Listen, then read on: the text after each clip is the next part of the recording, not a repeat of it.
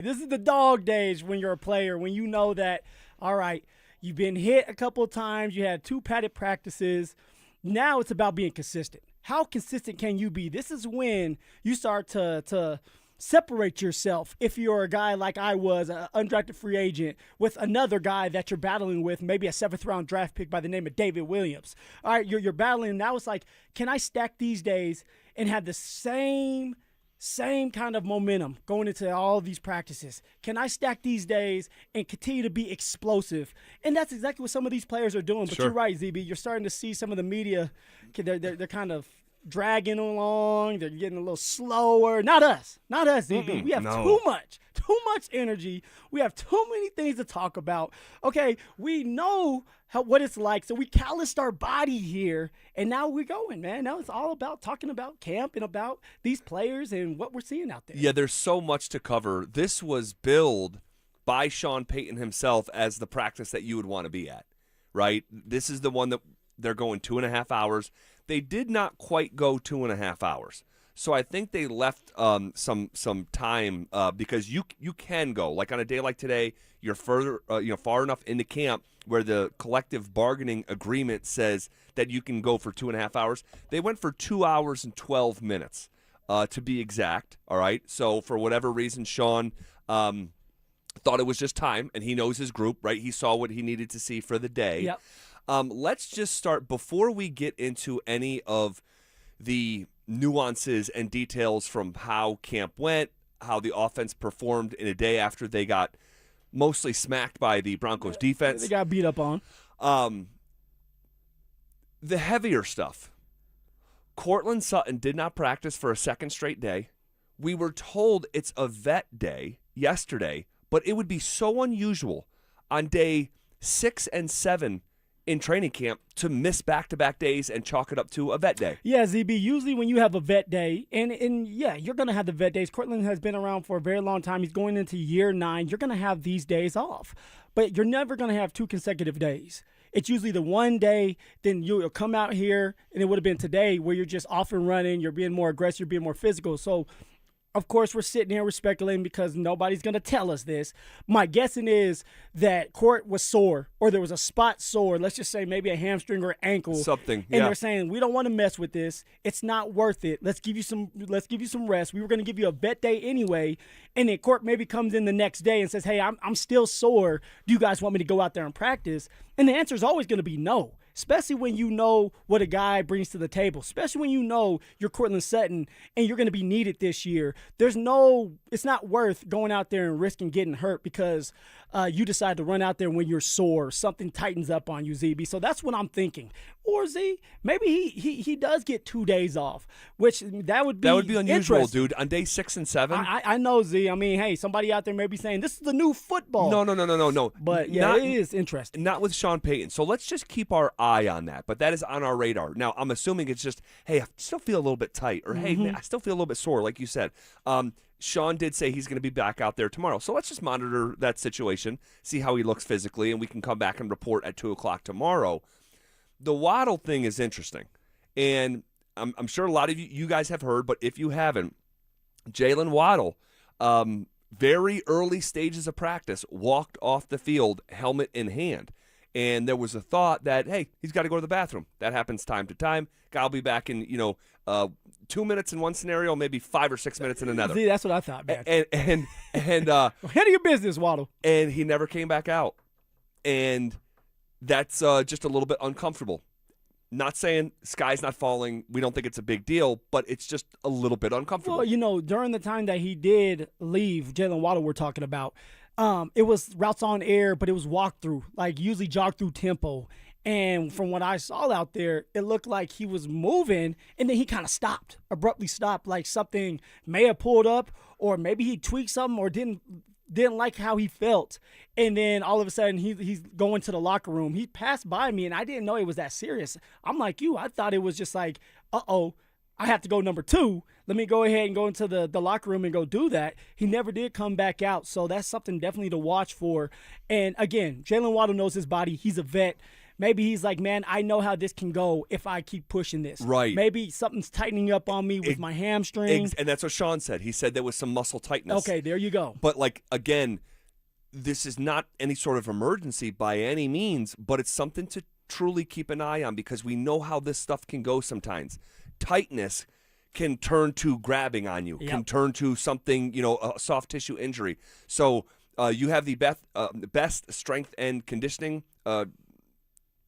sort of operation in the entire NFL. This is where they make their money because this is a star wide receiver, right, who's new into the fold, who's had some, not a ton, but some injury stuff here and there with Waddle. Yeah, you're trying to be cautious as you can with these players, these star players. This is why you're paying them the big bucks. And actually, little story, ZB, and I think I told you this out there on the field. Somebody out there saying, well, how the hell do you get hurt doing walk-through or jog-through? And at first, I thought the same way. And when I was playing, it was Vic Fangio's first year. We're playing the New York Jets. And I broke my toe. So this is 2019. 2019. Yeah. And I broke my big toe, so I wasn't available. So they had 3 running backs, Royce Freeman, Melvin Gordon. So maybe it was 2020. Melvin Gordon. Okay. So that would have been Vic's second year. Yeah. And we had a practice squad running back. And sure enough, we're towards the end of practice, and it's walkthrough. It's a walkthrough session, and Melvin Gordon goes to get a handoff, and he tweaks his oblique. Like, literally just tweaks it. And he's, like, in pain, and everybody's like, what in the world just happened? Jog through. This is just straight jog through.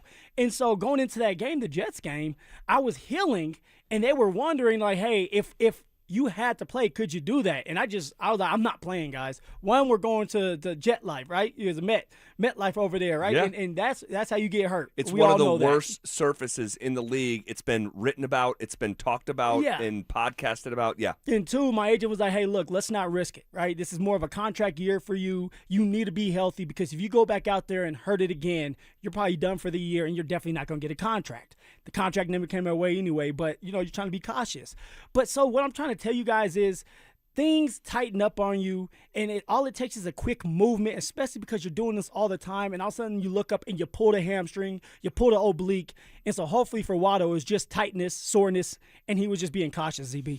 All right, so in review, and again, not any of these things unto themselves is any sort of big deal, but just it's not ideal. Your number 1 and your number 2 wide receiver are not available in a practice that was billed by the head coach himself to be the most important one to date. Yep. Nick Benito is also not practicing. On the field. With shorts, shirts. I was going to say sweats, whatever. Sweats, he's not practicing.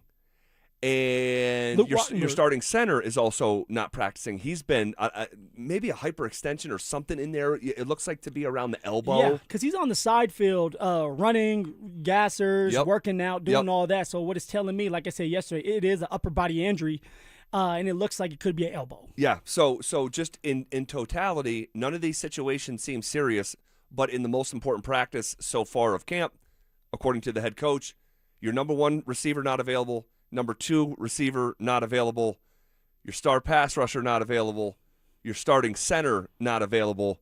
Got to sprinkle in DeAndre Tillman too because he's been on that side field. Yes, and that's important as well. He's a depth piece, right? Totally. And for the past 2 years, he's been really, really good for the Denver Broncos. He's been on the side field dealing with a hamstring. Now he's moving, he's running around, he has his pads on, but he has yet to take a rep with the team yet. Yep. Luckily, it's still super early in camp. None of this stuff is pull the fire alarm stuff, but it is worth tracking each individual situation because each of these guys in a vacuum is super important to the 2026 Denver Broncos. So, and that includes Tillman. Tillman. Okay, we look back at the day. What was our single biggest takeaway? We'll pass it along next. If Davis Webb and the Broncos offense is the top storyline of the season, then close behind is this defense forcing more turnovers than they did last year. And the impact it will have on this defense, on this offense, and on this overall team if they're able to, law of averages, improve on the measly 14 turnovers that they forced last year, and what it would look like if they improve by 10, 12, never mind if they doubled it and got upwards of 28 or 30, which is where the league leaders actually live. Denver Sports 104.3. The Fan. Welcome to AutoZone. What are you working on today? My car is making this noise. Sometimes it's like doot doot, and sometimes it's like grrr. Do you have a dash light on? Oh yeah. Then we don't have to listen for clues. With the free Fix Finder service, we can read a check engine, ABS, or maintenance light to find the likely fix and even recommend a local shop if you need one. So you don't need to hear the grrr. Not with Fix Finder. Free at every AutoZone. Get in the zone, AutoZone. Restrictions apply. Progressive provides protection for your boat and other outdoor vehicles so you can explore new things. Oh, I can finally try pesto. We meant like water skiing. I've just never had pesto. Or maybe take the boat somewhere new. I mean, is pesto spicy or sweet? Oh, guess we'll find out, right? Right. Bundle home or auto insurance with your boat, RV, or motorcycle and stay protected with Progressive while you explore. I don't know. Maybe I'm not ready for pesto. Progressive Casualty Insurance Company and Affiliates. Not available in all states or situations. Phillip Lindsay here with the one and only Williams Jewelers. And guys, you know me. I'm Denver through and through. South High School, CU, Broncos. This is my city. So when I tell you I trust somebody, that means something. I trust Williams Jewelers, period. I've bought earrings, I've bought bracelets, I've bought my wife a pair of diamond studs last Christmas that she hasn't taken off since. And every single time, she looks at me like I have incredible taste. And I'm not going to sit here and lie to you. This is all because of Williams Jewelers, so they're going to get most of the credit. They're family owned and run right here in Denver, and that matters. You're going to walk into one of the stores and they're going to know your name. They take the time to show you the difference between good and great.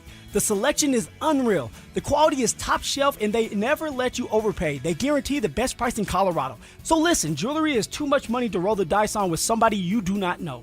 That's like running a route with a quarterback you've never practiced with. You need to trust. Williams Jewelers has mine. And there's 2 locations out there to serve you as well. At Cherry Creek North on 3rd Avenue and also in Inglewood at Broadway and Bellevue. And let them know that Phillip Lindsay sent you when you step through one of those beautiful doors.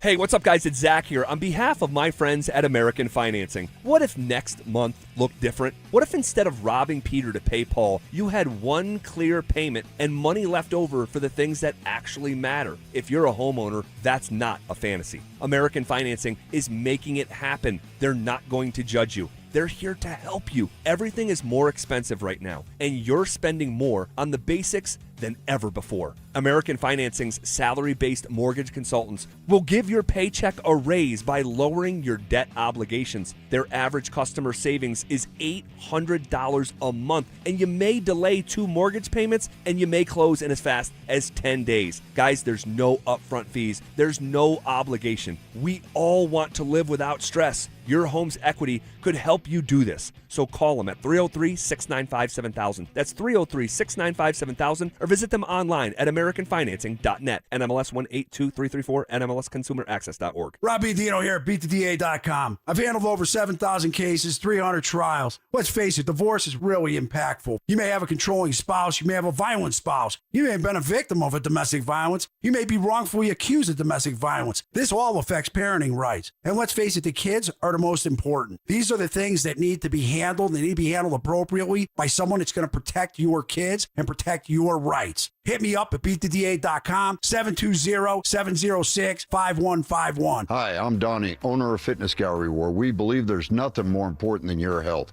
We've just celebrated our 27th year in business. Thank you for your continued support.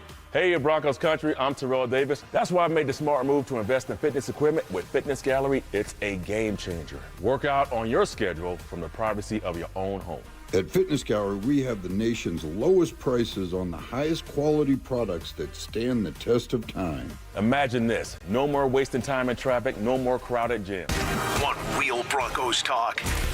Cecil Lammy and Andrew Mason bring the heat on Orange and Blue Today. The most passionate intelligence and in-depth Broncos coverage in the game. Weekdays at 5 p.m. on the Denver Sports 104.3 The Fan YouTube channel. Hit subscribe at Denver Sports 104.3 and never miss another take. Orange and Blue Today, powered by Ramos Law, official injury law firm partner of the Denver Broncos. Denver Sports 104.3. The Fan.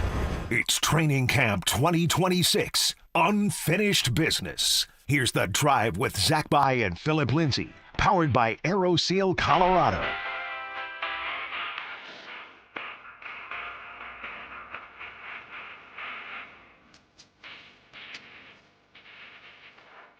Off and rolling. Here on a Wednesday, August 5th, as the days continue to fall off the training camp calendar, as we are now officially a week into this thing. What up, Phil? Woo! What's going on, ZB? You gotta love it. You gotta love it, man. You gotta live it. You gotta breathe it. And if you're a football player, man, you want to complain.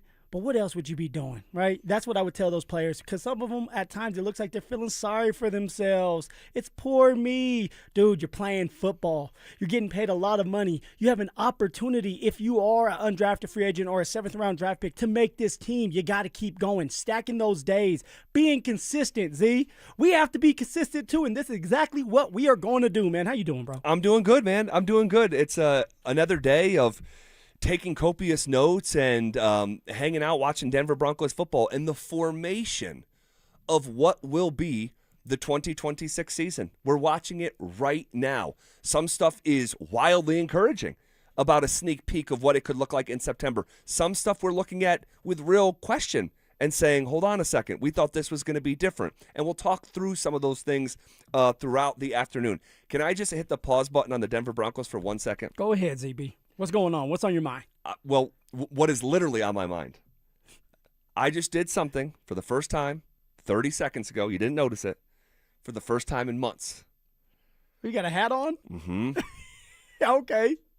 It's my first piece of Colorado Avalanche gear since they got knocked out of the postseason. You know what? I didn't even see the Avalanche sign right there. I just saw this big old hat on you, man. You have beautiful head of hair, and yet you want to cover it up, man. Well, just like me. Well, I told you I was going to need some time. Yeah, well, so what's going on? No, I told you, like, the gash of what happened, again, and the expectations that I had and falling so woefully short, and how angry and upset and disappointed I was. I'm like, I don't know when the next time I'm throwing on that gear. And today was the day. So I know no one cares, but for me personally, I'm like, okay. I care. I'm far enough away from it. I'm going to throw on this hat. So you're back on board. I was never off board. Betsy and Betsy, we trust? No. I will always think a change was required. A change is not coming.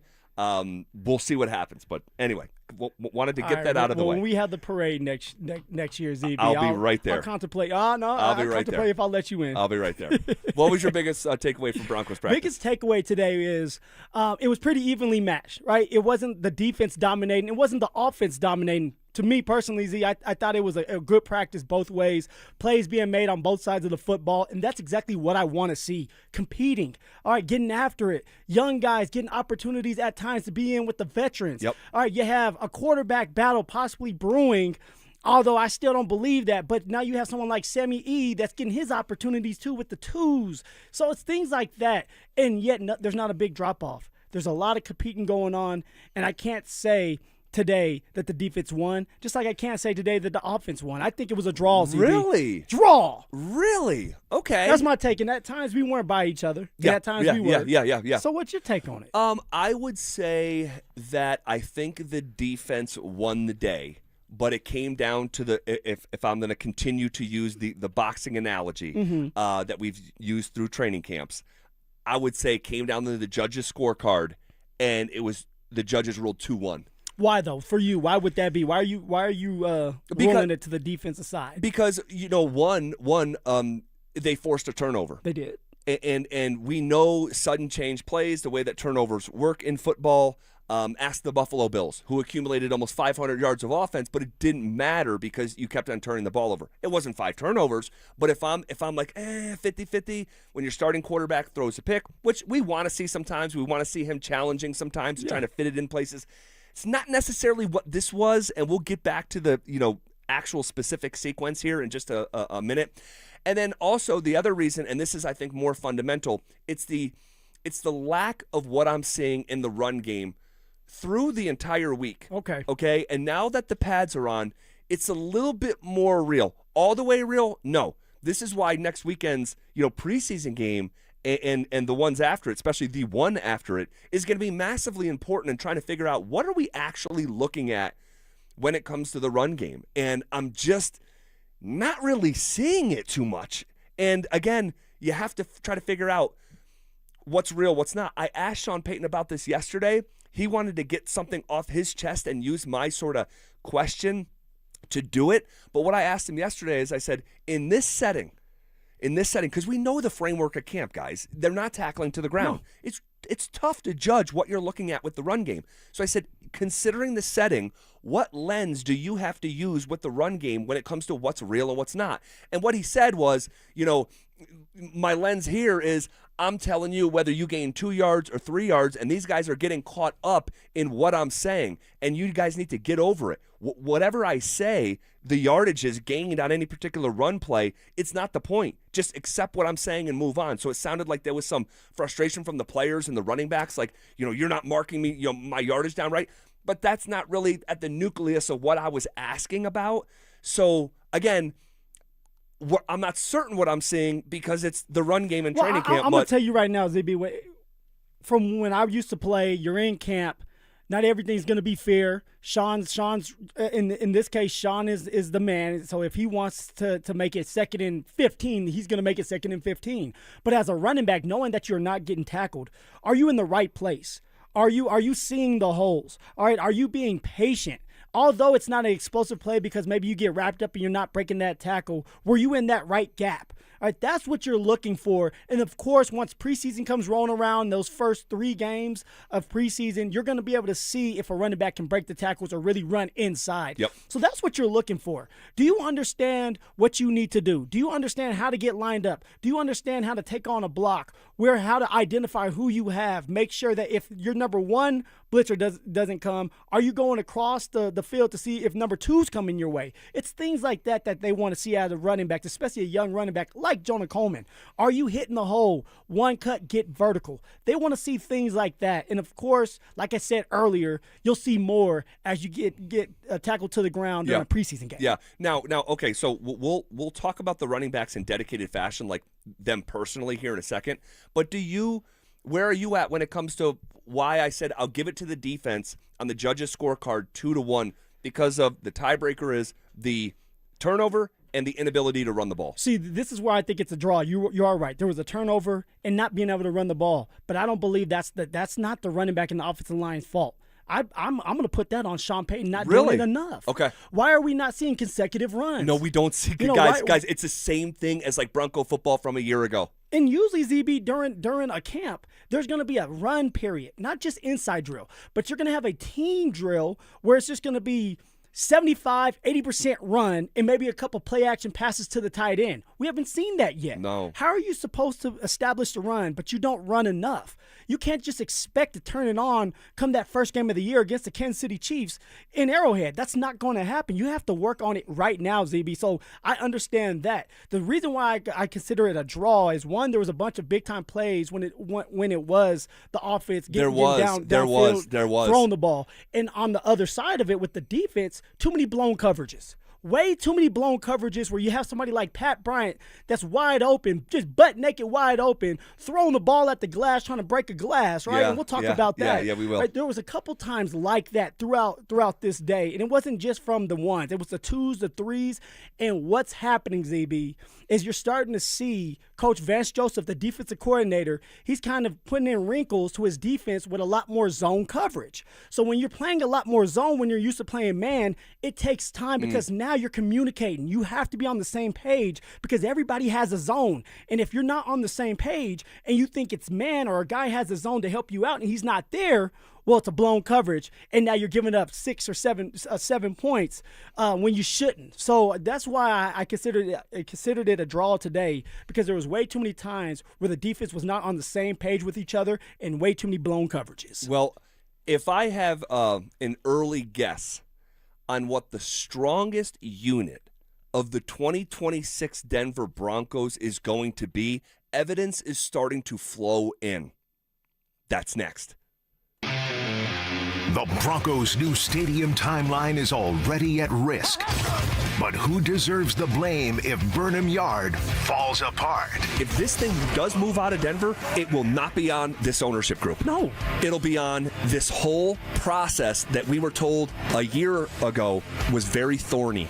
and you deal with politicians and bureaucracy and consultants, and eventually they could just say, you want to know what?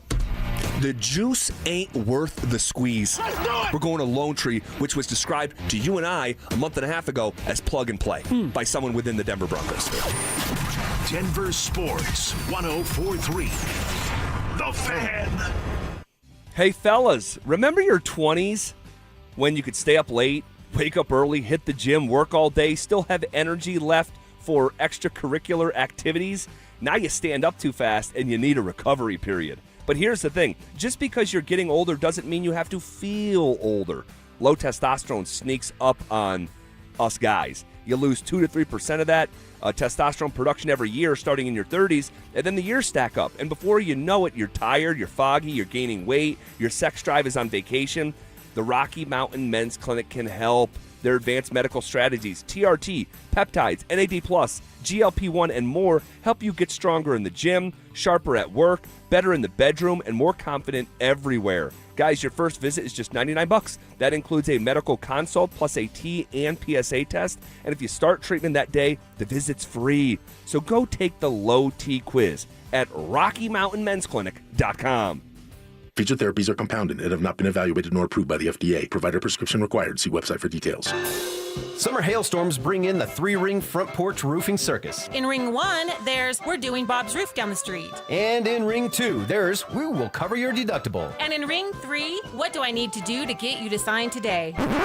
Send those clowns to the curb. Don't turn your home into a circus. Call the pros, Denver Roof Pros. Check us out at DenverRoofPros.com. No matter if it hails, rains, or snows, nobody knows your roof like the Denver Roof Pros. Hey! Find your next adventure this August in the new 2026 Honda CR-V Hybrid during the Honda Summer Event at Champ Honda. With impressive hybrid efficiency, modern technology, and the versatility Colorado drivers love, the CR-V Hybrid is ready for your daily commute or your next weekend getaway. Champ Honda has one of their largest selections in years, making it easy to find the right vehicle. Plus, with their one price, one person, 1 hour philosophy, buying is simple, transparent, and Champ Honda never charges dealer handling fees. Switching your account numbers is hard. Being forced to switch, even worse. That's why at Belco Credit Union, we want to pay you to switch. From June 1st to August 31st, we're offering a $300 bonus when you open a new checking account with a qualifying direct deposit of $500 or more. They changed your account number. You can change who you bank with. Go to belco.org/switch for full offer details. Insured by NCUA. Membership eligibility required. Conditions and restrictions apply. Belco. Banking for everyone. Hey, it's your boy Stink. Ever wonder what if the best room in your home wasn't inside? That's exactly what Inside Outside Spaces helps homeowners create. They design outdoor spaces that actually fit how you live. From custom pergolas to patio covers, screens, decks, pavers, outdoor kitchens, and fire features, they'll help you enjoy your backyard almost year-round. Inside Outside Spaces, building outdoor spaces that feel like inside spaces. Visit InsideOutsideSpaces.com. One company, one team, one call. At Applied Future Technologies, they use AI and automation to solve real business problems. How much time does your team lose to repetitive tasks, manual data entry, and searching through information? They build practical solutions around your organization's unique needs. Tools that organize and analyze information, streamline workflows, reduce backlogs, and support faster decisions. Give your team more time to focus on what matters most. Discover what Applied Future Technologies can automate for you at appliedfuture.com.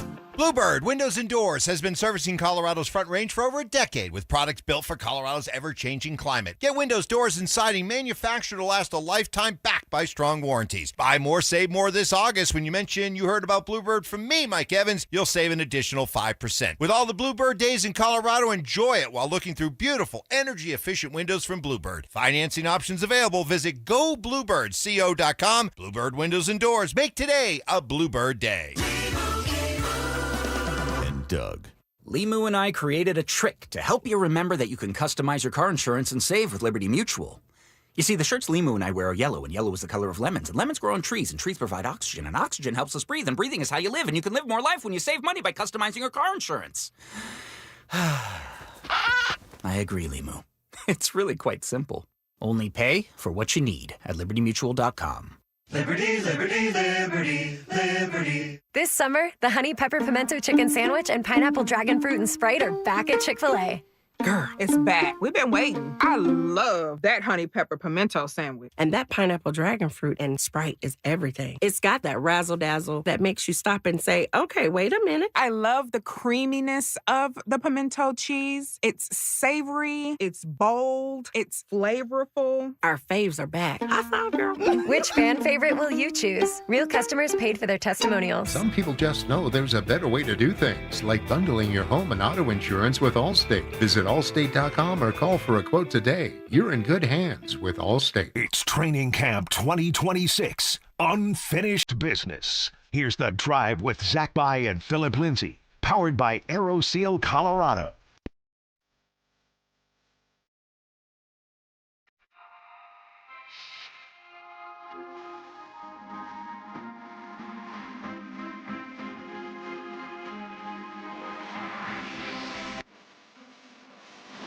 Reacting to Denver Broncos training camp, if I had to guess what the strongest unit on the Denver Broncos is going to be, not the strongest side of the ball, but the strongest unit. Strongest unit, ZB. The evidence is starting to flow in. All right, we'll get to that and call it about 7 seconds. Zach Bryan, Empower Field, next Thursday. We've got a pair of tickets to give away, so make sure you keep listening. Okay. If I had to guess, and this isn't some shocker or like big grand reveal like at the end of Sixth Sense or something, and I'm going to say it's the punter. Although that boy, Crenshaw. Wait till we get to talking about my boy. Oh, bro. Oh, my gosh. Dude. Goodness gracious. That punter is going to put the P in all pro. You just we'll put the P in we'll it. put a pin in it. Put the P in punt. We'll put a pin in it. All right. It's the defensive line. It just is. And if I asked 10 members of Broncos country or 100, 80 of them might have said that anyway. Yeah. But, we talk about this offensive line and how highly rated they are by these certain outlets. And we talk about, the quarterback taking a big step forward, a rejuvenated run game. You have your safety tandem back. There's a lot of reasons to be optimistic about the 26 Broncos. But I think the number one reason within the defensive side of the ball, which does still feel like the strength of the team with the information I have right now, those guys up front are a problem, Phillip Lindsay. ZB, a problem, man. An understatement. I mean, they are going crazy, and it starts an inside drill. You always start, for the last 2 days, the Broncos have started inside drill. You know how I love me some inside drill. But I'll tell you right now, in the past 2 days, the defensive line has dominated. And it's not just Zach Allen. And Wazirike today was just getting after him. That's a big man. And he was swallowing the running backs up before they were even getting the ball. The offensive line was getting pushed back yet again like they were just Sherman, right? The Sherman soft, it's the toilet paper. So that's something that we have to keep an eye on. I think that's Charmin. Charmin. You're looking for. There you go. No, Sherman. That's a different general. Yeah, Dollar Tree. That's what I go for. That's the one ply. Yeah. That's come on now. 99 cents a roll. It's like the cereal. Yes. But the defensive line is doing their part. And I thought that there was going to be a drop-off when John Franklin Myers left. And right now it doesn't look like a drop-off. It looks like some of the depth players are stepping up. Some of these younger guys are taking advantage of their opportunities, ZB. And I know that there was a couple that you were looking at and you talked about during camp that you kind of want to get off your chest. Yeah, and it's you mentioned John Franklin Myers. Let's just stop there for a second.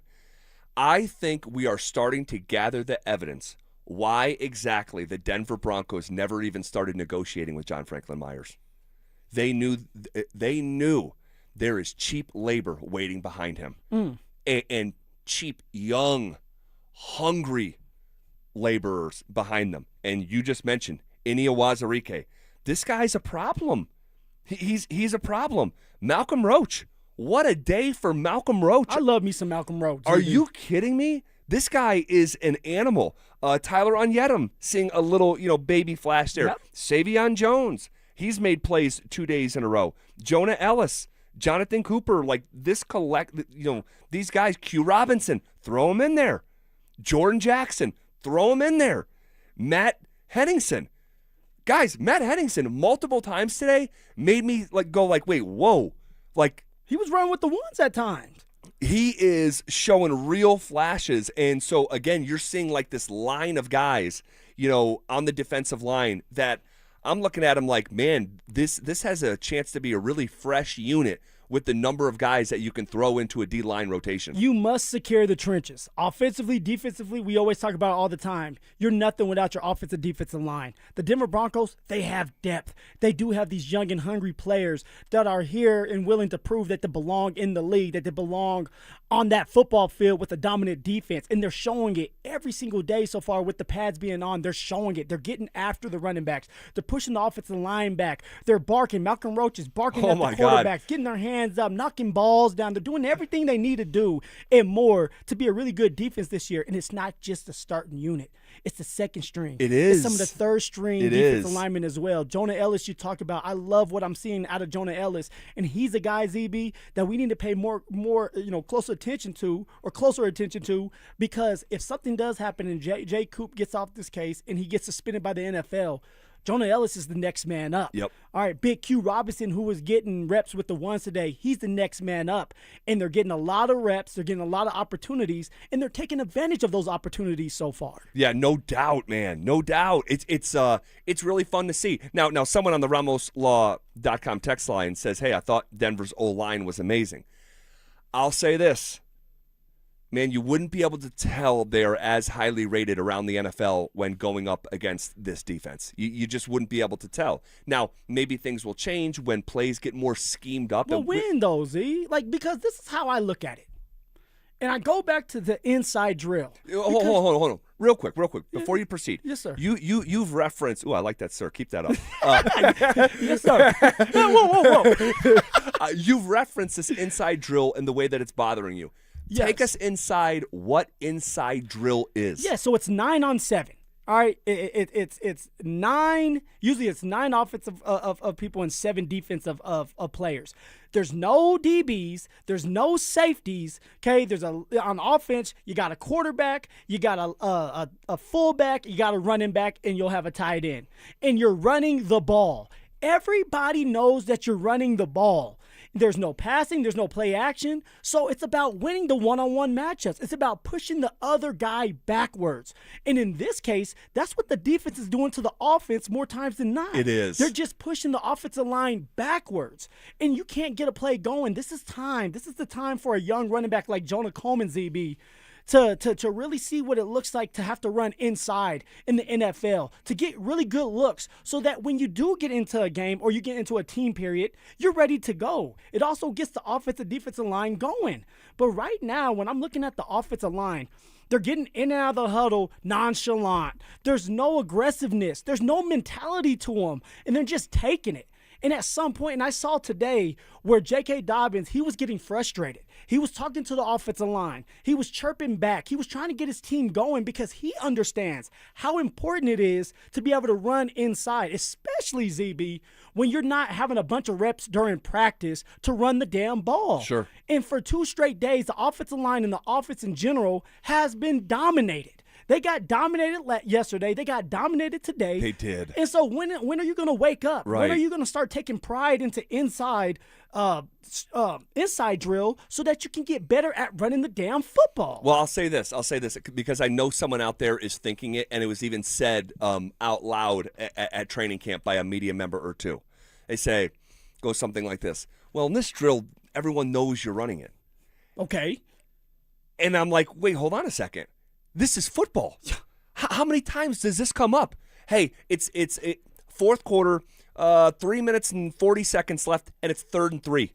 And you're trying to convert the first down to bleed the clock. You know you're going to run it. They know you're going to run it. Everyone in the arena knows you're going to run it. In the stadium, you stop it? Can you stop it? Or can you effectively run it in that scenario? Can you pick up 3 yards when everyone at Mile High knows you're going to run it? ZB, you're lucky I didn't hear that. You were lucky I would have got after that media member. That is just football sometimes. And so, yes, is the drill schemed up more for the defense? It is, but you can say the same thing with one-on-ones. You can. 1,000% sure. 1,000% sure. But that doesn't. You can't just dismiss what we're seeing. That's what I would caution. Like anyone out there saying, well, they're not having success in a drill where everyone knows you're going to run it, do not dismiss what we're saying. They're reps. They're reps, especially when you're not getting a bunch of reps out there to run the football. You're going to go into the meeting rooms, and the first thing Coach Sean Payton, the running back coach, the offensive line, they're going to turn on is inside drill because it's a mentality thing, and it's about making sure you're ready to roll. And if you don't have the mentality that I can punch you in the mouth, and even though you know where it's going, you can't stop it, it's going to be hard for you to run the ball throughout the season, especially when you get to the playoffs, ZB. Yep. Something the Buffalo Bills did to the Denver Broncos. Ran it down their throat. And I guarantee you, they're doing inside drill every single day. As a matter of fact, I know because I have players on the team, teammates on the team, that tell me that they're still doing inside drill every single day. All right, let me read one text from the RamosLaw.com text line, 303-713-1043, or our YouTube chat powered by Sean Ponda. Jake says, I have a 2-year-old, and we listen to you guys every day after I pick him up from daycare. He doesn't have a huge vocabulary, but one of his favorite phrases right now is, we are the drive. Just wanted to let you guys know you have a new fan on the rise up here in FOCO. Appreciate that. Also, real quick while we're here, shout out my guy Dave, parking lot attendant over there at training camp. Big smile on his face every day, listens to us every day. Okay. Shout out my guy Dave. Okay, I think in a way that I did not a week ago that we have an authentic battle happening at a pretty important position, and we'll get to that conversation next. It's Training Camp 2026, Unfinished Business. Stokely and Evans with Mark Schlereth will kick things off starting at 6 a.m., powered by Applied Future Technologies. Then Dover and Cecil will react live to all the action until 2 p.m. Thanks to Denver Roof Pros and Beyond Dino Law Firm. At 2, The Drive will recap the day thanks to AeroSeal Colorado. Stay locked into Denver Sports 104.3 The Fan and DenverSports.com for all the latest news and information during football season. Denver Sports 104.3 The Fan. This summer, there are 250 reasons to join T-Mobile. Girls trip? Booked. And switching to T-Mobile helped make it happen. With Experience Beyond, switch and get $100 back. Plus, $650 in value in built-in plan benefits. That's $750 in your first year, guaranteed. And honestly, that $100 back, I'm putting it towards the zip line. Now that's how you do summer. Exactly. Best switch I ever made. This is just one reason to join T-Mobile this summer. There are 250 reasons. Find yours.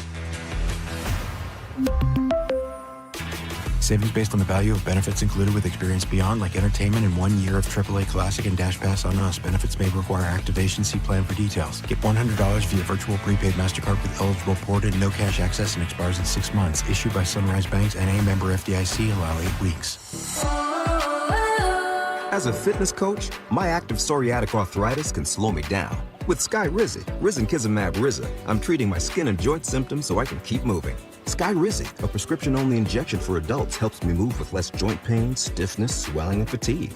And for those who have plaque psoriasis, 90% clearer skin is possible. With Skyrizi, there's no daily dosing. It's just 4 doses a year after 2 starter doses. Don't use if allergic to Skyrizi. Serious allergic reactions, increased infections, or lower ability to fight them may occur. Before treatment, get checked for infections and tuberculosis. Tell your doctor about any flu-like symptoms or vaccines. Thanks to Skyrizi, there's nothing like clearer skin and better movement. And that means everything. Ask your doctor about Skyrizi. Visit Skyrizi.com or call 1-866-SKY-RIZI to learn more. If you've been injured in an auto accident, Dr. Joseph Ramos is both a doctor and a lawyer, combining legal and medical expertise. He can help. Ramos Law, the official injury law firm partner of the Denver Broncos. RamosLaw.com. Hey, it's Phillip Lindsay here. Do you need a new roof, gutters, or exterior needs? Monarch is your one-stop shop, backed by 16 years of experience and over 10,000 satisfied customers.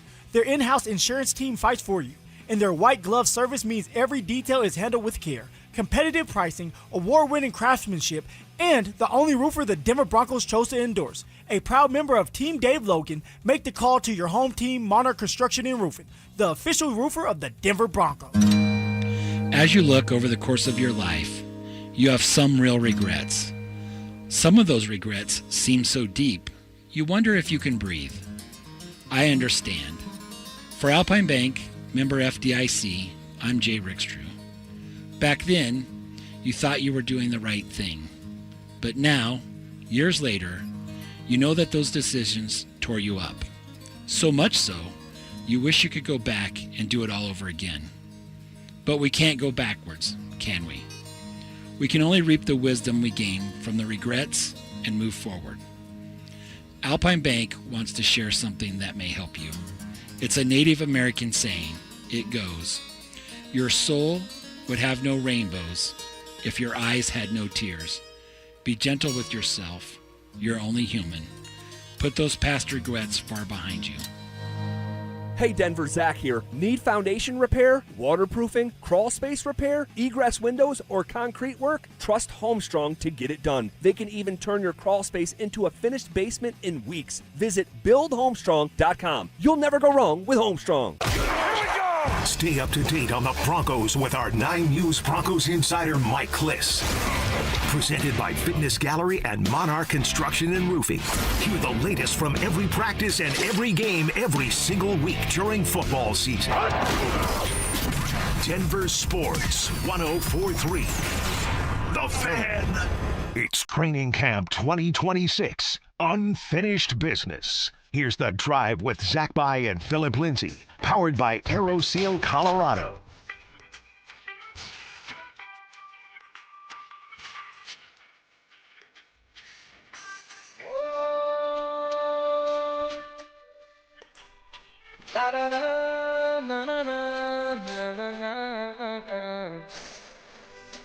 I gotta make my rounds.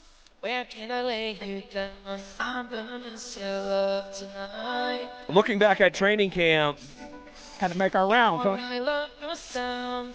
we are making the rounds. I know. What is this, like Dirty Heads? Oh, Revolution. I like it. Sounds like summer. And we are smack dab in the middle of it, although it feels like it's coming to a close with all these kiddos going back to school here real quick. How you feeling about that, man? My wife's starting to freak out a little bit.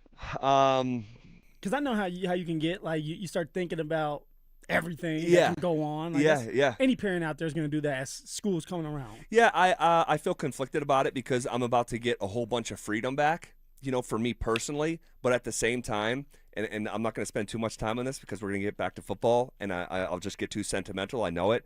I am living in the most fun time that I think I'll ever have as a parent. A newly turned 8-year-old and 4-year-old, dude, it is hilariously fun. Every single day, there's something. And it's like just another turning of the wheel here as they go back, and he's going to get older. And yeah. There was a moment this week where I came home, and they didn't run to the door. It's the first time. And I'm like, dude, you could have knocked me over with a feather. I know. I'm like, hello. Like, Dad's here. home. And something had just happened. Something had just happened between the two of them, and they were separated. So, but I was just like, this is the part where, like, I'm Superman, and you climb on me, and I hold you and squeeze you and kiss you. Well, that's kind of what happened to me yesterday. Is like Sophia is like talking now a bunch, and she's understanding things, and she can be a brat at times, but she runs to daddy. Oh, yeah. And so will Phil. And yesterday, obviously something happened, and you walk in the door, you could tell something happened, somebody got in trouble, and he didn't run to me. I'm like, damn, it's Dad. I'm gonna say my wife be like giving me the look because she's like, oh, you're here, now here, take the kids. Yeah. But like my kids have to run to Dad. I know. And Phil didn't do that. And I know it's fleeting, so I'm really trying to squeeze out every drop of it. I know it's fleeting. I know sometimes that my arrival is not going to raise an eyebrow. But so I'm trying to soak it up right now. So conflicted, feeling, to answer your question, conflicted. Gotcha. Okay. I think today, in a way that I did not, maybe even this time last week, believe that there was an authentic battle for quarterback number 2. I just didn't really believe it. You didn't want to believe it, huh? Well, no, I just think that Sean's affinity for Jarrett Stidham is unique. He loves him some Stiddy. This is someone he benched Russell. Well, hold on. This is someone his first signing. Yeah. This is someone he paid $10 million out of the gate when he had appeared in 4 games ever. and played one game ever. And I remember being like, this is an overpay. What are we doing? And this is someone who then benched Russell Wilson and said, Stidham gives us a spark. Yep. You know, was sparky. He was sparky. This is someone who Sean Payton at the podium in a moment of crisis said, you watch out for this player. Now he finds himself in a battle with your former teammate, Sam Ehlinger. Is it Ehlinger or Ehlinger? Is this like an Arenado or Arenado situation? Yeah, for me, Z, I always called him Sammy E, right? You get into the locker room, you start having nicknames, you start to forget their real name. Yeah. You just say, Sammy E, what's up? Yeah. And do we know behind the glass Ehlinger or Ehlinger? I keep saying Ehlinger. I've heard both ways. I've heard both ways as well. I've always called him Ehlinger. Ehlinger? Okay. I'm going with Ehlinger, I think. Ehlinger. Sam Ehlinger. Let's go with Ehlinger. Till he gets mad at us. I thought it was just going to be Stidham's job, but lo and behold, we're back. Don't you dare do that. Sam Ehlinger is in an authentic battle at backup quarterback, I think. Yeah, you better say I think. And the reason I do is because I'm going to contradict myself here in a second, and I'm going to allow myself to do it. I always say, isn't that unique, that little twist? Allow me to do this. I'm going to allow myself to contradict myself. Okay, hopefully you guys don't mind. I always say actions over words, right? Mm-hmm. Yeah. So you can tell me it's going to be a battle, but until you start shifting practice and shifting your quarterback rotation, and now we've seen it multiple times where Sam Ehlinger is going with the twos for a full practice for the second time in 4 days. Yeah. So it's Stidham with the ones, Sam with the ones, Stidham with the Stidham with the twos, Sam with the twos, and just like that.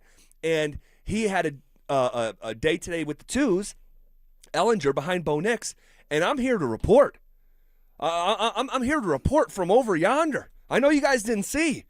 I'm coming back with a look on my face like, guess what I've seen over that hill? Sam Ehlinger was a baller today. He was balling. He was balling, ZB, making every throw in the playbook. He was on the run, was able to hit a couple guys on target. He was sitting in the pocket, was able to hit down the middle of the field. He looks more confident than he ever has. He does. He's getting in and out of the huddle. He has made a couple checks. He's looking really, really good, ZB. But I'm on the opposite side of you. I still don't think this is an organic quarterback competition. What I think this is paying respects to Sam Ehlinger, deciding that he wanted to stay last year, knowing that Sean has a soft spot for him, and giving him the opportunity to go out there. And even if Sammy E goes out there and does well, maybe it's for another team, because there's still 31 other teams out there during preseason that are looking for a guy. So let's just say Sean's like, you know what? I'm going to reward you. I like you. I have developed you. And now, you know what? I'm going to let you go and fly. You're that peacock. And I know peacocks can't fly, but in this case, this peacock is flying with Sammy E. And if Sammy E, who, by the way, has done this before, and I was on the team, and he was actually the reason, and maybe this is why I'm hating on my man, he was actually the reason why I got cut and had to be brought back. Let me tell you this story. I knew there was something with Sam, because the look in your eyes always changes when the topic turns to Sam Ehlinger. So obviously, and of course, Sam Ehlinger was drafted by the Indianapolis Colts. Okay, Sam Ehlinger, Matt Ryan, and Nick Foles were the three quarterbacks. During preseason, Sam Ehlinger was going crazy, Z. He looked like he did in practice today in all three preseason games. It got to the point where I think Sam Ehlinger dashed for a 65, 70-yard touchdown versus the Tampa Bay Buccaneers the last preseason game, and Tom Brady actually was there. He showed up when he was not supposed to because he was dealing with his wife, and I guess come to find out his wife said, if you go to that game, it's a wraps. And Tom Brady ends up going to the game, a preseason game, and playing in it. And we'll talk about that some other day. So Sammy E's going crazy, ZB. Come to find out that next day I get cut, and they say, hey, the reason why is we have to keep three quarterbacks on the roster. We have to keep three quarterbacks on the roster. Your insurance policy, we do want you back, but we can't give up Sam Ehlinger because we drafted him. And if something happens, he's going to be a part of the offense. And sure enough, he was, Z. And I was on the team and I was on the field with him when he got his opportunity, and he wasn't ready for the opportunity. Now, he was younger. He's older this time. So maybe that is the case. But I still don't think there's an authentic quarterback battle going on. One, you have someone by the name of Jarrett Stidham still getting paid a lot of money. And if you cut him, you still have to give him $2 million. You may be right, and I can point to evidence as to why you may be correct. Also, what did Sean Payton say about Sam Ellinger after practice. All right, we'll get to that. And also a fundamental question as we're 1 week in. What does the identity of this Denver Broncos offense look like? We'll get to all that next. All right, I pinky promise. J.K. Dobbins pinky promises he'll play 17 games, but... Now you have to lead the league in rushing, bro. Right. You should have kept your mouth shut. You should have showed us, and then at the end of the year, dunk on all of our heads and said, look at what I just did. Right. Making these promises that don't mean anything because you devalue it with your own words saying, oh, I know I said that again last year. So then why are you saying it this time around, dude? Do, and then say, don't say and hope to do. His mouth is writing checks that his body has not been able to cash his entire NFL year. Right. So when I get that check, I go, oh, yeah, I'm just going to rip this up and throw it away. Denver Sports 104.3. The Fan. Oh, what's up, guys? It's Zach here for my friends at the City of Aurora on the golf side, golfaurora.com. Man, I'm having so much fun playing golf. The better that I'm getting, because I'm taking lessons, all right, over at Saddle Rock and Murphy Creek, the better I'm getting through these lessons that they offer, all right, the more fun golf is becoming for me, all right? These courses, all 5 of them, professionally maintained, restaurants for post-round fun. Guys, they have junior golf camps. My son was just at one at Murphy Creek just a couple weeks ago. They also offer lessons, which I mentioned, all right? So if you're looking to better your game at an affordable price, yeah, City of Aurora has you covered, all right? How about this for a deal? This is one of my favorite parts about Aurora Golf. Kids golf free after 2 p.m. with a paying adult. That's even on the weekends. I'm going to say that again. Kids golf free after 2 p.m. with a paying adult. So if you want to check them out, you can go follow them on Instagram, see what they have going on at Golf Aurora CO. But guys, stunning views, beautiful courses. Book your next tee time at golfaurora.com. You worked hard for your money. It's time your money worked harder for you. Open a 7-month CD from Wings Credit Union and earn a guaranteed 4.4% annual percentage yield with just a $500 minimum deposit. It's one of our best rates of the year, but like all good things, it won't stick around forever. Get started today at wingsco.com/CD special. Let's figure it out together. Rate accurate as of July 31st, 2026, and subject to change without notice. Subject to eligibility. Insured by NCUA. If your home has a walkout basement and you're wondering what you can do with it, let Ron Givas from Denver Deck Builders give you some ideas. If you want to be able to access the outdoors without having to go down a staircase, you can go right out your back door onto your deck and use it. And we can put a patio outside the basement door as well. It just depends on how you want to use the space. We just try to figure out what the customer wants and help meet their needs. Start planning your family's outdoor living space with Denver Deck Builders. Go to ddbonthefan.com. Hey, this is Rob Biandino at beattheda.com. I've handled 7,000 cases, over 300 trials. If you've been injured in a car accident or property damage, you need our help. I handle all my cases personally. I know all the medical experts, all the damage experts to get you the most for your injuries and your damages. If you're injured in an accident, call me. I will go to war for you. The insurance company knows that I'm a trial lawyer. That will get you more money, a better settlement at the end of the day. Give me a ring, 720-706-5151. Hit me up at beattheda.com. Is your financial advisor offering you up to a 25% upfront bonus? And are they promising you up to 9% growth per year, all for your retirement income? If not, then you need to come to Trajan Wealth. Hi, I'm Jeff Jr., founder of Trajan Wealth. And if you plan to retire within the next 10 years, don't wait, only to find out it's too late. I've seen hardworking folks like you retire only to be required to go back to work, all because their advisor told them guarantees like these were too good to be true. They aren't. That's up to $25,000 upfront or up to $9,000 per year on $100,000, guaranteed for retirement income. Don't keep working when you're supposed to be retired, and don't let any financial advisor tell you it's too good to be true. Unlock your Trajan family office at TrajanWealth.com or call 1-855-TRAJAN-1. That's 1-855-TRAJAN-1. Annuity guarantees are based on the claims paying ability of the issuing insurance company. DBA in most states has Trajan Wealth Insurance Solutions. Colorado, it's time to take our recycling to the next level. That's why Recycle-On Colorado is bringing you more curbside and drop-off service from peaks to prairies.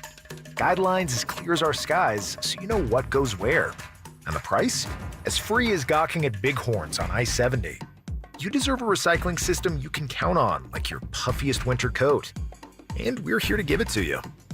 Learn more at recycleon.org/Colorado.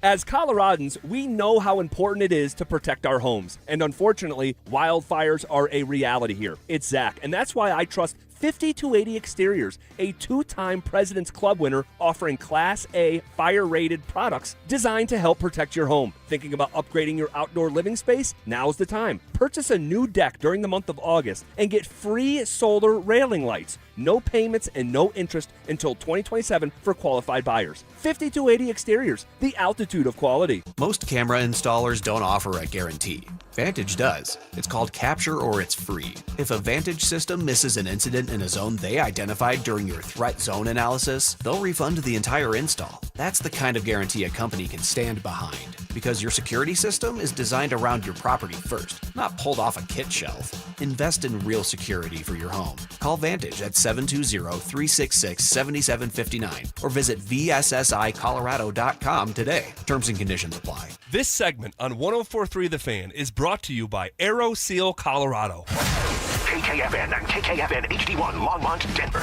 Powered by Regen RX. It's The Drive with Zach By and Phillip Lindsay.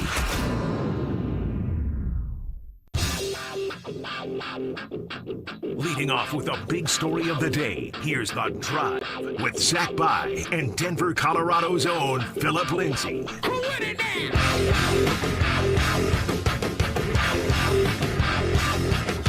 1 hour in the books. Quicker than a New York minute. Here we go. Hanging out with you here on a Wednesday, August 5th, reacting to training camp practice. We are honestly just scratching the surface from the conversations that will unfold here over the next 3 hours. We are grateful that you guys are here with us. Yeah. All right. I want to do a quick house cleaning thing here. We already messed up. Don't say we. Okay. Peacocks can, in fact, fly. Oh, okay. But their flights are typically short, low to the ground, and used mainly for escaping predators or reaching elevated roosts. You might have been thinking of a penguin. I know a penguin can't fly. I've never seen a peacock fly when I've been in the zoo. They just run away. They just run away from me. You're not a predator. Well, you are, but not for peacocks. Look at you. If you can't flap those wings and glide in the air for 15 seconds, you can't fly. Yeah, it's you very, can't fly, very ZB. low and very, very short. Penguins, fun fact, once upon a time did used to fly, but over time now it's just about their wings are stiff. Yeah, they just got fat. It's just about moving through the water now for those penguins there. Okay, real quick, let's finish up the QB2 conversation. Yeah. All right. And then I want to get into the identity of the Denver Broncos offense with 1 week of evidence out there at Broncos Training Camp. Real quick, before we get to the QB2 conversation, you mentioned something there in passing about a preseason game and Tom Brady. Make sense of what you said there. Yeah, so if you guys remember, and I want to say it was 2022-23 season. All right. I was with the Indianapolis Colts. Sam Ehlinger was going off. Oh, by the way, it is Sam Ehlinger. According to Pro Football Reference, which is super reliable, and it's Sam Ehlinger. We'll try to get that right. Yeah. No promises. So Sammy E was going off that game. But the talk of the town, right, and the big story going on was Tom Brady going to play in that preseason game. Because if you guys remember, Tom Brady at that time, he wasn't reporting to camp. And not because he wanted money. It was because he was dealing with the issue with his wife. Yeah. So we're under the impression, getting ready for this preseason game, that, hey, Tom Brady is not going to be there. They're going to go with the backup quarterback. Leonard Fournette was still the running back there, and everything was going to be good. Sure enough, we get there, and Tom Brady is on the football field warming up. So what I heard at that time from some of my teammates on the other side, that's when everything went bad for Tom and his relationship with his wife. That was the final straw. Like the last straw, yeah. And from what I heard was his wife said, if you go to that preseason game, it's over. Tom Brady goes to the preseason game. He's a quarterback. He plays a little bit. The next day or that next week, we all catch wind that there's a divorce going to happen between Tom Brady and his wife. So it was crazy because we would talk about that in the locker rooms, like as just football players, like what's going on with Tom Brady and his relationship. And sure enough, he was out there playing, did a good job from not taking any type of reps during camp. But yeah, it was pretty sad to hear that, man, when you kind of figure out things. And then Sam Ehlinger goes off and ends up taking my spot. And now we had 3 quarterbacks on the team, and Uncle Phil over here had to be on practice squad. Man, oh man, oh man, oh man. Well, in some ways, you're lucky that happened during the era it happened, because if it happened 10 years earlier, I don't know if you have P squad. You're right. Eligibility. You're right. You can only do it for so long back in the day. Once you did it a couple times, and I may have had eligibility because I was never on practice squad before. Okay. But you only have a certain amount of time to be on practice squad. But now with the new rules, because of COVID, I think that you're able to stash 3 or 4 vets no matter what. You can, yeah. And that's why somebody like Bandy, continues to be on a practice squad, right? And damn good player that finds his way on a practice squad. Yeah, and I do want to get some Bandy thoughts out of my head just a little bit later. Get it out of your system. I'm telling you what, man. Well, we'll put a pin in that too. Fans gonna make you dance. QB2. We were just talking about, like, man, is this an authentic battle at the backup quarterback position? And I'm like, look at what they're doing. That with their actions, they are having Sam Ehlinger go with the 2s now twice in the last 4 days, and Stidham goes from starting in the AFC Championship game to going with the 3s at Broncos Training Camp. And I wanted to put some merit into that they're actually following through with their actions, right? But once upon a time, and this is why I said I'm going to contradict my own self, because although I'm pointing to that as evidence why this could be an authentic battle for the backup job, is that once upon a time, Bo Nix, as the 12th overall pick in the draft, was in a 3-way competition with Zach Wilson and Jarrett Stidham. I forgot about that. Allegedly. Allegedly. And so, like, it was always going to be Bo, but Sean said it was going to be a competition and then also followed through with his words, but I never believed a second of it. Of course, it was a sham of a competition. So are you believing him now? I'm using that as evidence to support your theory Thank you. that there is no competition actually taking place. Okay, so if we were to go down that road, why? Why would they do this if it was not an authentic competition? For respect. Because Sammy E has been around here to give him an opportunity to grow so that Sean Payton can show him off during a preseason game. And maybe Sean promised him, hey, I'm going to give you opportunities next year so that you can go somewhere and have a chance to be a backup quarterback. I want the world to know I can develop quarterbacks, and you're one of them that's going to go out there and do a great job during preseason, and somebody's going to sign you to be a backup quarterback, ZB. That's what I think is getting ready to happen. I don't believe that Sam Ehlinger is going to be the backup quarterback to Bo Nix. I think it's still going to be Stiddy for the city because Sean still believes in Jarrett Stidham. Stidham is still having a really solid camp, and everybody wants to latch on to this AFC Championship game.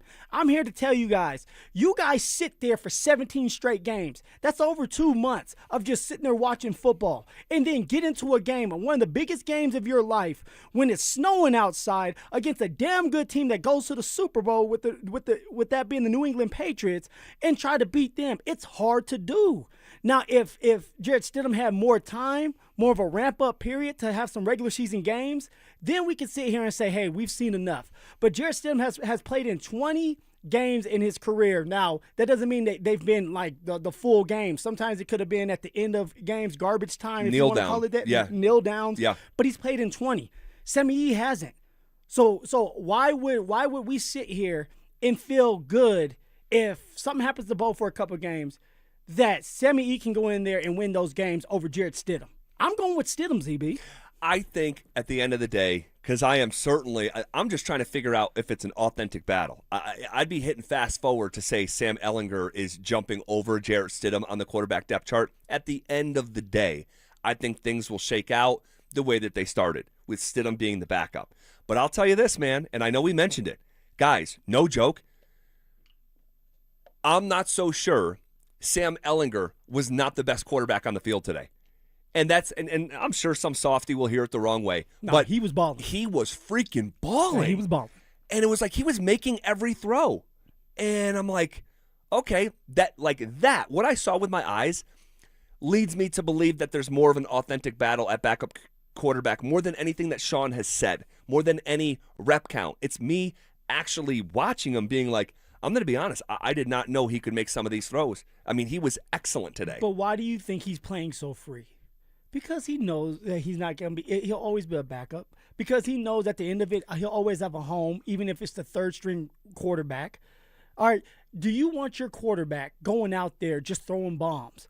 Sammy E going to let it go. Almost once a series that he gets, he is going to let it fly. Why do you have backup quarterbacks? Usually to maintain a game, right? Just to stay within the lines. Yeah. Yeah, you don't have to be Superman. No, just manage it. That's Jarrett Stidham for you. Especially when you have this defense. And when you have this defense. You don't want to make mistakes. Jarrett Stidham is going to give you the best opportunity not to make mistakes because he's been there. Well, just to play devil's advocate, because I know someone's thinking it in the car. There you were in the biggest game of your life, making the biggest mistake of your life with this defense. Yeah. Trying to chest pass it up the field. Now, we know there's context. So I'm asking you, Z. Bo Nix misses a couple games. You're playing the Rams. Stidham. Okay. Stidham. As much this is fun, and Sam is doing a good job, and Sam is going to give a great case to why he should be on the team and maybe a backup, or why somebody else should take a flyer on him and sign him as a backup. Yep.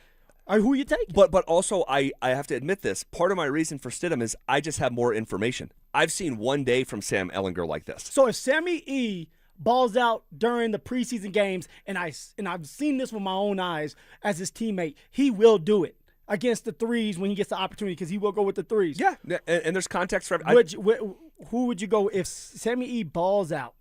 You going with Sam Ehlinger?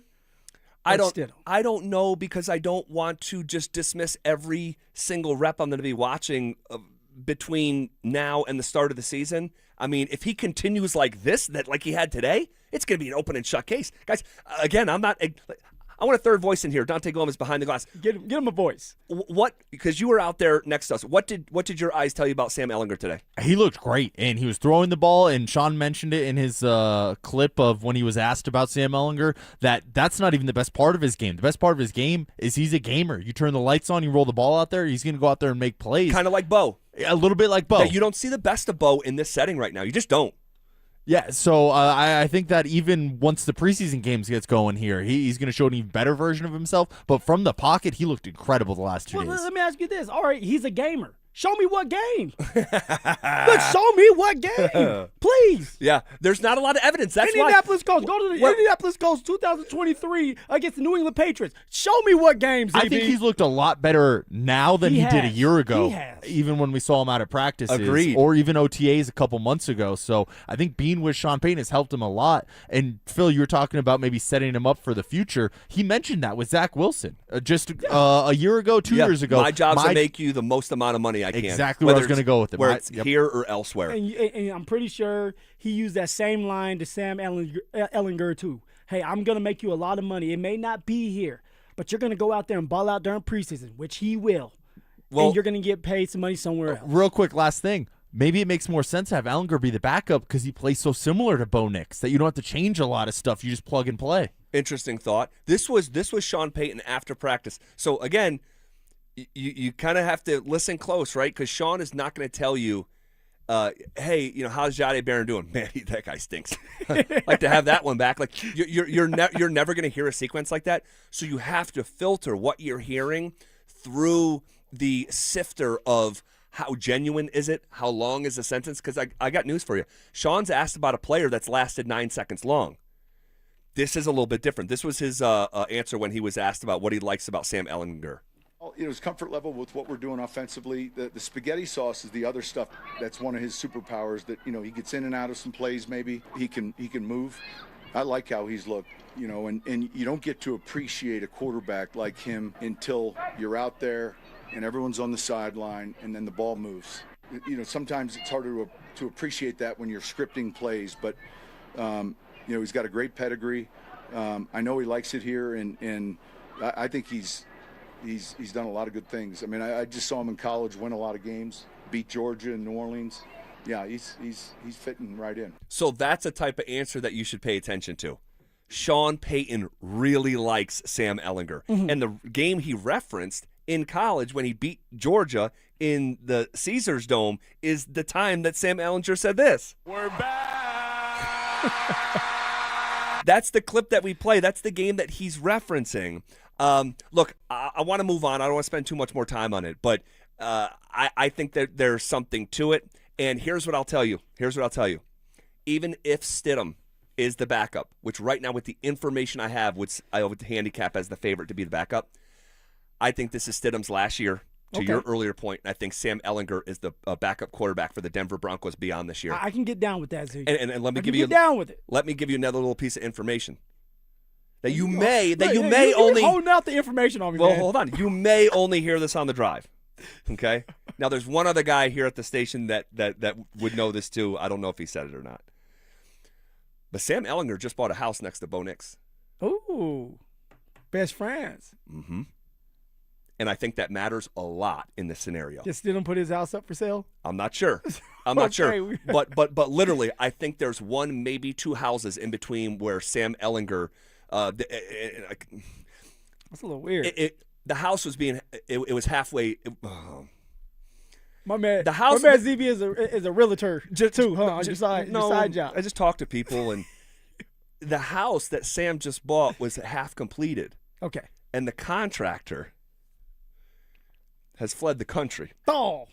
In trouble with the law. Oh. So someone had an opportunity to come in and buy this house on a bit of a discounted price because of just the situation, and Ehlinger jumped on it from what I understand and is now living a house or maybe two houses down from Bo Nix. I'm not going to tell you the neighborhood, but and so you were anyway, there yesterday, huh? No, well, popcorn. It might have been Saturday, but I think that matters because that matters a lot to Sean Payton, that the harmony of the room, because Bo is the guy.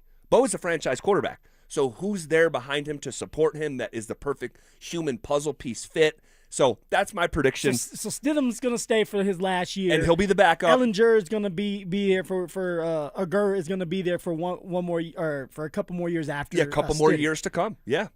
So I like it. We'll see how that all plays out. The identity of the Denver Broncos. Oh, I love this one, Z. The identity. So we have a week of evidence, okay? That's not a summer of evidence plus 3 preseason games, but it's also not wandering through the dark on what it could be the way that we were 8 days ago. Okay, so after a week of Broncos training camp, what is the early evidence telling you about what the identity of the offense is? Of the offense, it's air raid. Like, we're just going to go Texas Tech style and just pass the hell out of this football. That's what it looks like, truly. Now, is it going to be that way? No, they're going to try to find balance. But from the couple days in pads that ZB, you and I have been out there, all the Denver Broncos have done is throw. Not one period where it's just like, we're going to run the ball 4 times or 2 times in a row, consecutive times.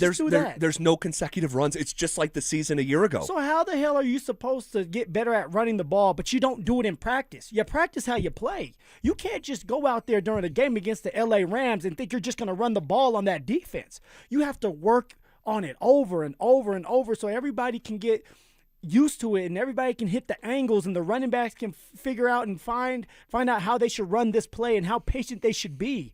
But it doesn't look like the Broncos are doing that. They're very impatient with the run, even in practice. Yeah. And I know it's scripted and they want to see certain things from the passing game. But what it looks like to me is it's a pass first approach again and run second. Yep. And that never works when you get to the playoffs. That's what hurts a lot of these teams, is when you start to go away from the run. That's what hurt the Buffalo Bills against the Denver Broncos. James Cook was having a field day, and you go away from the run? Make that make sense, ZB. It doesn't. Well, these play callers, man. I mean, I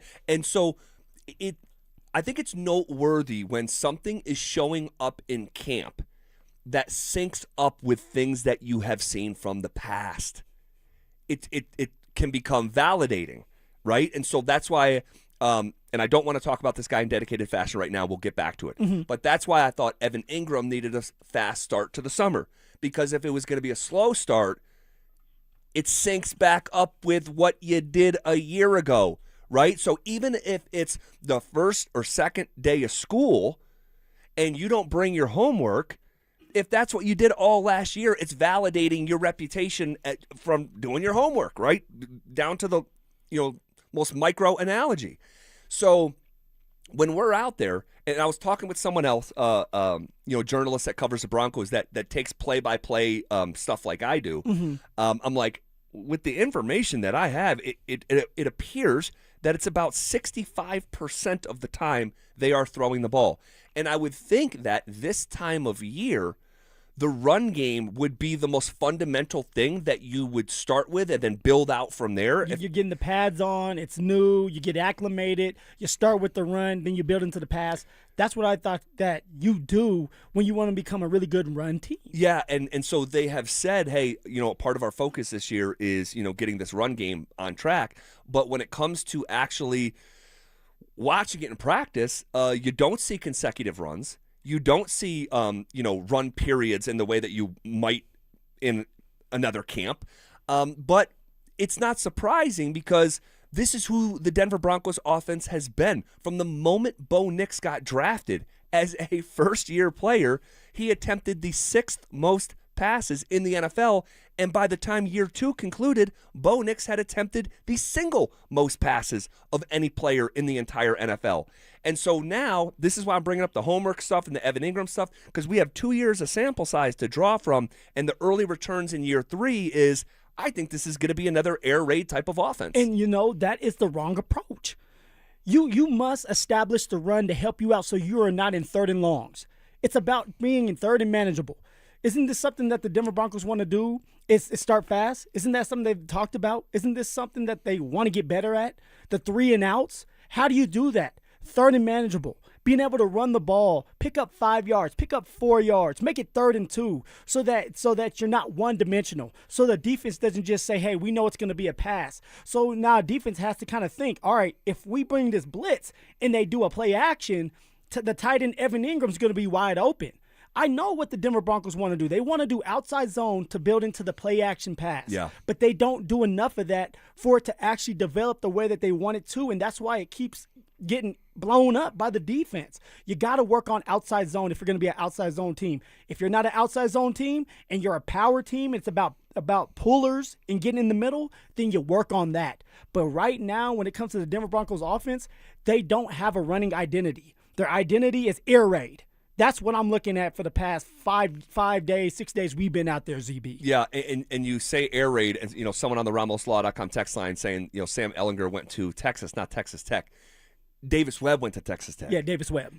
Like his frame of reference is that style of football, right? So he may be hearkening back to it, and the head coach and the play caller now are quarterbacks. So if that's how you see the game, and look, maybe it just works. Maybe it just clicks in a way that it hasn't in the past yet, and that would make sense. Bo into year 3, fully healthy, but you can't forget to run the ball. And so, again, this is a coach that in the most literal sense, in a way that I personally have never seen, wrote for 2 years in a row to run the ball with a bunch of exclamation points on it. Like, that's unusual, that you need to remind yourself. And then don't forget, he used in a sentence, and this will stick with me, man, when he used tolerant as a word to try to describe the run game. The disrespect. Just how run tolerant are you? And you said something to me that I thought was it was well said. I forget a bunch of stuff. Out at practice. I know. I was trying to tee you up for it, but you forgot. You said it looks like they're running it just enough to continue passing it. That's exactly what they're doing. And one more thing, just by observing out there, there's a lot of shotgun. A lot of shotgun.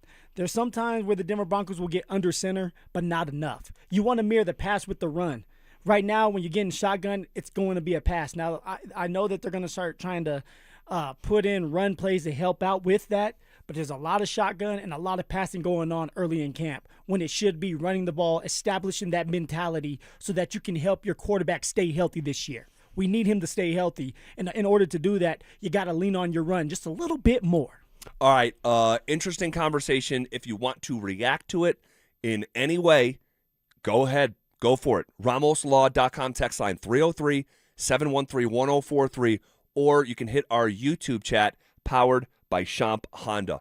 There is a positional group on the Denver Broncos that we may be looking at like, man, that group has to stay healthy. And we'll talk about what positional group next. The Rockies were busy at the deadline. Two-time Gold Glover Brenton Doyle shipped to the White Sox. Longtime rookie Antonio Senzatella dealt to the Brewers. And the hard-throwing reliever Victor Vodnik is headed to Miami. 3 deals, 6 prospects coming back to Colorado. What does it all mean for the rebuild? And did Colorado do enough? Denver Sports 104.3. The Fan. Progressive presents the Museum of You. We begin our tour with a unique piece, a relic from the early big screen television era. Remarkable. Next, we find a juicer, which historians believe has only ever been used once. And finally, compact discs from the emo era. A rare find indeed. Some things should be history, but until then you could protect what's important to you and save by bundling your auto insurance with a renter's policy from Progressive. Progressive Casualty Insurance Company affiliates and other insurers. Not available in all states or situations. This is the story of the one. As a maintenance engineer at a beverage manufacturing plant, he starts his day knowing every line is ready to run because Grainger delivers the industrial-grade products he needs to keep mixers, conveyors, and packaging equipment moving. With Grainger's vast selection of bearings, belts, and motors, he keeps operations running smoothly, so nothing grinds to a halt. Call 1-800-GRAINGER, click Grainger.com, or just stop by. Grainger, for the ones who get it done. Hey guys, your boy Stink here. And if you're over 50, there's a good chance you're dealing with an enlarged prostate. Waking up at night, weak stream, all of it. Here's the good news. PAE, prostate artery embolization, is minimally invasive, done through a tiny pinhole, and you're home the same day. Most men who have PAE don't experience any sexual side effects associated with conventional prostate surgery. At Colorado Advanced Endovascular, their experienced team offers specialized prostate treatment with near zero impact on sexual function. Lakewood location, personalized care. Visit coloradoae.com. Are you an adult with uncontrolled moderate to severe Crohn's disease symptoms and still packing a backup bag of clothes? Just in case? Skyrizi Risankizumab Riza can help you take control of your Crohn's. Feel significant symptom relief, including less abdominal pain and fewer bowel movements at 4 weeks. Plus, Skyrizi is proven to help people achieve remission and visibly improve damage of the intestinal lining. Individual results may vary. Skyrizi is a prescription injection medicine. Don't use if allergic to Skyrizi. Serious allergic reactions, increased infections, or lower ability to fight them may occur. Before treatment, get checked for infections and tuberculosis. Tell your doctor about any flu-like symptoms or vaccines. Liver problems leading to hospitalization may occur when treated for Crohn's. Ready to take control of your Crohn's? Ask your doctor about Skyrizi, the #1 prescribed biologic in Crohn's disease. Control is everything to me. Learn more at skyrizi.com or call 1-866-SKY-RIZZI. Matthews Fine Watches and Jewelry buys, sells, and services pre-owned Rolex, Cartier, and all luxury Swiss watches. So if you're looking to make a change in your watch collection or just looking to sell, come to Matthews Fine Watches and Jewelry. Matthews Fine Watches and Jewelry, located in the Highlands Ranch Town Center or online at matthewsfinewatches.com. The hot weather is here. Stoke here from my team, ROX Rocks Heating and Air. Has another company told you that you need a new air conditioner? Time to throw in the challenge flag. Rocks Heating and Air offers no obligation, free second opinions. They have amazing financing options and incredible rebates too, only from the best. ROX Rocks Heating and Air. Now play that jingle. HVAC service, installation, repair. ROX Rocks Heating and Air. At Gebhardt BMW, they're proud to serve their clients and deliver the luxury experience you expect from BMW and the Gebhardt family. They have immediate availability and flexible transportation options to accommodate your busy schedule. They also offer one-stop shopping for all your BMW needs, from maintenance to repairs, window tint to clear mask, and light body and wheel repair. They really are a one-stop destination for all your BMW needs. Gebhardt BMW, your trusted family dealership in Boulder since 1975. Guys, are you looking for a simple solution to hair loss this summer? Get Advanced Hair's breakthrough one-day treatment during their once-yearly summer savings event. Your own natural hair begins to regrow the very next day, and Advanced Hair guarantees it will grow. Take advantage of your flexible summer calendar and get the most hair for your dollar during Advanced Hair's best offer ever. For details and a free consultation, call 720-459-HAIR or at advancedhair.com.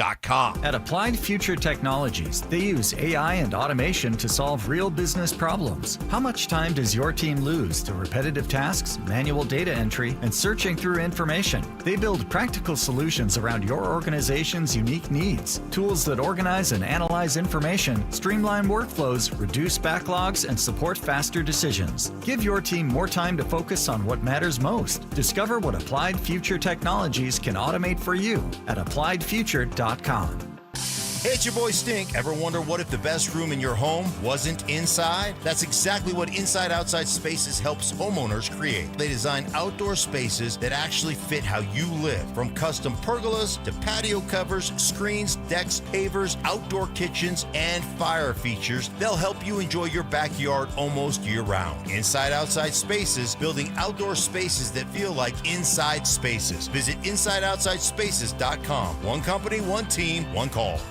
Robbie Dino here at BeatTheDA.com. I've handled over 7,000 cases, 300 trials. Let's face it, divorce is really impactful. You may have a controlling spouse. You may have a violent spouse. You may have been a victim of a domestic violence. You may be wrongfully accused of domestic violence. This all affects parenting rights. And let's face it, the kids are the most important. These are the things that need to be handled. They need to be handled appropriately by someone that's going to protect your kids and protect your rights. Hit me up at BeatTheDA.com, 720-706-5151. Recall 67A mobile appointments are now available in your area.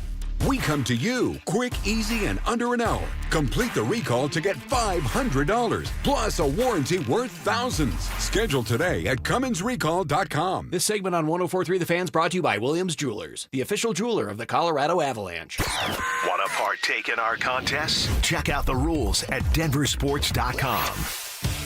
Every day at 3:30, the drive comes off the top rope to hit you with a 1, 2, 3. Finally, the Rock has come back to Denver. Tape your wrists, stretch your spandex, and oil your hair.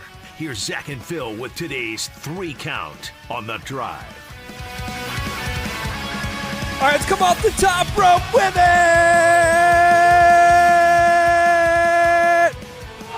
All righty. It's the 3 count, brought to you by our friends at Homestrong, Colorado's foundation repair and concrete experts. You'll never go wrong with Homestrong. All right, looking back at practice today, all right, still so much to get through. And luckily, we have a bunch of time left to still do it. But is there a positional group on the Denver Broncos where you look at and say, man, I don't know if I like how I feel if one of these guys were to go down? You know, ZB, to me, it's going to be the linebacker position. You got Justin Sternad, Alex Singleton. We know those 2 guys are going to be the starters. But once they go down, who's behind them? A bunch of young bucks that are undrafted or a 7th-round draft pick in Red Murdoch. And that's a position that's so important. And I don't think people understand how important the linebacker position is. Number 1, you're the quarterback of the defense. You have that green dot. You're relaying messages. You're putting the defensive line in the right positions, maybe sometimes the nickel. But also, you're that second line of defense. You're the guy coming downhill, making the stop, shedding that block, or having to guard a tight end or a running back. So you have to be able to do it all. And once you have one of your better linebackers go down, I know for me as a former running back, I used to lick my chops. Because now you have a fullback or a linebacker back there that's not as good, that's probably slower, that can't hang with you. So if you're very patient in the run game, you're going to be gone for a 50, 60-yard touchdown because they're going to be out of place. So it's going to be so important for the Denver Broncos to find 2 other linebackers that they can count on to help Alex Singleton, who's 32 years old, and Justin Sternad, who's going to his first year actually being the starting linebacker from day 1. All right, yeah, it's, those guys behind Singleton and Sternad, they're just so unproven. But I will say this. We did have a Drew Sanders sighting today. We did. And we just talked about him yesterday, playing for his NFL life, and of course that is definitely true. But he had a sack today. He had a sack coming off his left side, and it was good to see that. It was just good to see that, like something to build off of. But again, yeah, Red Murdoch, Karene Reed, Lavelle Bailey. There's some excitement there. In fact, I asked Sean Payton today, I said, I know it's early. We're only a week in. Has there been a pleasant surprise? he mentioned a running back. We'll get to who he's mentioned in a second, but then he thought about it and he said, and maybe some of these young linebackers. So someone, and we don't know if it's Red Murdoch or fill in the blank, or Mr. York. There you go. Free agent. Tyrion York. Hopefully I got the first name right. If not, ZB, correct me on that. But he's 5'10", 225 pounds, so he's small, but my man can pack a punch. He's fast. He does a great job of hanging on to tight ends and running backs, so he's doing a great job in coverage. And he can be a guy that he may end up on the practice squad, or he could be a guy that ends up going in, doing well during preseason games and being kind of at the bottom of the depth chart, but makes the 53-man roster, does a bunch of special teams. But I like what I'm seeing out of him. He's feisty. He has a chip on his shoulder. He's moving around. He's the smallest guy out there. He is. But he's a thumper, man. And today there was a running back that went through the hole, and I want to say it was Coleman, Jonah Coleman. He kind of slipped a little bit, and York came downhill and thumped his butt, and everybody was like, oh. So York has something to prove. I like what I see from him so far. Hopefully he can make the 53-man roster. He needs to stay consistent. Yeah, keep your eye on that name, Torian York, a Texas A&M product, played there for the last 3 years, a part of that defense. Okay, next in the 3 count. 1, 2. All right, shifting gears a little bit. Stephon Diggs is set to sign with the Washington Commanders, a 1-year deal worth up to $12 million. Your initial thought is what?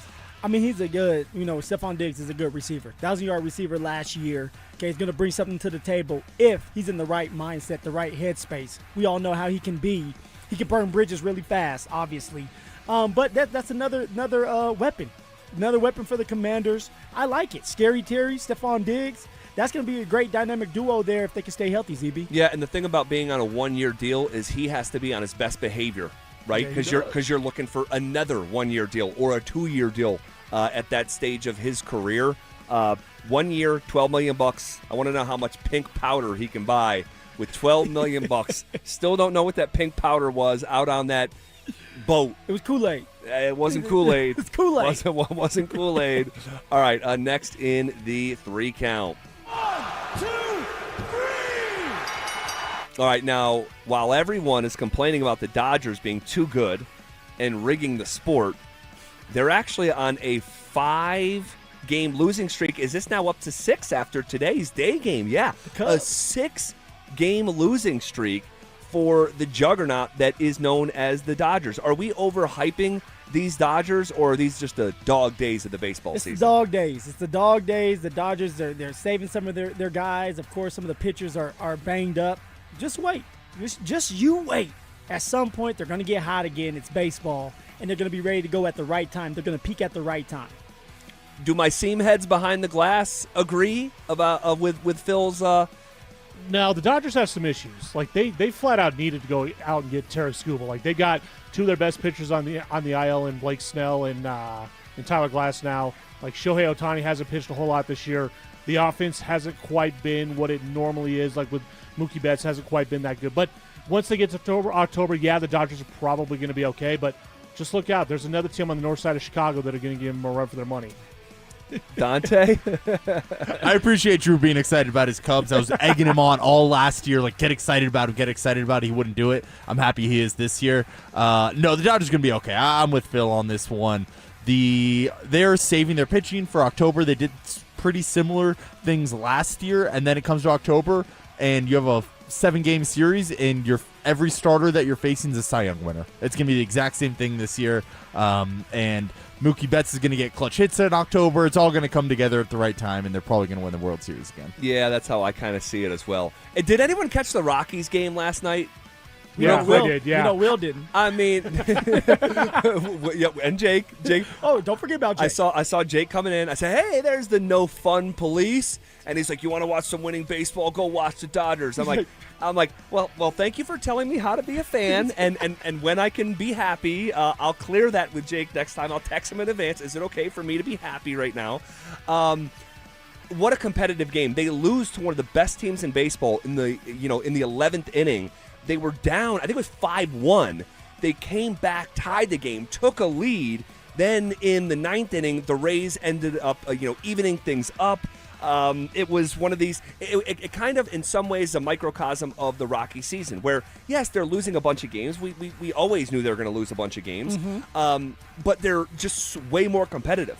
And how many one-run or two-run losses have they had this year that felt like last night, where it's right there? That's where the competent and competitive aim was for, even though they lost nights like last night. And if anyone now, and you could even argue they kind of blew it there, in the ninth inning, but like the competent and competitive nature year over year, they lose to that team last night 9-2 last year, not 9-7 in 11 innings. And ZB, we have to also understand, and I know you do, but like the bullpen's stinky. Right? They're not good right now. So when you need somebody to come in and close the game out, you don't have it. So we know that. Yep. We understand that, and that's all you can ask for is to be competent and competitive. All right, shifting gears a little bit, man. As the days continue to carry on here through the calendar, it continues to trend in a not-so-great direction for a already maligned Denver Bronco, and we'll talk about who that is next. If Davis Webb and the Broncos offense is the top storyline of the season, then close behind is this defense forcing more turnovers than they did last year. And the impact it will have on this defense, on this offense, and on this overall team if they're able to, law of averages, improve on the measly 14 turnovers that they forced last year, and what it would look like if they improved by 10, 12, never mind if they doubled it and got upwards of 28 or 30, which is where the league leaders actually live.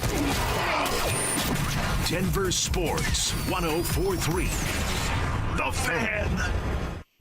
Imagine turning that cold, wet crawl space into a clean, dry, fully finished basement without calling anyone but my friends at Homestrong. Guys, Homestrong is family owned, over 20 years in the foundation and concrete industry, and the most experienced crews in the state of Colorado. They repair foundations, waterproof basements, install egress windows, they lift concrete, they even build new foundations. So, if you see cracks or water issues, get a free inspection and a free quote. Most work comes with a lifetime transferable warranty, and financing is available. Guys, listen close. If it's at or below the ground, Homestrong is the best around. You'll never go wrong with Homestrong.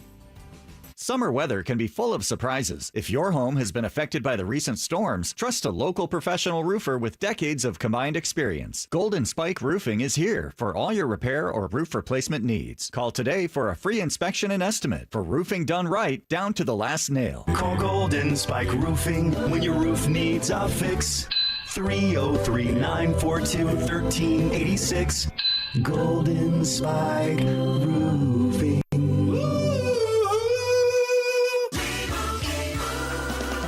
Doug.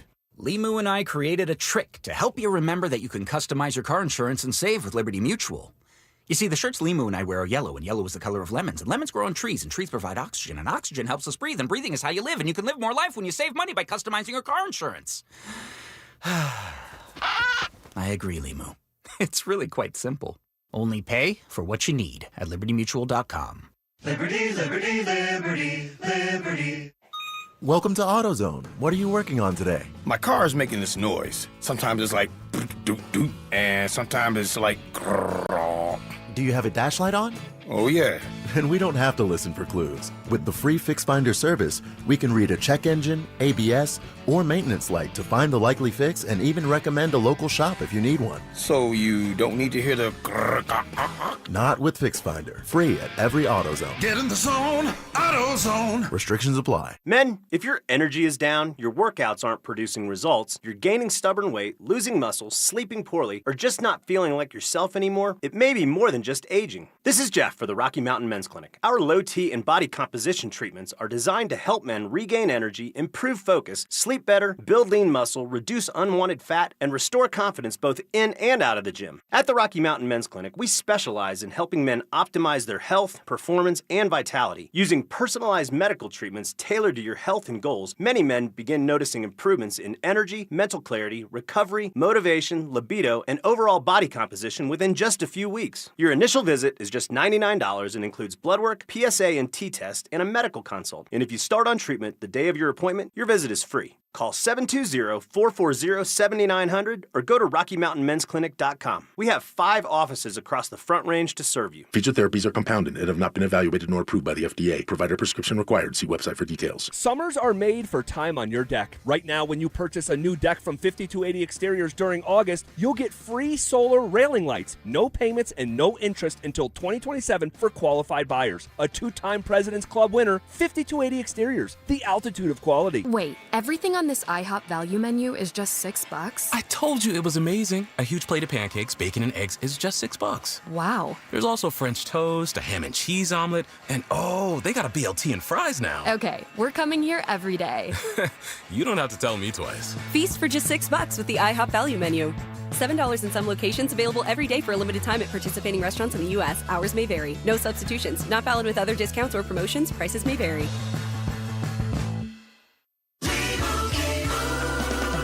Doug. Limu and I created a trick to help you remember that you can customize your car insurance and save with Liberty Mutual. You see, the shirts Limu and I wear are yellow, and yellow is the color of lemons, and lemons grow on trees, and trees provide oxygen, and oxygen helps us breathe, and breathing is how you live, and you can live more life when you save money by customizing your car insurance. I agree, Limu. It's really quite simple. Only pay for what you need at libertymutual.com. Liberty, liberty, liberty, liberty. Hey guys, Mark Schlereth here. When I'm looking for a place that delivers big on flavor and has an awesome atmosphere, I head to Jack's. Locally owned with locations in Denver on Pearl Street and the new flagship in Lone Tree at Park Meadows Drive. Jack's serves premium Australian Wagyu, incredible seafood, and chef-driven dry-aged specialties. Grab lunch, enjoy social hour from 3 to 5, or make it a date night. And don't miss the Blind Tiger Speakeasy. Jack's, where upscale meets comfortable. This segment on The Fan is built by Denver Deck Builders. Garth Brooks is coming to Denver. The Blame It All on My Roots Arena Tour hits Ball Arena September 4th and 5th, and you don't want to miss it. And they call the thing a rodeo. General tickets are on sale now, but here's the best part. We're giving you a shot to win tickets. Just head to the DenverSports app and enter for your chance to win. Don't have the app yet? Now's the time to download it. Get entered, and we'll see you at the show. It's Training Camp 2026. Unfinished business. Here's The Drive with Zach By and Phillip Lindsay, powered by AeroSeal Colorado.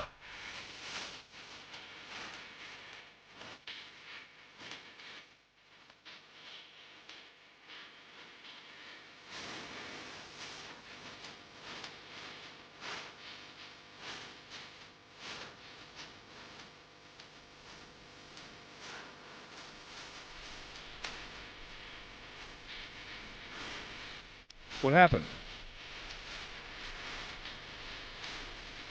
Hanging out with you on a Wednesday, reacting to Broncos practice. And before we continue that conversation, guys, Zach Bryan in Power Field next Thursday. We've got a pair of tickets to give away, so make sure to keep listening. That's happening during today's show. Okay. I wish this conversation had a different tone to it, all right, because I was super hopeful coming into the summer and certainly after the first 2 days of the acclimation period. But Evan Ingram has full-blown disappeared. And again, it's 1 week into training camp.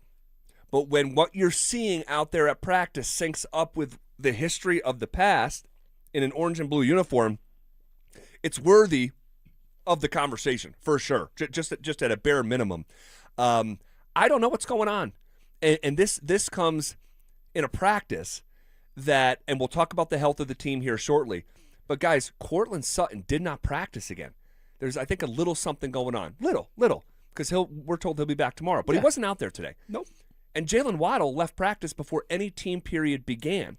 So the target share, like that can now be gobbled up by these other hungry hippos. Like, you think Evan Ingram would be involved in that conversation.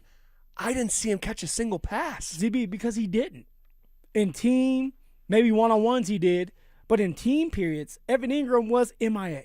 He disappeared. Casper the Friendly Ghost. I don't know why that is, because for the most part, for the last 2 days or even 3 days, the Denver Broncos, all they have done is throw the football. It's not like they're running the ball. So if you're throwing the football all damn day, you should see Evan Ingram or hear Evan Ingram's name being called a couple times. And that has not been the case for whatever reason. You have a 2.5-hour practice. In this case, you said it was 2 hours and 12 minutes. Yep. And yet Evan Ingram did not touch the ball one time. It's weird. That's a major issue. Because we've sit here and we talked about Evan's a guy that needs reps. He needs that build-up. He needs to be able to get in there early so he can build that confidence. You're not giving this man any confidence if you're not going to him. But also, vice versa for Evan Ingram, it's like, dude, where are you at? Are you getting open? Are you getting that separation? And the answer is, when I'm watching him, is no. Yeah. So that something has to give. Whether Evan Ingram needs to wake up and get the separation, or Davis Webb and them need to get him more involved as maybe the number one target, right? Being the number one on the progression and then going from there. But Evan Ingram has been quiet, and he cannot be that way this year. We need that element coming from the tight end position. We need to be able to count on him for the play action. The Denver Broncos want to do a lot of play action. They want to do a lot of outside zone. Well, they have to be able to rely on Evan Ingram to do that. Because if Evan Ingram's doing what he did last year, ZB, where he's sitting on the sideline for the majority of the plays, right, and then when he's in there, it's on third downs, right, well, it's a telltale sign that you're just throwing the ball, and now you can play 7-on-7 if you're a defense. So for Evan Ingram, we need to start hearing his name more and more every single day. It needs to start tomorrow, Z. But it's getting less and less. It is. And that's a major problem. And obviously, you know, he was a part of the first fight of training camp. Nothing like that happened out there today. But I told you yesterday, I think that came from a place of frustration. I think he's frustrated. And for one reason or another, he has not been involved in this offense. He was not involved. Did they go? Thursday and Friday were the. Did they start Wednesday? I'm trying to remember. I feel like they started Thursday. Okay, so it was a Thursday. No. Okay, Dante. They started Wednesday. Oh, so okay. They did start Wednesday. Tuesday was like that barbecue, like the media barbecue. Wednesday and Thursday. Yeah, that's right. Wednesday and Thursday, the first 2 days were the acclimation days. Yep. That's when he was getting involved and looking like, okay, like this is different. This looks good. This is a welcome change. And then on Friday, he wasn't involved. Saturday, he was not involved. Monday, he was not involved. Yesterday, he was not involved. And today, he's not involved. I'm telling you, Evan Ingram, man. Tell me this. Do you consider him a cut candidate? Like, I know we talk about the money and stuff like this, but at the end of the day, you have to put the best players on the football field. And if Evan Ingram is not catching balls right now, he's not going to catch the balls in the season because he's probably not going to get the opportunity. You need to build chemistry with your quarterback. You need to build the trust. And last year, Evan Ingram would go out there, and it's not all his fault, but he has a little bit of a fault in this. Yes, in dropping the football. Dude, he had one of the highest drop rates for a tight end in the entire league. It was only a rookie from the New York Jets, and I forget his name. Maybe Mason Taylor. Mm-hmm. Yeah, that sounds about right. Okay, only he, a first-year tight end, had a higher drop rate than Ingram. So you need to be in practice catching footballs to build the chemistry, to build the confidence back up for both you and Bo Nix, and that's not happening. And so at some point, it's like, okay, if you're not productive, then you can't be on this roster. Now, that's why I'm asking you. I understand the money has something to do with it in this case. Yeah. And I do know, and I brought this up before, you did, that the Denver Broncos, they wanted him to take a pay cut. They did. Now, Evan Ingram was smart, and his agent was smart, saying, look, we're not taking a pay cut because now we're going to give you back money, and we're going to put him in a situation where if you don't like him, you cut him, and you don't have to give him something in return. It's bad business. So his agent said, hey, we're not doing that. Evan Ingram said, we're not doing that. And so now you're still on the roster. But also what I've heard is Sean's not too happy with Evan Ingram. Right. And what he has put out there, obviously. It makes sense. It makes sense. And Sean has is going to pump up his guys and talk glowingly about his guys. But 2 days ago when he was asked about Evan Ingram, it's coded language. So you have tone to it, right? Yeah, it's coded language. So he's like, he's doing good. He's just got to, get to his mile markers, when he needs to get there, make sure he's there. And so it's like, okay, look, it just hasn't gone well for Ingram, all right? And he was a big part of the plan. I mean, half of this town was doing jumping jacks and tweeting Joker gifs when this guy came in. And we thought the sky was going to be the limit. Year number 1 felt like empty calories, popcorn stats, puffy but lacking true like meat and potato substance. And the early returns so far are like, whoa, it feels like it's getting worse. And I'm just being real. It feels like he's getting less involved than before. Well, he is. He didn't have a target today. And that's on Davis Webb. He needs to try to get him going, and it's on Evan Ingram. The separation needs to be there. And what I mean by separation, separate him from the defender so that you can be a bigger target. Yep. And somebody in the building told me that Sean also said that he's not liking that Evan Ingram doesn't have that second burst that get that separation. And that's why I keep saying separation. Keep looking for that, ZB, when we're out there in camp. Is Evan Ingram getting the separation when he's doing his routes to get open for Bo Nix? I want to talk about that name that you just said, Mr. Bo, coming up next. The Broncos' new stadium timeline is already at risk. But who deserves the blame if Burnham Yard falls apart? If this thing does move out of Denver, it will not be on this ownership group. No. It'll be on this whole process that we were told a year ago was very thorny. And you deal with politicians and bureaucracy and consultants, and eventually they could just say, you want to know what? The juice ain't worth the squeeze. We're going to Lone Tree, which was described to you and I a month and a half ago as plug and play by someone within the Denver Broncos. Denver Sports 104.3. The Fan. All right, Broncos country, happy Wednesday. As you know, it's Phillip Lindsay here, and you know, if you've ever watched me play, I'm all about speed, agility, and getting where I need to go efficiently. And when it comes to that summer vacation, because yes, it's still summertime, you still can go on that vacation, you need that same kind of reliable power. And this is why I'm teaming up with my friends at Hermes Worldwide. Let's be real, getting to and from the airport or your destination could be a total fumble. Stressful parking, unreliable ride sharing, and nobody needs to deal with that. And this is where Hermes Worldwide is going to step up, step into the game, and score that game-winning touchdown for your travel plans. They offer top-notch transportation services, from sleek airport transfers and comfortable clean vehicles to reliable long-distance travel. They're dependable and very professional, and they understand that your vacation time is precious to you and your beautiful family. So, what I'm trying to tell you is you need to ditch the travel day headaches and make your summer vacation a guaranteed win. Call Hermes Worldwide today at 303-577-7600 or visit them online at ridehermes.com/DenverSports. Again, that's ridehermes.com/DenverSports to book your next ride today. Skip this year's front porch roofing circus and bring in the local professionals. Visit us at DenverRoofPros.com. No matter if it hails, rains, or snows, nobody knows your roof like the Denver Roof Pros. Hey, what's up, guys? It's Zach here. I've been using natural tree care and recycling for over 3 years now. Those are my guys. Aaron, the owner, is a Colorado native who runs his crew with real integrity. They've kept my trees in Centennial healthy throughout this drought. They're looking great and standing strong. No job is too big or too small. So if you want trees that actually look the way you want them, or you want trees removed, you need to call my guys, Natural Tree Care and Recycling, at 303-803-3850, or visit them online at naturaltreerecycle.com. Hi, I'm Donnie, owner of Fitness Gallery, where we believe there's nothing more important than your health. We can't stop time, but we can make your day more efficient, and we can help you get fit and stay fit. Hey, Broncos country, I'm Terrell Davis. That's why I made the smart move to invest in fitness equipment with Fitness Gallery. It's a game changer. Work out on your schedule from the privacy of your own home. At Fitness Gallery, we have the nation's lowest prices on the highest quality products that stand the test of time. Imagine this: no more wasting time in traffic, no more crowded gyms. And here's the touchdown play: get your family involved. Your health is your ultimate MVP, and I know staying fit is not always easy. Whether it's Rod, Carl, or myself, we shop at Fitness Gallery, and you should too. With the right equipment at home, you can train like a pro whenever it suits you. You never regret buying quality. Fitness Gallery sells commercial-grade equipment for the home. It's simply the best. Invest in your health and happiness with Fitness Gallery. Visit one of our 7 store locations for a free home gym layout and design today. Hi, Dan Cicchini, Done Right Home Improvements. For an 8% scheduling incentive and a special financing rate of 0% APR with 72 equal monthly payments, go to drhi.com. Kitchens, baths, counters, and floors. Finished basements, windows, and doors. You have our word, we'll treat you right at Done Right.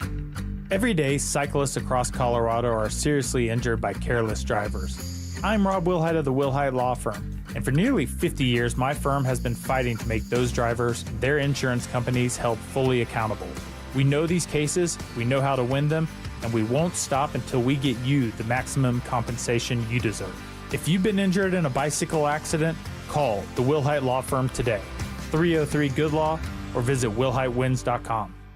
Hey guys, Mark Schlereth here from my friends at Spine One. Let me ask you a question. You live with back pain, neck pain. Well, my guys at Spine One, they're an emergency room for back pain with same-day appointments. They'll see you and they'll get the journey started. And that's exactly what I did. Whether it's chronic pain, acute pain, work-related, sports-related, doesn't matter. All you got to do is pick up the phone and start your journey just like I did toward pain-free. 303-367-2225. That's 303-367-BACK. Or as always, you can find them online at SpineOne.com.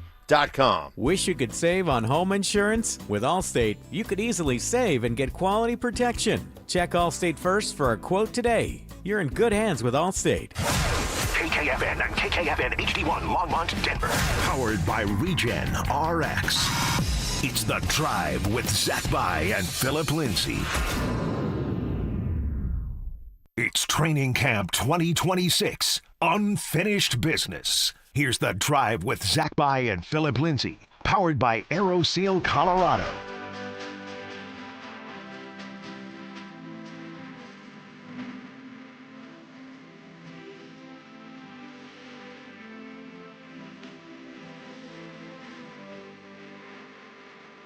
And that's what the Broncos are doing, just starting things out here.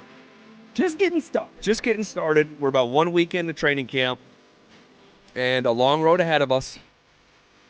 But it's also not day 1 or day 2 or day 3 anymore. So we continue to gather evidence. I want to ask you about the Denver Broncos starting quarterback, the franchise quarterback, Bo Nix, 1 week in.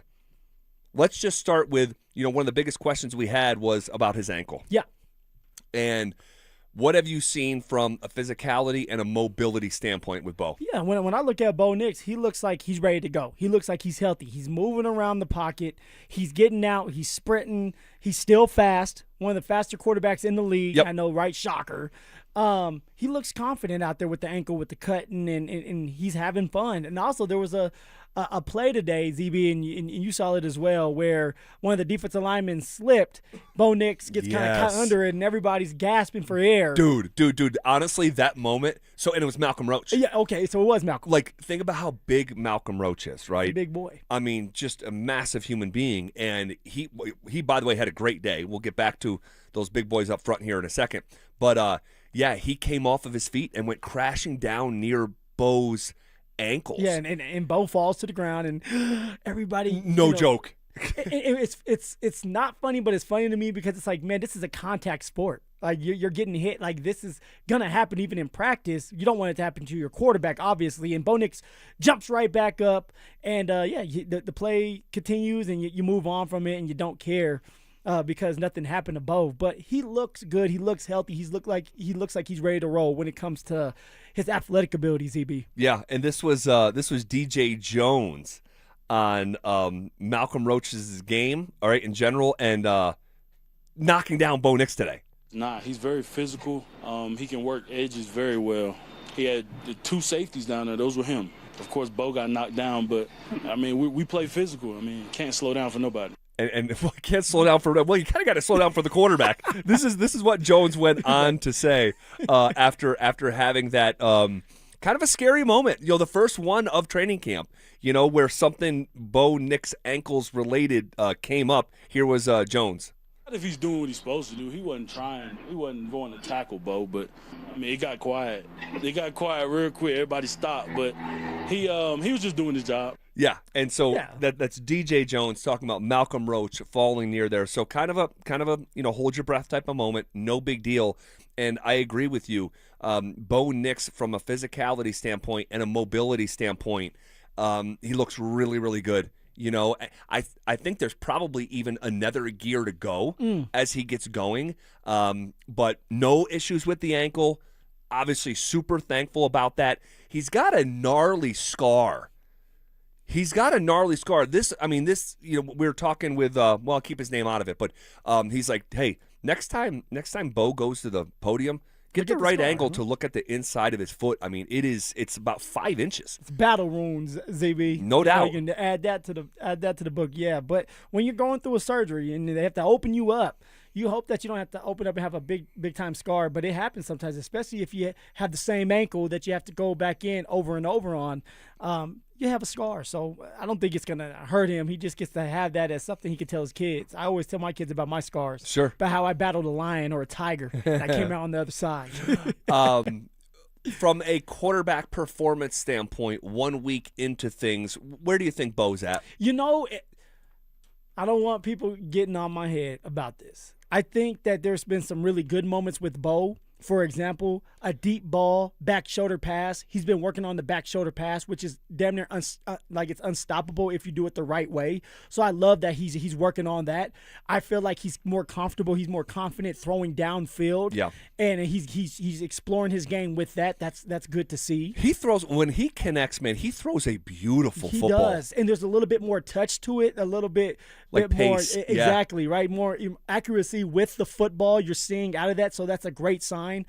But also with Bo, I think he's a tad behind when it comes to his reads. There's been way too many times where he needs to let the ball go a little earlier, and he's not doing that. Whether it's just the timing and being rusty from not being out during OTAs, or he's just trying to get familiar with certain receivers. So, for example, Jalen Waddle, you're going to have to quicken your steps up because Jalen Waddle gets out of his break quicker than a Cortland Sutton. Pat Bryant gets out of his route or his break a little faster than maybe Cortland Sutton as well. So you're trying to get familiar with these receivers. I just think there's a lot of times where Bo Nix is too late with the football, and it happened again today where ZB, you said this and asked Sean this about the comeback routes. Yeah, the hitch routes, yeah. Hitch routes, and Sean wanted to kind of like say, hey, that's not the case. Well, they love to do those routes. They do. And today. And real quick, go ahead, ZB. The stat was Bo Nix threw more to hitch routes than anyone else in pro football a year ago. It was approaching 800 yards in the passing game just on hitch routes, where no other quarterback had even touched 700 yards on hitch routes. And ZB, they're doing it right now in practice. There's a lot of hitch routes. And so today was another hitch route. Chris Abrams-Drain was in coverage and broke on the ball and picked off Bo Nix. The reason for that is, one, good job on Chris Abrams-Drain, and we have to talk about him because he's still doing a really good job on the outside. But the issue was Bo Nix was late with that football. He didn't get the ball out of his hands fast enough. And it's about trusting your receivers, trusting your steps. And then at times, Bo Nix is still frantic in the pocket. He needs to do a better job of that, being patient, being calm in the pocket. And if it's just not there, throw it away. It's okay to throw the football away, ZB. Yeah, it is. And I agree with you, right? You're seeing some of those overthrows, right? On out routes, you're seeing him just put too much on it and pass the receiver for a couple days in a row. But again, then there's moments where it's like that right there. That is why you are the franchise quarterback. That is why the health of those ankles is of supreme importance, because without Bo Nix, this team is not going anywhere. No. They're not going anywhere. It doesn't mean, though, just because that's true, that there's not areas for him to grow. And there are moments where it's like, oh, yep, got to work on that, the footwork, the timing, all that stuff. But I said a couple months ago, maybe a month and a half, 2 months ago, I said we need to have almost a grace period as Bo returns. He missed the entire offseason. All right, in the more formal manner. I know he threw down in Austin with a couple guys, but like in OTAs and mandatory minicamp, like you missed real football. You missed out on all that stuff, and Bo is still a young football player. I know he's played nearly every game for 2 years, but by NFL standards, if we're like doing by dog years and by like NFL standards, he's still a young player. And someone say he's about to turn 27. Like, I got it. On the football field. On the football field, he's just going into year 3, and you removed his offseason. And he's got a new play caller, and he's got a new stud wide receiver. So I think for this first week, I'm looking at Bo, and I'm not babying him or doing kid gloves. It sounds like it. Because, well, I said to you, we need to show him a little bit of grace. This is 6-7 weeks ago, like when he comes back, and you're like, no, if he's rusty, he's rusty. It's NFL football. This is. You got to be ready to play. Of course, like you have to get acclimated. You got to get back into action. Yeah. But ZB, for the full week, it seems like Bo Nix has been a step behind. right? There's been a couple really good plays. There but has been. No, I'm looking for consistency. I'm not saying you're wrong. No, because I'm there watching the same stuff, and Let them you're take right. the damn kid gloves off and let him know that he needs to be a little bit more consistent with the football. He does. Hopefully, it's coming this next week. Which you're right, ZB. You weren't there during OTAs. You have a new receiver in Jalen Waddle who's very quick. You have Pat Bryant that you're still trying to get familiar with in his role. Sure. Okay, Troy Franklin who's fast as hell as well, and you're trying to figure things out with him. Like it's a lot going on. But you can't be a step behind, because when you're a step behind, usually you end up getting picked off. Yesterday, Bo was a step behind on Riley Moss. Riley got beat off the line of scrimmage, and Bo Nix tried to do a back shoulder pass instead of just leading the receiver, which would have been an explosive play to, I want to say, Marvin Mims, if not Troy Franklin, and he didn't do that, and Riley was able to regroup and knock the ball down. He did. That can't happen this year when you have an opportunity to make a team pay. Yeah, he's just a tick slow. You're right. I'm not giving you any pushback on that. I'm saying the same stuff. Hopefully he gets it ironed out here over the coming weeks. He Some will. preseason action, and yeah, I have no doubts. And I'll just say this too. This setting is not the one that Bo wants to be in. You know, this is like a lot of install and a lot of building rhythm. Bo thrives doing what? Ask Sean Payton. It's chaos. Street ball. Bo likes to play street ball, so I got to dial up some street ball for him. That's what he told Seth Wickersham. So we'll continue to evaluate. We can only react to the practices that are in front of us, so that's exactly what we're doing. Now today, the guys Bo Nix was throwing to, no Courtland Sutton, no Jalen Waddle. We'll talk about that. But one guy said, no problem. I got you. He stepped into a phone booth, and who came out? Dear Mother of God. We'll get to him next. It's Training Camp 2026, Unfinished Business. Stokely and Evans with Mark Schlereth will kick things off starting at 6 a.m., powered by Applied Future Technologies. Then Dover and Cecil will react live to all the action until 2 p.m. Thanks to Denver Roof Pros and Biondino Law Firm. At 2, The Drive will recap the day thanks to AeroSeal Colorado. Stay locked into Denver Sports 104.3 The Fan and DenverSports.com for all the latest news and information during football season. Denver Sports 104.3 The Fan.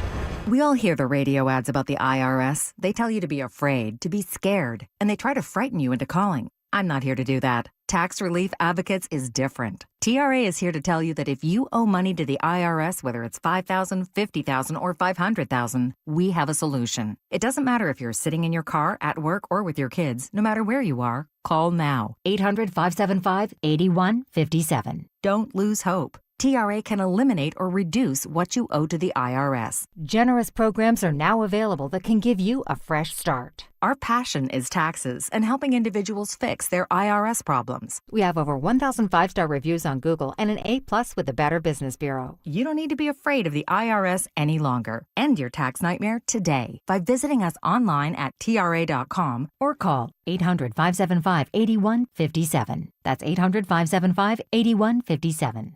Tax Relief Advocates. Real solutions for real people. You worked hard for your money. It's time your money worked harder for you. Open a 7-month CD from Wings Credit Union and earn a guaranteed 4.4% annual percentage yield with just a $500 minimum deposit. It's one of our best rates of the year, but like all good things, it won't stick around forever.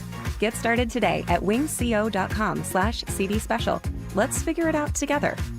Rate accurate as of July 31st, 2026, and subject to change without notice. Subject to eligibility. Insured by NCUA. Guys, are you looking for a simple solution to hair loss this summer? Get Advanced Hair's breakthrough one-day treatment during their once-yearly summer savings event. Your own natural hair begins to regrow the very next day, and Advanced Hair guarantees it will grow. Take advantage of your flexible summer calendar and get the most hair for your dollar during Advanced Hair's best offer ever. For details and a free consultation, call 720-459-HAIR or at advancedhair.com. Hey, Mr. C, it's me. Well, I just picked up the ring. I actually went to Hellsberg. Thanks for that recommendation. Kate's gonna love that hers is from the same jeweler you got Mrs. C's ring from. They were so helpful throughout the whole process. They even knew your family by name, and the ring looks great. Anyways, I just couldn't wait to let you guys know. Call me back and wish me luck. Hellsberg. Designed with care and craft. since 1915. Shop in store or at hellsberg.com. You know that feeling, sitting at the kitchen table, staring at a stack of bills, wondering how you got here? Credit cards, car payments, subscriptions you forgot about. It all piles up. But here's the thing. If you own a home, you're sitting on the answer. American Financing can help you declutter your monthly bills into a single manageable payment. Their salary-based mortgage consultants look at your entire financial picture, not just one piece. All right? The average customer savings is $800 a month. You may delay 2 mortgage payments and may close in as fast as 10 days. Guys, there is never any upfront fees or obligation with American Financing. This is a family-owned lender, not one of those big banks where you're just a number. So pick up the phone and start that conversation at 303-695-7000. That's 303-695-7000, or simply visit them online at americanfinancing.net. NMLS 182334, NMLSconsumeraccess.org. Colorado, it's time to take our recycling to the next level. That's why Recycle-On Colorado is bringing you more curbside and drop-off service from peaks to prairies. Guidelines as clear as our skies, so you know what goes where. And the price? As free as gawking at bighorns on I-70. You deserve a recycling system you can count on, like your puffiest winter coat. And we're here to give it to you. Learn more at recycleon.org/Colorado. Dan Jacobs with Jacobs Law on 303 Law 4040. Here's a story my lovely wife Kimberly was particularly proud of. Jeffrey, a listener just like you, called 303 Law 4040 and said he was T-boned by a driver running a red light and rammed his car right into a tree. When the cops came, the other driver lied and the police believed him. They said Jeffrey was at fault.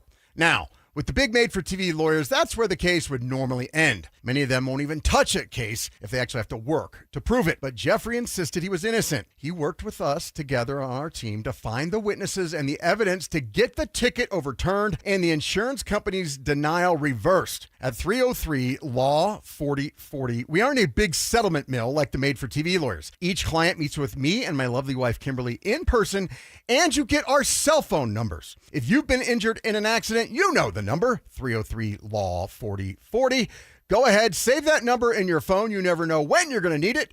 That's 303 Law 4040. Cecil Lammy here from my friend SodaDietNutrition.com. Listen, 5 years ago, I lost 60 pounds with soda, and I'm never going back. Soda taught me how to eat, what to eat, and when to eat. And with a degreed nutritionist, they set up a dynamic diet plan for me, for my schedule, for my food reactions, for my food preferences that helped me lose the weight naturally. And that's the thing. There's no shots, there's no pills, no mystery chemicals you're putting in your body. It's just knowing how to eat, what to eat, and when to eat. And being trained that way by Soda has allowed me to lose the 60 pounds and then keep it off even 5 years later. You want to lose that weight, stop hiding on those summer pictures, right? I get it, man. When I was overweight, I didn't really like my picture taken. And now I love it. Get me to the front, baby. Confidence back, swagger back. I look and feel 10 years younger. It's simply amazing. And you get 4 weeks free. Call 866-800-SODA and mention the fan. 866-800-SODA and mention the fan for 4 weeks free on their big summer deal. It's SOTA. You can say it with me. State of the art. Want real Broncos talk? Cecil Lammy and Andrew Mason bring the heat on Orange and Blue today. The most passionate intelligence and in-depth Broncos coverage in the game. Weekdays at 5 p.m. on the Denver Sports 1043 The Fan YouTube channel. Hit subscribe at Denver Sports 1043 and never miss another take. Orange and Blue today, powered by Ramos Law, official injury law firm partner of the Denver Broncos. Denver Sports 1043. The Fan. It's Training Camp 2026 on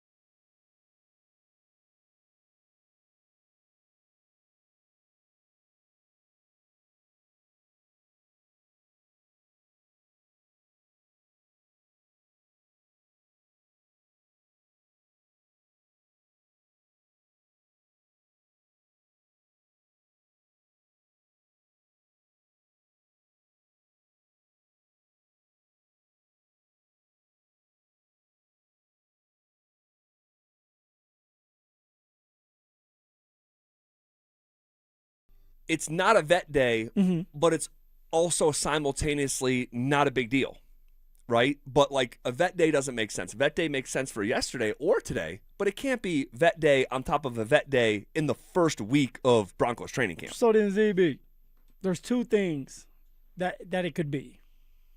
And a lot of people are speculating one of them, and I don't think it is. Okay. Usually when you have a guy that's sitting there for 2 straight days, people start speculating that like somebody's going to get traded.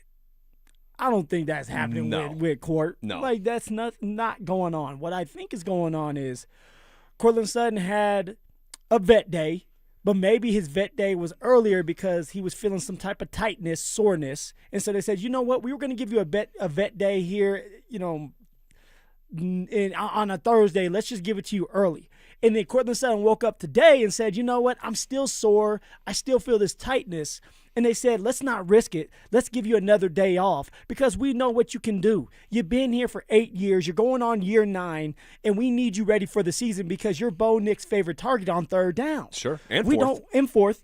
And so we don't need you going out there pulling a hamstring or popping an Achilles because you're feeling tight. Right. It's not worth it. And I think that's what's happening. And so you have Courtland Sutton that has sat there for 2 straight days so that he can heal and make sure that his body feels good for the season, ZB. Phil, honestly, he doesn't need to practice tomorrow either. I mean, if there's even a small single-digit percentage of you that feels tight. Now, eventually you got to get out there. But this is, we're in early August here. And this is and has been the franchise wide receiver, right? A great player. They say that to you all the time. Anytime you have a sore throat, ZB, we don't need to risk it. Just sit out. I didn't realize that. Yeah. You wouldn't see as much of me. No one told me that. No, Courtland has been great. By Halloween, he's going to be top 5 in every statistical category in Denver Broncos history. Yep. He's still in the prime of his career. He's in the best stretch of his career he's ever able to, sustain over the course of 3 years. 25 touchdowns in the last 3 years, back-to-back 1,000-yard seasons. Number 1 wide receiver in the NFL on 3rd and 4th down for 2 straight years. Talk to him nicely. Let's take it easy, be conservative. Sean Payton was asked about it, right? And because when he was not there at the start, it was like, wait, what's going on here? And so he said, hey, he'll be out there tomorrow. No problem. Perfect. But then Waddle, 10 minutes into practice. Yeah, jog through period. Looks like he did something to himself. And he walks off the field, helmet in hand, and never returns.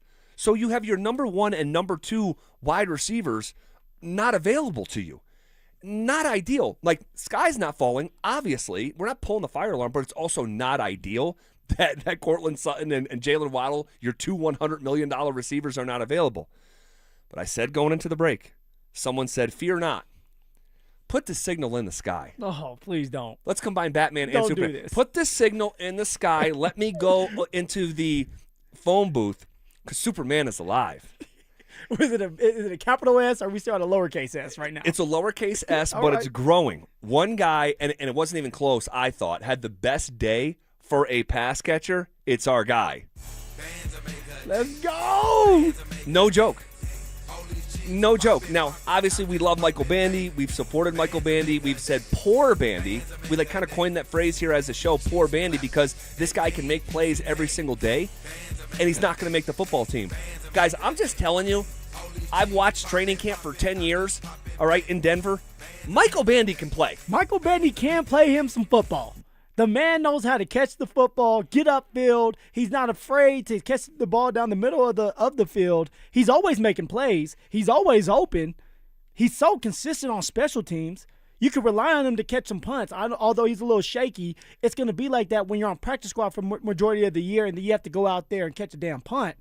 And yet, nobody wants to give him the respect he deserves because he won't make the team. Not because he's not good enough, but because they don't have him in the vision. And that's what sucks about this, is Bandy continues to make plays after plays after plays. And ZB, maybe this is the year. No, it's not. No? No. Maybe this will be the year. And Phil, maybe something it's happens not. to a receiver and you have no choice. If a couple things maybe happen, because Lil Jordan's probably first in line. But again, this is why we say poor Bandy. But here's what I know. That guy got an opportunity in the Packers game and went and scored a touchdown. He did. I may have muffed a punt, though. I'm not sure, but I think I remember a muff punt somewhere in there. He muffed the punt all right. but I'm telling you, in the passing game, he has been really, really good. And today he was great. He probably had, and again, we were talking about like Evan Ingram, like didn't have a target today.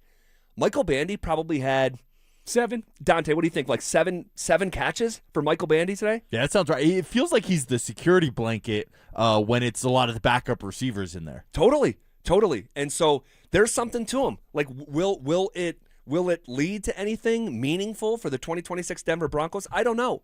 But well, he's secured a spot on the practice squad again. Definitely. You know what I mean? Definitely. Like he unless Bandy goes out there and they truly give him an opportunity to showcase his talents to the preseason games, right? Yeah. And the team says, let's take a flyer on him. Like he could be a possessionary receiver. He's going to be on the practice squad again. Yep. And how much they show or don't show of him in preseason may illustrate what they really think about him, but I know them watching that tape today, that practice today, Michael Bandy was balling. It was the Bandy show. It was kind of the Bandy show. Kind of was. Ellinger and Bandy. How about that? That's a scary duo. I believe I know what the single best unit on the Denver Broncos will be as the evidence starts to flow in, and we'll talk about it coming up next. All right, I pinky promise. J.K. Dobbins pinky promises he'll play 17 games, but... Now you have to lead the league in rushing, bro. You should have kept your mouth shut. You should have showed us, and then at the end of the year, dunk on all of our heads and said, look at what I just did. Making these promises that don't mean anything because you devalue it with your own words saying, oh, I know I said that again last year. So then why are you saying it this time around, dude? Do, and then say, don't say and hope to do. His mouth is writing checks that his body has not been able to cash his entire NFL year. So when I get that check, I go, oh yeah, I'm just going to rip this up and throw it away. Denver Sports 104.3. The Fan. Hey, what's up, guys? Zach here for Aero Seal, Colorado. Hey, when your air conditioning is kicking on in these sweltering days here this summer, is that cold air that flows through your HVAC's ducts, is it going where it's supposed to go with the pressure that it's supposed to have? Or do you have temperature inconsistencies from room to room? Maybe a hot upstairs, colder downstairs, all right? That goes beyond comfort issues. That's an efficiency issue. That's an energy issue. That is a utility bill issue, all right? Guys, AeroSeal Colorado has a patented technology where they seal your ducts, all right, in your HVAC system from the inside, right? Think about how, like, Fix-A-Flat works. It's the same idea with AeroSeal Colorado, all right? And my ducts, the cold air in the summer and the warm air in the winter flowing through my ducts, it was just spilling into a crawl space, all right? And we knew deep down we were not getting the best of our system. That is no longer the case because AeroSeal Colorado, a handful of years ago, came and AeroSealed our ducts. And now, man, we are getting the best of our system and just more comfortable day to day, all right? So go learn what I already know for myself at aerosealcolorado.com. That's AERO Colorado.com. Common Spirit Health has expert orthopedic care that gets you back at it and back to your best. Find skilled orthopedic physicians at Common Spirit locations who specialize in general orthopedics and repair of hips, knees, shoulders, and hands, so you can return to running races or chasing the grandkids. Common Spirit Health. Hospitals, clinics, and caregivers all connected to advance healthcare in Colorado, Kansas, and Utah. Orthopedic care with human kindness is here. Visit mountain.commonspirit.org.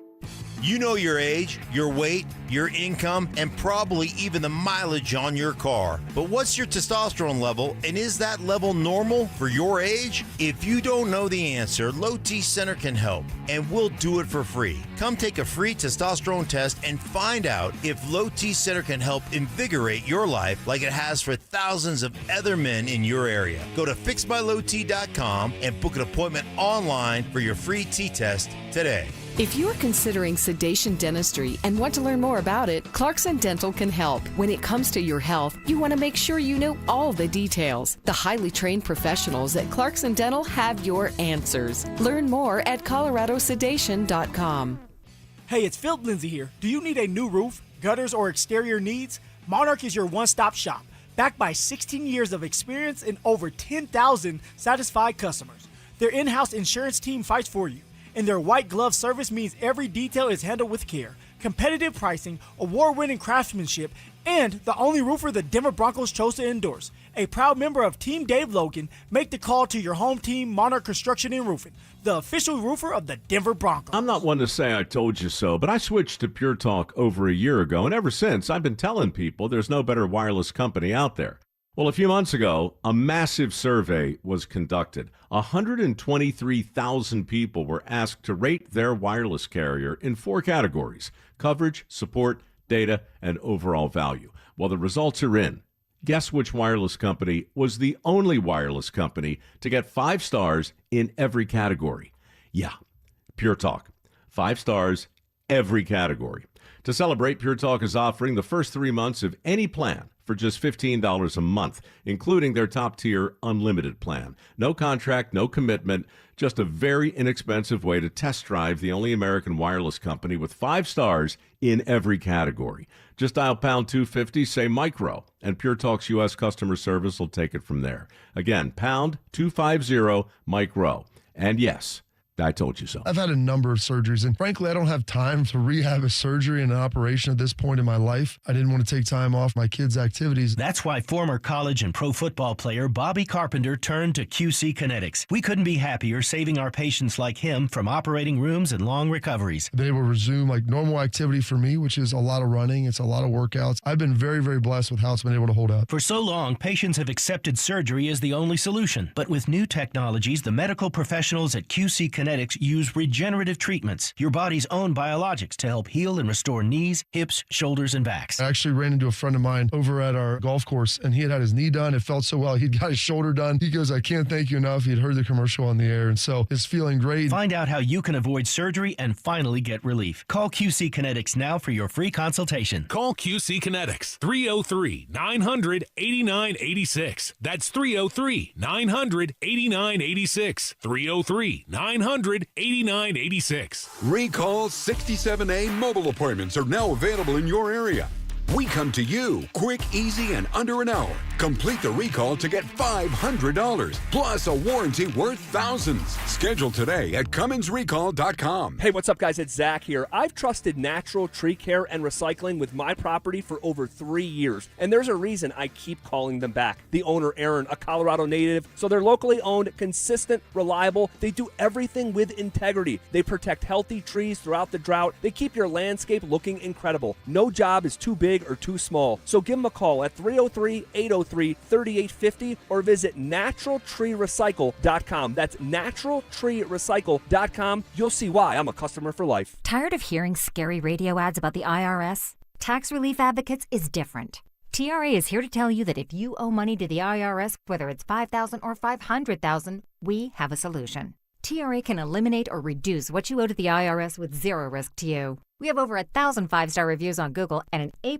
with a BBB. End your tax nightmare today by visiting TRA.com or call 800-583-6681. That's 800-583-6681. Finding great candidates to hire can be like, well, trying to find a needle in a haystack, but not with ZipRecruiter. Its powerful technology actively finds and invites qualified candidates to apply to your job. So while other companies might deliver a lot of hay, ZipRecruiter finds you the needle in the haystack. See why 4 out of 5 employers who post a job on ZipRecruiter get a quality candidate within the first day. Try ZipRecruiter for free at ZipRecruiter.com/free. That's ZipRecruiter.com/free. ZipRecruiter. It's Training Camp 2026. Unfinished business. Here's the drive with Zach By and Phillip Lindsay, powered by AeroSeal Colorado.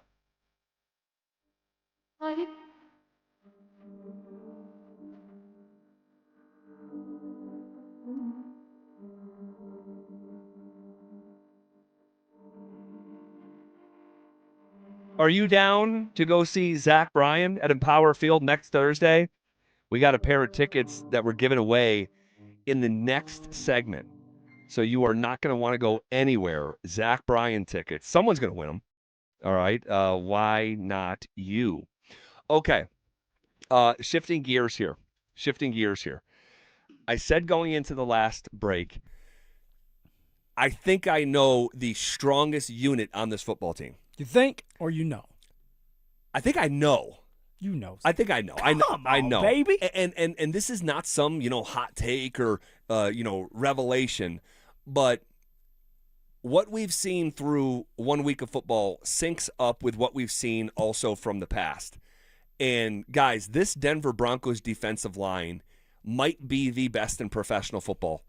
And if it's not, it's right there with Houston, maybe New England, but a top 3 and on their best day, the best defensive line in pro football. And this has felt so far, and it's still early, but they put the pads on Monday. Yep.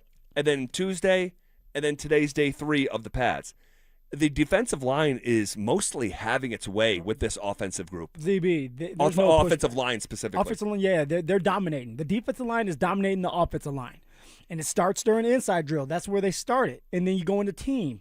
And all we have seen so far is the defensive line getting to the running back before he even gets the ball.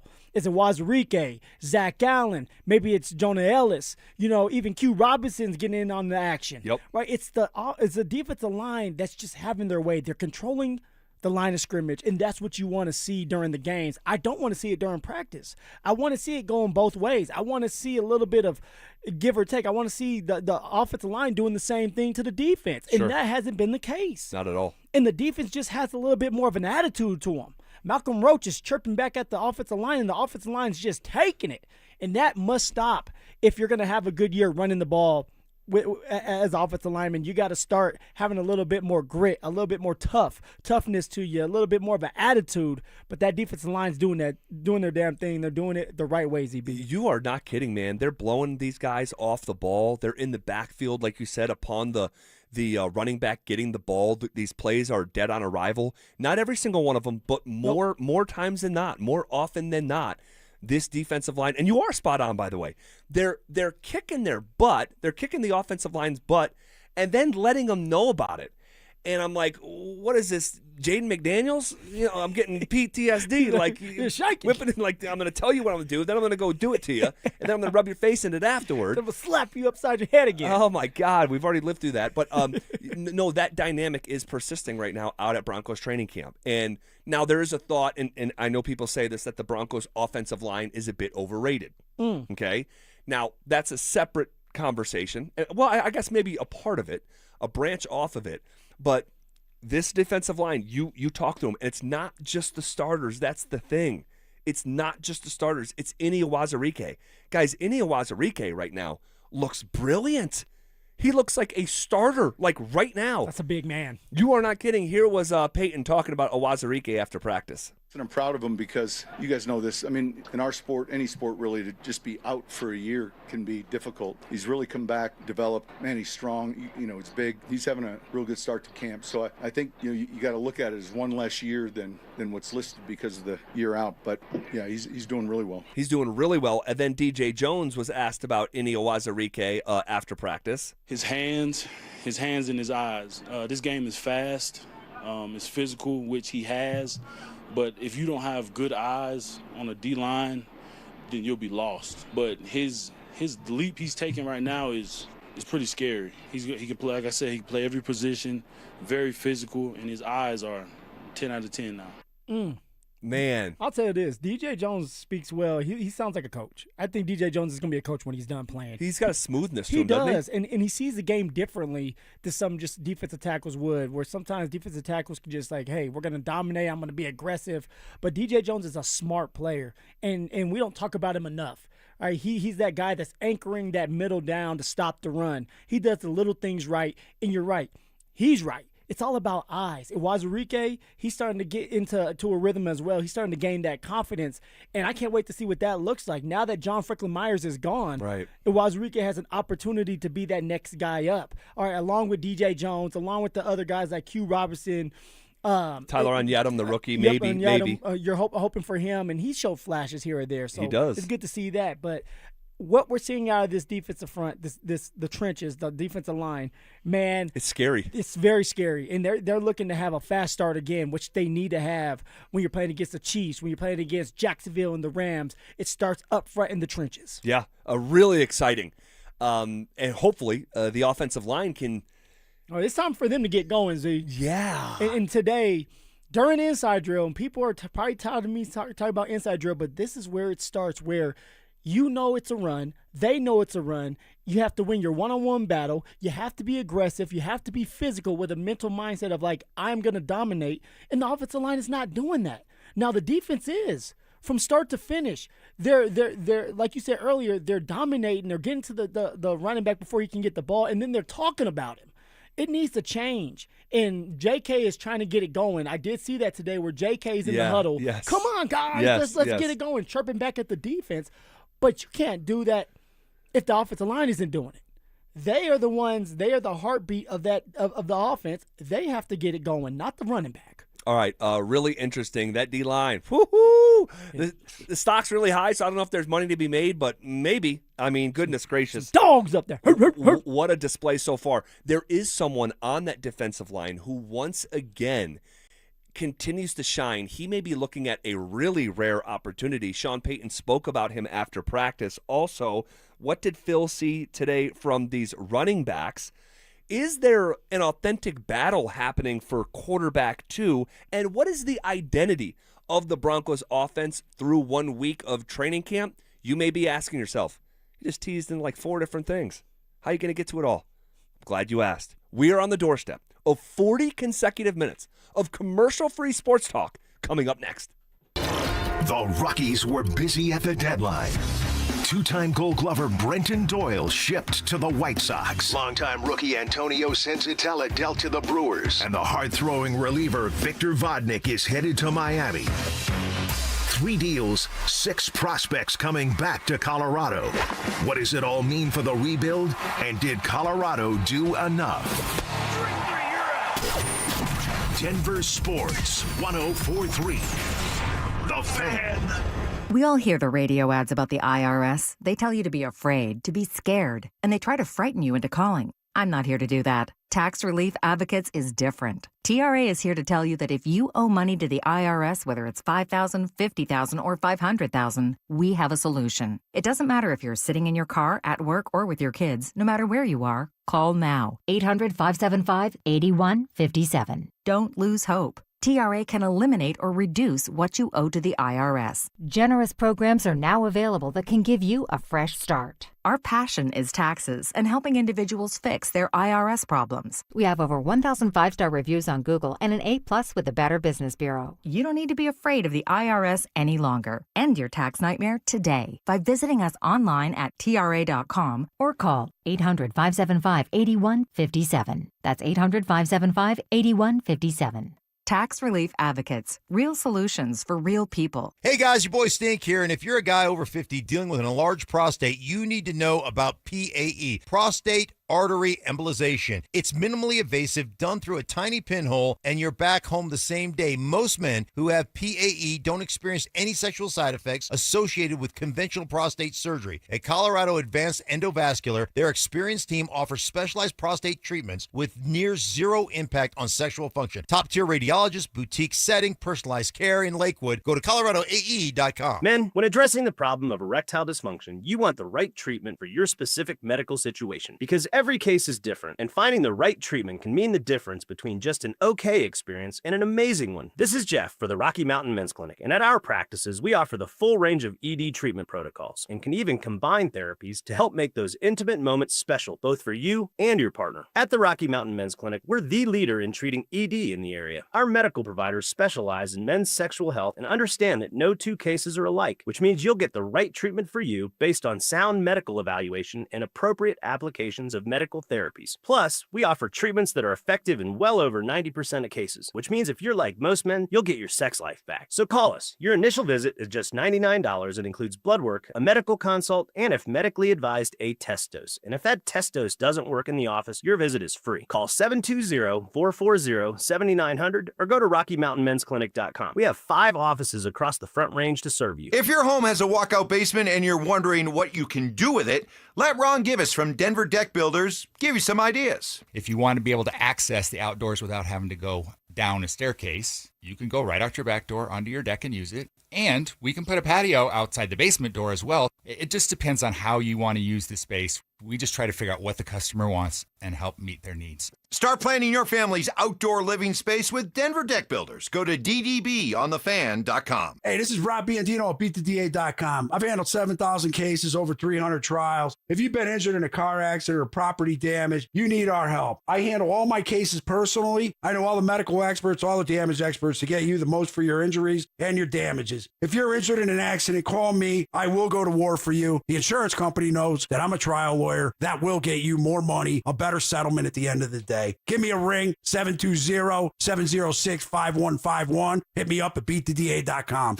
There are so many out-of-state roofing companies and roofing companies claiming to be locally owned, yet owned by out-of-state private equity firms. Denver Roof Pros is the real deal. We are truly locally owned and operate right out of Denver. We've been serving the Front Range and the Eastern Plains from Fort Collins to Colorado Springs for 10 years. Choose local. Choose DenverRoofPros.com. No matter if it hails, rains, or snows, nobody knows your roof like the Denver Roof Pros. Hey, what's up, guys? It's Zach here on behalf of my friends at American Financing. Let's do some honest math. The interest rate on your credit cards, 20% or more. Your mortgage rate, much lower. So why are you sending hundreds of dollars a month to credit card companies when your home's equity could wipe out that debt? That's exactly what American Financing helps homeowners do. And they're doing it every single day for people just like you. Consolidate, collaborate, conquer. The average customer saves around $800 a month, and you may delay 2 mortgage payments and may close in as fast as 10 days. American Financing's salary-based mortgage consultants are licensed in all 50 states. No upfront fees, no obligation. Stop financing your past and start funding your future. Call them at 303-695-7000. That's 303-695-7000, or visit them online at AmericanFinancing.net. NMLS 182334, NMLSConsumerAccess.org. It's the most wonderful time of the year at Staples. They've got back-to-school supplies as low as 25 cents, up to 40% off select tech, and more at staples.com/back-to-school. Staples, that was easy. Stay up to date on the Broncos with our 9 News Broncos insider Mike Kliss. Presented by Fitness Gallery and Monarch Construction and Roofing. Hear the latest from every practice and every game every single week during football season. Denver Sports 104.3. The Fan. It's Training Camp 2026. Unfinished business. Here's The Drive with Zach By and Phillip Lindsay. Powered by AeroSeal Colorado.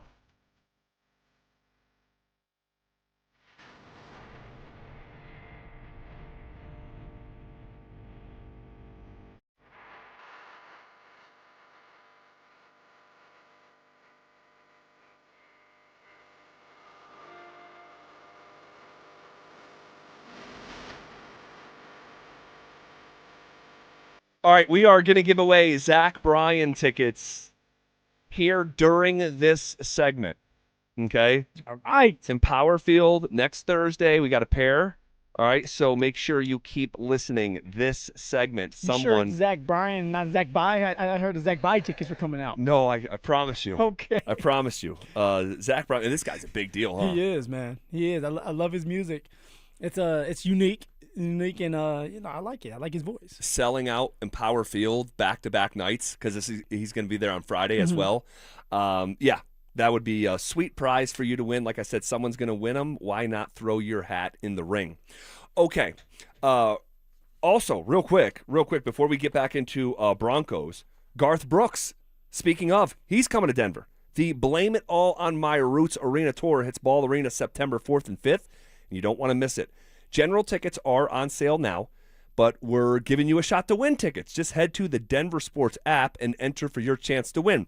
Don't have the app yet? Now's the time to download it. Get entered, and we'll see you at the show. Okay. A lot of ground to cover here. Real quick, let's just reset the day here. Let's reset the day. I know a lot of people are getting off work, and some people listen to us from wire to wire. Yeah.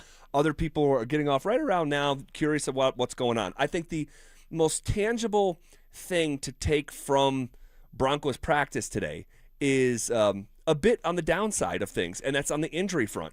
Cortland Sutton, it was labeled a vet day for the second straight day. We believe he's probably just dealing with some tightness or something. Soreness, tightness, something like that. Yep, because that'd be unusual to give back-to-back vet days inside of the first week of camp, right? So there's probably something there. Sutton, next time he talks, he'll probably bring some clarity there. He's supposed to be back tomorrow, no biggie.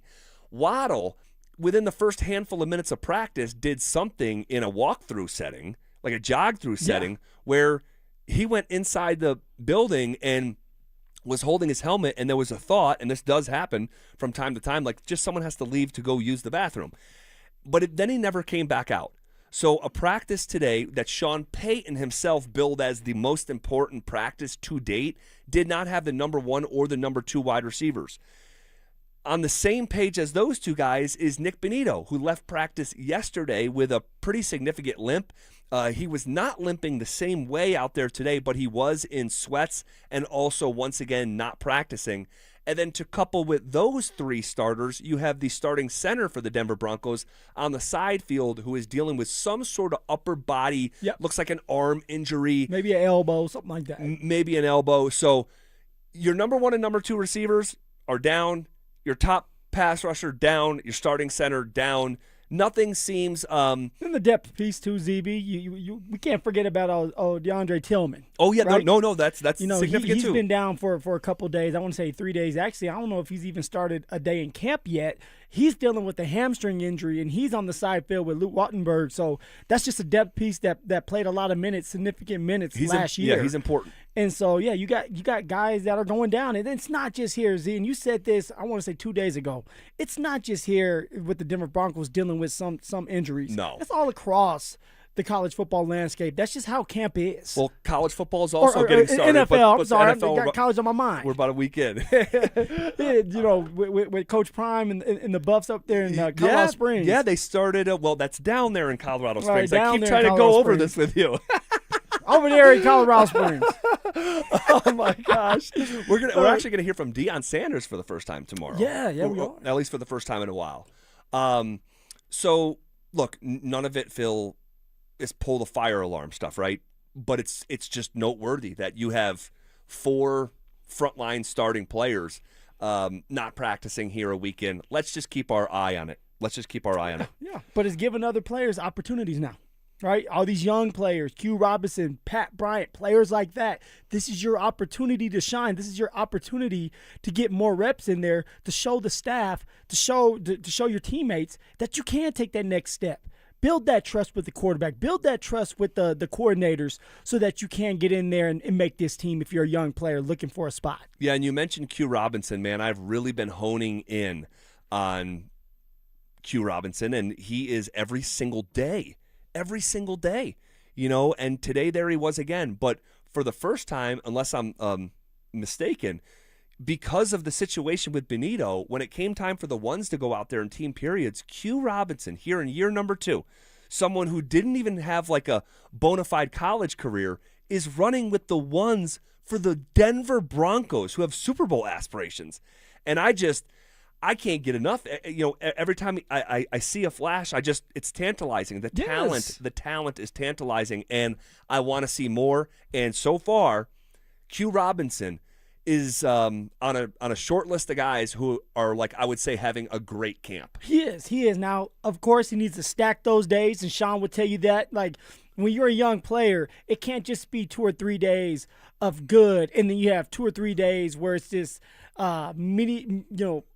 it's below average. Yeah, below average, mediocrity. And so you got to be on all the time when you're a guy that's trying to make the team, or you're a guy that wants more reps. You got to be a guy that your name is being called, and we're sitting here looking at our piece of paper that has all the names, all the numbers on it, saying, who is this? It's Big Q Robinson again. That's what you're looking for. And if you can do that enough, that's how you make the team. That's how you get more opportunities, and that's how you build trust. Yeah, and I asked him about Q after Sean Payton. I said, hey, this is a guy that did not produce at a high level in college. What did you guys see from a trait standpoint that had you guys pick him? And this is what Sean Payton said. There are certain traits you saw on film. He's a real good technician. He's one of those guys that we know has been coached hard, and we felt coming into this defense from what he was playing in, there's some similarities to what we were going to ask him to do, and I think that's a help. So how's his first week going? I think it's going well. He's certainly competing for those reps in the line of scrimmage. And I think it's going really well. And again, we've had pads on for 2 days now. So, and he gives a little preface there. Hey, no, it's been 3, right? But he's trying to emphasize it's early. Like as his mentor Bill Parcells would say, let's put away the anointing oil, right? But that being said, this is what you would hope to see from a guy that was more prospect than player in training camp number 2, week number 1. This is about best case scenario, in my opinion. Make splash plays. Get to the quarterback.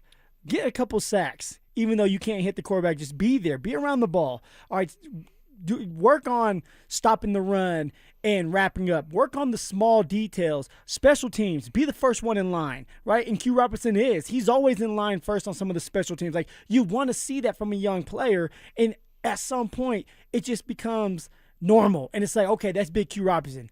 Consistent as can be, you can count on him, and now he's making plays like he did where he had a sack in the AFC Championship game against the Patriots. You want to see more of that, you got to stack those days. Well, like he said, Q Robinson is now competing, not just like for a roster spot, he's competing for snaps on the line of scrimmage.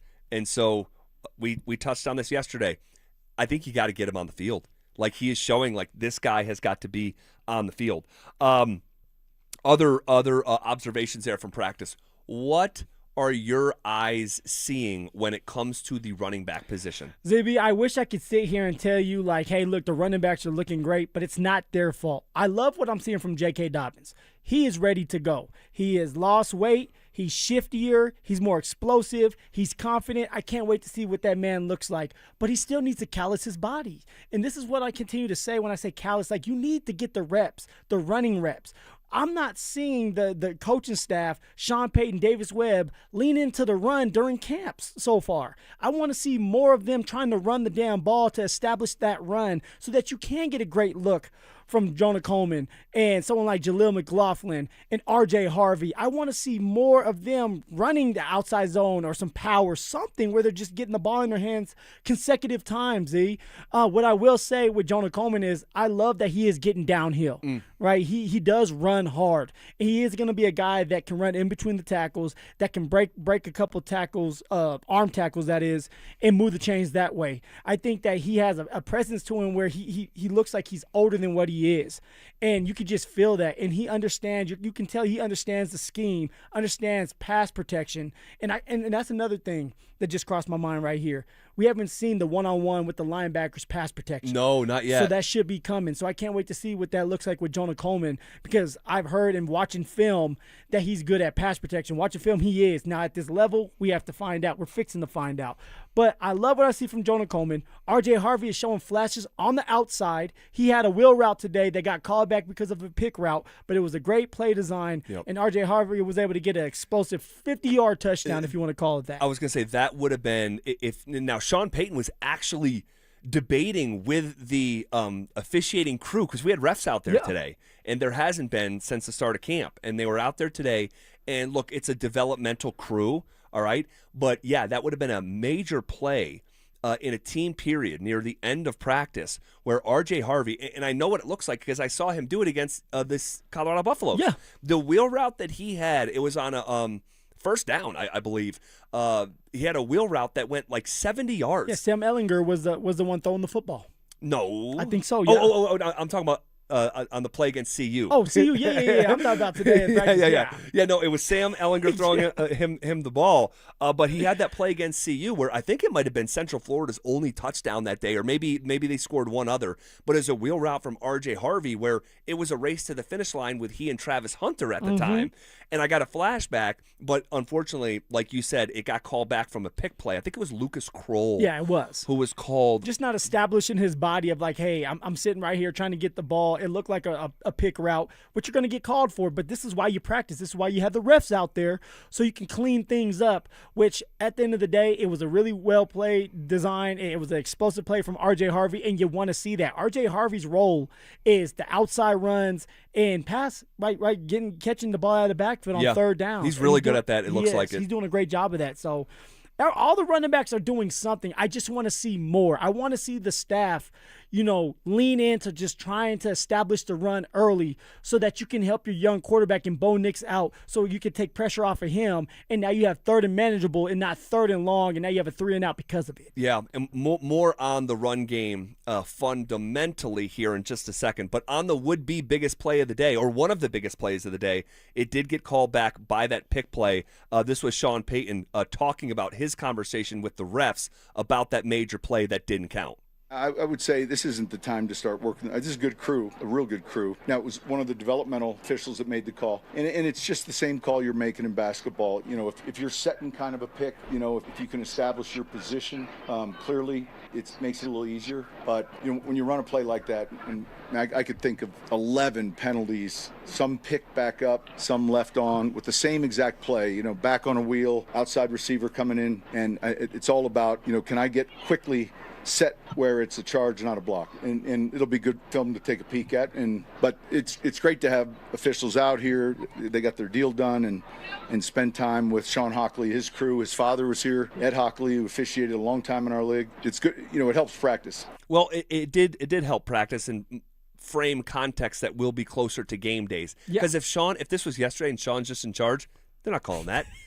Harvey's taking it to the house, and his offense scores. But Sean was a bit flustered with that, with that call in that moment. Well, it's good that Sean's getting on the refs, right? The refs have to get ready for this season too. And what's going to happen, and Sean kind of alluded to in this, is the refs will go back today. Right. They're not just going home. They're going to go back. They're going to watch film with the team. And every penalty that was called, because there was a couple penalties out there that were called, they're going to walk through it with the team and explain why they called that penalty. And Sean may have a couple questions. The quarterbacks may have a couple questions on why it was called that way, so that you guys can get on the same page, or the players can get on the same page, and you can iron out things before the season actually begins. All right, this is KKFN and KKFN HD1 Longmont, Denver, and KARS-FM Laramie.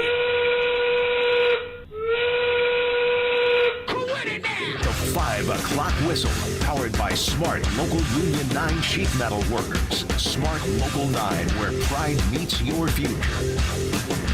We are coming with it, and we are coming for it. It's Zach By and Phillip Lindsay, and we are The Drive, powered by Regen RX. Woo! Put me in the game, ZB. Put me in the game. I'll catch a wheel route. I'll score that touchdown. I'll play the offensive line and get them going so that inside drill looks a lot cleaner for the offense. I'll do that for a ZB. Well, I'll tell you what, man, real quick before we move on from the running backs, someone on the RamosLaw.com text line, Denny in Firestone, says, is Harvey a running back or wide receiver? Because all I hear are good pass plays from him at camp, not rushing.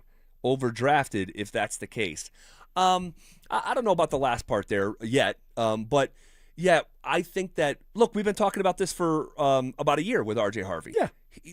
If R.J. Harvey flashed more in the run game, running between the tackles and running inside, you probably, and who knows, but you probably don't draft Jonah Coleman. I think there's a reason that they went and did that. But Harvey is such a weapon. I mean, he's really a unique athlete. He is. And maybe he's the next Joker. I don't know. But if I were to bet on who running back 2 is right now, knowing how quickly the running back position can start historically, I would say Harvey is like weapon X. All right? Just going to throw a label on that. Don't know what it means, but your weapon X.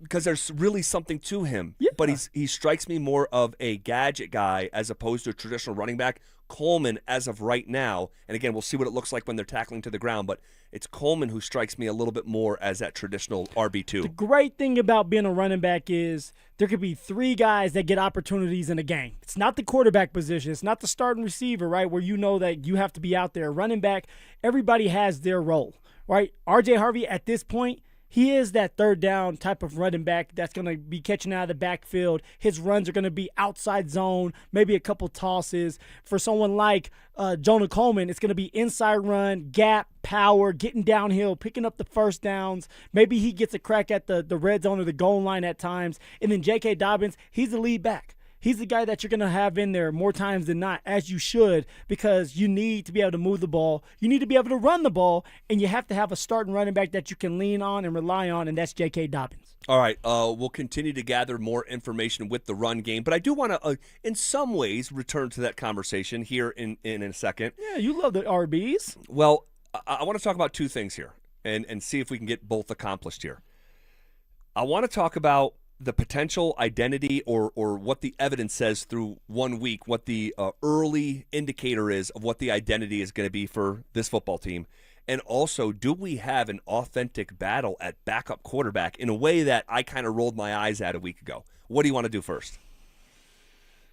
Let's do the identity. Okay. Because I think we're going to have a long talk about the backup quarterback situation. The identity is something that all of us, like we have, I have an identity, you have an identity, the Denver Broncos, they need to have an identity right off the bat when it comes to the offense, the defense. What do you like to do? What do you want to be known for when it gets to the playoffs? Who are you?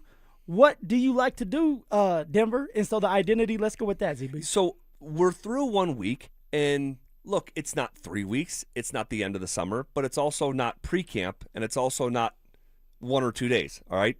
We're in the evidence gathering stage. We'll ultimately, for sure, find out what it looks like as the fall months roll along into the winter. But from what we can gather after 1 week of Broncos training camp, the identity is trending towards what? The identity is trending towards the Denver Broncos passing the hell out the football yet again. Air raid offense. Now, of course, when the season starts, they're going to try to be balanced. They're going to try to get J.K. Dobbins going. But that's not what we're seeing for the past 3 days during pads, right? I'm seeing the quarterback in shotgun way too much and a bunch of throwing going on. And my thing is, usually the first day of pads, you want to establish the physicality, establish the run, and then build off of that into the pass. That hasn't been the case. It's been a lot of throwing and not as much running when you know you want to be more of a running team this year to take pressure off of Bo Nix, to make it more third and manageable so that you're not having a bunch of 3 and outs. And in order to do that this year and start fast, you must run the ball in order to perfect the craft of running the football or running a zone or a gap play or a power. You have to do it in practice, ZB, and we're not seeing that enough. That's what's frustrating me. We see it during inside drill, of course, right? That's just a running drill. We don't see it in team periods. And usually what happens is you're going to have one team period that you dedicate just to the run. You're going to still throw so that you're not one-dimensional, so you're going to do some play action off of it, a couple deep balls, but your focus is running the damn ball, and that's not what's happening with the Denver Broncos. And so I'm scratching my head saying, you guys said you want to be more balanced. You said you guys want to run the football. You said you want to help your young quarterback out in Bo Nix, but yet you're not doing it in practice, and I need to see more of it, CB. Yeah, and here's why I think it carries a little bit more weight than just 1 week of training camp practice. Because much like we talked about with Evan Ingram, and we at some point have to circle back to him, with Evan Ingram, I said, hey, man, this guy needs a good start to the summer, because if you have a slow start to the summer, in some ways it validates what we saw, or rather didn't see, from Evan Ingram a year ago. For years, I've made the analogy, hey, you forget your homework on the first day of 5th grade. If you look at that into a vacuum, it shouldn't be that big of a deal. But if you didn't bring your homework all through 4th grade, what you did on the first day in 5th grade that is validated in some ways. It's going to tell you a lot. And so when we have Bo Nix drafted as a rookie quarterback and have the 6th most passing attempts in the entire NFL as a first-year player, and then by his second year, he is quite literally leading the entire league in passing attempts, all right? And then at the start of this camp in year number 3, we're seeing basically 2 out of every 3 plays called are passing plays. And like you said, and I'll piggyback off of what you said, this time of the year, this first week of training camp is so fundamental. You would think that you're really trying to establish, really for the first time under Sean Payton, like this ground attack that you've talked about wanting to improve. But by their actions, when the plays are actually called, it feels like just about 65% of the play calls out there are passes. Okay, like I just, this is a head coach in Sean Payton, and I'm not breaking news here, who for back-to-back years wrote "run the ball" in all caps with a bunch of exclamation points. And yet he didn't run the ball. And then he didn't even when he's telling his own self. And this is a head coach who I find fascinating and is a great head coach and has forgotten more football than I'll ever know, but used the word tolerant in a sentence about the run game a year ago. Like the disrespect on that one. How tolerant they are to run the ball. Look, he's a former quarterback. His new play caller's a former quarterback from an air raid offense. Texas Tech. And so, I don't know, man. It's just like Z. You gotta get it going no matter what, and don't be surprised, right? If you're Sean and you're David Swift, why isn't the run working? Well, you didn't work on it. Now it's still early in camp. You still have another day tomorrow. Maybe it's going to be a run-heavy day. Maybe the offensive line is ready to go during inside drill, and they get a little bit of push so the running backs can get used to running and get a good feel for it. But there's also other times where you have someone like Jarrett Stidham that's fumbling the ball from the center. Yeah, right? Is that 2 days in a row? That was 2 days in a row, and he had two of those mishaps today. And so that's something that you have to work on. But in order to work on it, you got to keep doing it over and over and over. And guess what? If you run the ball and you're running outside zone and you're having that success and you're getting into a rhythm, then you build on the pass, and it's so much easier to get those deep balls downfield or the play action. And the Denver Broncos want to do it. And I said earlier, another thing that as a running back I don't like as much, and I'm more traditional where I want to be behind the quarterback, not side by side, is you're seeing a lot of shotgun from the Denver Broncos. Yeah. So it's going to be a lot of runs out of shotgun, which if you're balanced, it will work. And you can bring in some pullers. That's going to help out. But it's a lot of passing, a lot of shotgun, even when the Denver Broncos were backed up. At the 4-yard line. Okay, let's talk about this. Go ahead, Z. Be like, at the 4-yard line, Z, they're backed up. In my head as a running back, it's like, okay, they're going to at least run the ball once or twice so that you can kind of give yourself some more space so that you're not 4 yards, and if you get sacked, it's a safety. Maybe you get 3 yards, and now you're sitting there with a little bit more leeway and to do something. Breathing room. That's not what the Denver Broncos did, Z. No, yeah, so check this out. This is one of the final periods from practice. They're literally on their own 4-yard line.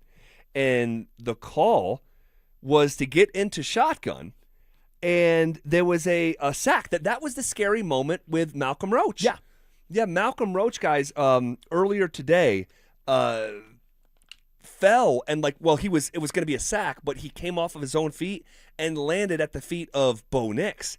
There was a moment that was like everybody gasping for air. Truly. And DJ Jones talked about that moment with Roach after practice. If he's doing what he's supposed to do, he wasn't trying. He wasn't going to tackle Bo, but I mean, it got quiet. It got quiet real quick. Everybody stopped, but he was just doing his job. Yeah. But here's the real. That would have been a safety. So you're on your 4-yard line. You run shotgun. Malcolm Roach has a sack, almost actually hurts the quarterback as he fell around his ankles, and then they gave him another opportunity, and it was a toss as they're backed up to J.K. Dobbins, which was think about that. Completely swallowed up. Think about it. Like, you're, as a running back, right, like you go under center, so the quarterback's under center. That means the running back is 7 yards behind you. That means the running back is in his own end zone, 10 feet down in his own end zone. You do a toss play. Which means that it forces you to go further back to get the ball. One, toss plays are dangerous because you got to catch the football. Right. If you don't catch the football, it's a live football, and if they land on it in the end zone, that's 6 points. All right, it's not just a loss of downs. Then you got to get going. I never understood people that said, let's toss a football when you're in your own end zone. It doesn't make sense, Z. Well, that was the play call, and it got blown up. The play was dead on arrival. I'll call the plays. And then it was 3rd down, all right, 3rd down. And even though they're letting him play it out because it would have been a safety. And so now, so it went from a safety with Roach in that scary moment falling by Bo Nix's feet. Then it was a toss to J.K. that was completely swallowed up. But they let him have another opportunity, a 3rd and 12, and it was Malcolm Roach sacking Bo Nix again with pressure coming from Ini Awazarike as well. So not great. You know what I mean? And again, we are not here saying that like the offense had some good moments there was today. flashes. But in that sequence, to finish practice, it speaks back to what is the identity of the team. You're on the 4-yard line, and you're in shotgun, and you're getting sacked for safeties. And it's one of these things where if I had to guess with the information that I have right now, and I always reserve the right to change my mind with more information, but the Broncos are probably once again going to be a very pass-heavy team with Bo Nix amongst league leaders in pass attempts the way that it's been for 2 years. Is that the recipe for success, though? Do you believe you can win a Super Bowl by just throwing the football and running it just enough, right? Like, so this is what it's telling me. We're going to run it just to run it, just so that it tries to keep a defense honest, but we truly don't believe in it. As a running back, you feel some type of way about that. As a running back, you feel disrespected because it's like, damn, I'm just out there. You pretty much don't care what type of run play you run. You're just going to do it, right? Shermer did that to me a couple times where it's like, Phil, I'm going to give you a dive. That's not helping me out, and it's not helping the team out. Why not be creative? Why not get some pullers in front of me? With my speed, my explosiveness, I may be able to take this to the house if you truly believe I can do that. That's why I worry about with Davis Webb and Sean. It's like, are you running it just to run it? Or is there a purpose? Is there a reason why you're going to run this play on this certain down? Yeah, again, we'll keep gathering evidence here. But yeah, in some ways, and I'm spinning kind of what you just said into a different phrase, you turned to me during practice and said, it feels like they're running it just enough to keep throwing it. And it does often feel like that. Now, first week of training camp, we'll see what it looks like. We'll continue gathering this evidence, and we'll react accordingly, as the importance and weight of things starts to get cranked up a little bit. Okay. The backup quarterback battle. Man, this is really tricky because a week ago, I was kind of rolling my eyes that there was going to be a backup quarterback battle. Like, Sean Payton loves Jarrett Stidham. The first thing he did as head coach of the Broncos was to give Jarrett Stidham $10 million when he had played in 4 total NFL games. Gave him the bag. This is, Sean Payton, who benched Russell Wilson and said he was looking for a spark and started Jarrett Stidham. This is someone in Sean Payton, when Bo got hurt a year ago, said, watch out. This is also someone when Bo Nix was drafted, he was in a competition, allegedly, with Jarrett Stidham. And so I'm like looking at the dynamic. I'm like, I don't know.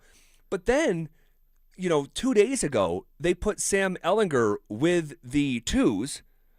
And then today he was with the 2s. And Jarrett Stidham, literally taking the reps with the 3s. So going from starting in the AFC Championship game, watch out, to leading the 3s and guys who will not make the football team.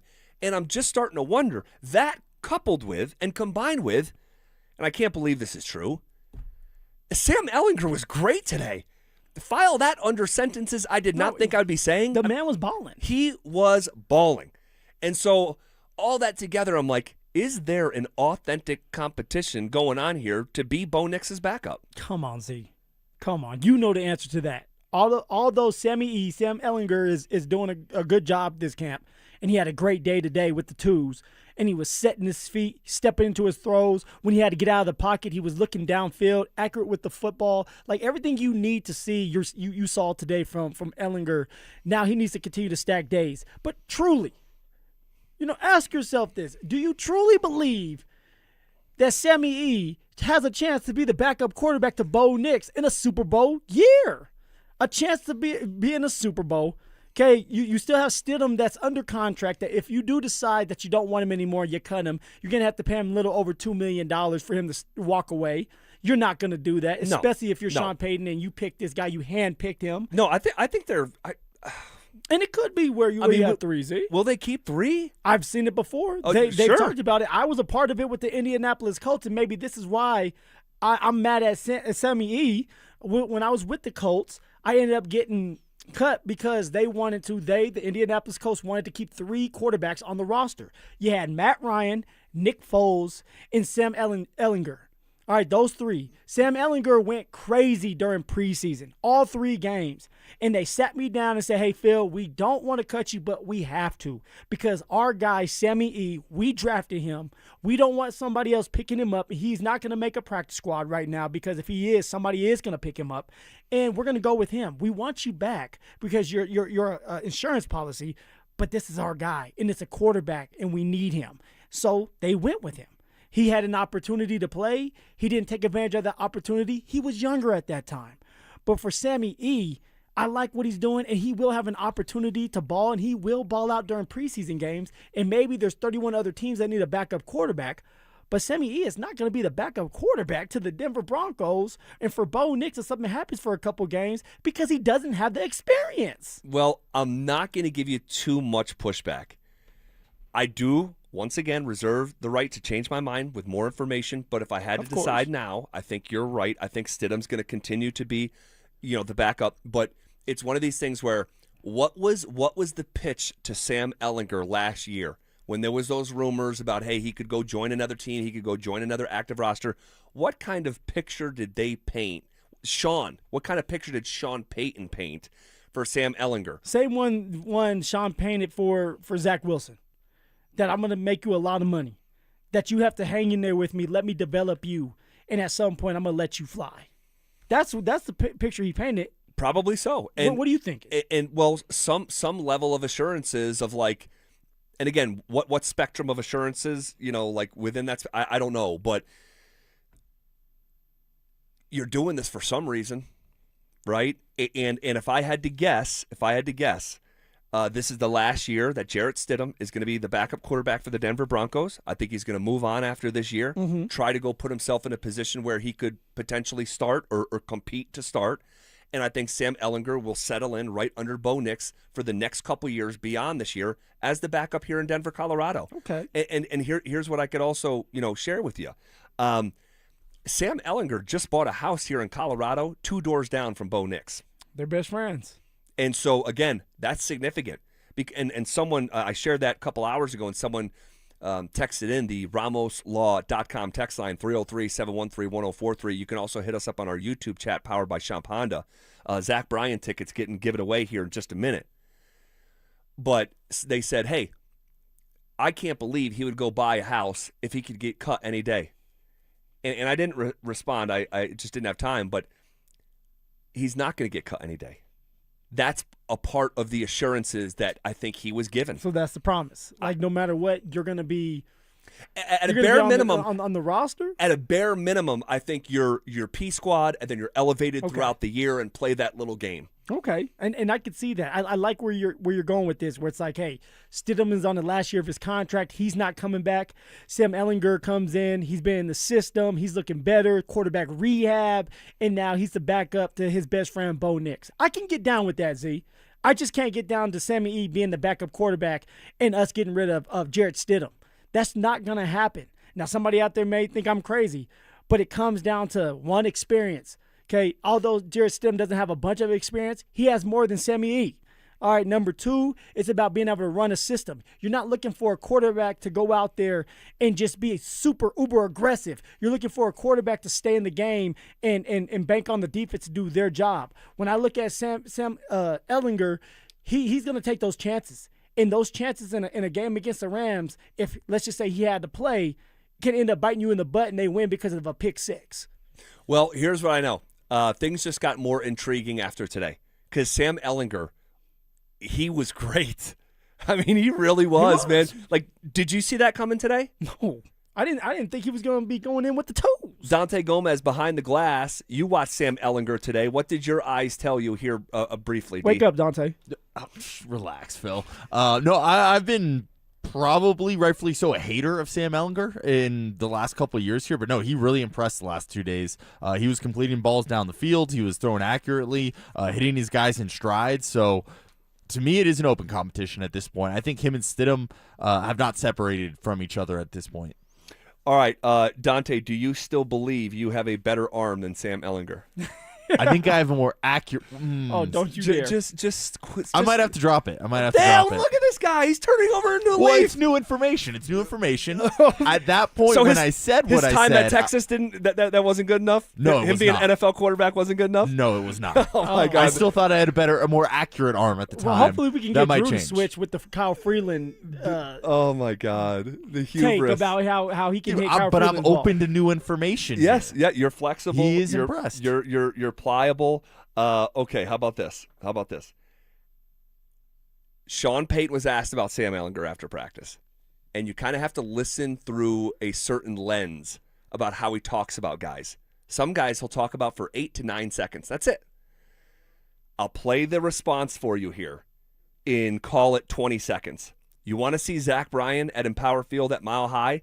The show is Thursday night, August 13th. We've got your tickets, a pair of them. You and someone you like enough to bring along. One of the biggest names in music under the bright lights in Denver, Colorado. It doesn't get much better. Be caller number 4 right now at 303-713-1043. That's 303-713-1043. Caller 4 gets a pair of tickets to Zach Bryan at Empower Field at Mile High Thursday, August 13th from your friends at Denver Sports 104.3 The Fan. Sean Payton asked about Sam Ehlinger after practice. This is what he said about his backup quarterback. His comfort level with what we're doing offensively. The spaghetti sauce is the other stuff that's one of his superpowers that, he gets in and out of some plays maybe. He can move. I like how he's looked, and you don't get to appreciate a quarterback like him until you're out there and everyone's on the sideline and then the ball moves. Sometimes it's harder to appreciate that when you're scripting plays, but, he's got a great pedigree. I know he likes it here, and I think he's done a lot of good things. I mean, I just saw him in college win a lot of games, beat Georgia and New Orleans. Yeah, he's fitting right in. He's fitting right in. And the game he's talking about, the Texas Longhorns knocking off the Georgia Bulldogs in New Orleans, is where we get this soundbite. We're back! So it comes full circle here on the drive. All right, we are going to take a little small break. When we come back, I was attacked on social media on Saturday night. Okay, very unfairly and from behind, okay, from someone I thought was a friend, all right, and we are going to debate the merits of this brutal and relentless attack coming up next. If Davis Webb and the Broncos offense is the top storyline of the season, then close behind is this defense forcing more turnovers than they did last year, and the impact it will have on this defense, on this offense, and on this overall team if they're able to, law of averages, improve on the measly 14 turnovers that they forced last year, and what it would look like if they improve by 10, 12, never mind if they doubled it and got upwards of 28 or 30, which is where the league leaders actually live. Denver Sports 104.3 The Fan. Men, erectile dysfunction can affect much more than just your sex life. It can create stress in relationships, leading to feelings of anxiety or embarrassment, and impact your overall confidence and well-being. This is Jeff for the Rocky Mountain Men's Clinic, and we specialize in treating men's sexual health issues to help men find solutions that fit their individual needs. ED is a frustrating condition, and many men suffer for years without seeking treatment. But the good news is that if you're like most men, we have the answer. Our licensed medical providers will evaluate your specific medical situation and recommend a plan designed for you. And these advanced medical therapies work, with treatments having success rates of well over 90%, which means you and the one you love can have great sex again without the fear and worry of ED. You can even last up to an hour or more, and you may just find you're performing like you haven't in years. So call us. Your initial visit is just $99 and includes blood work, a medical consult, and if medically advised, a test dose. And if that test dose doesn't work in the office, your visit is free. Call 720-440-7900 or go to RockyMountainMen'sClinic.com. Hey Denver, Zach here. Need foundation repair, waterproofing, crawl space repair, egress windows, or concrete work? Trust Homestrong to get it done. They can even turn your crawl space into a finished basement in weeks. Visit BuildHomestrong.com. You'll never go wrong with Homestrong. You missed it? No worries. Santiago's is giving you a second chance to grab a free unfinished business training camp t-shirt. Head to eatatsantiagos.com to find out which select Santiago's locations will be handing out 50 additional teas on the house while supplies last. But just like a good Santiago's breakfast burrito, they won't last long. Locations, dates, and times are all at eatatsantiagos.com. Fresh burritos and free gear? That's a win-win. Santiago's. Faithfully authentic.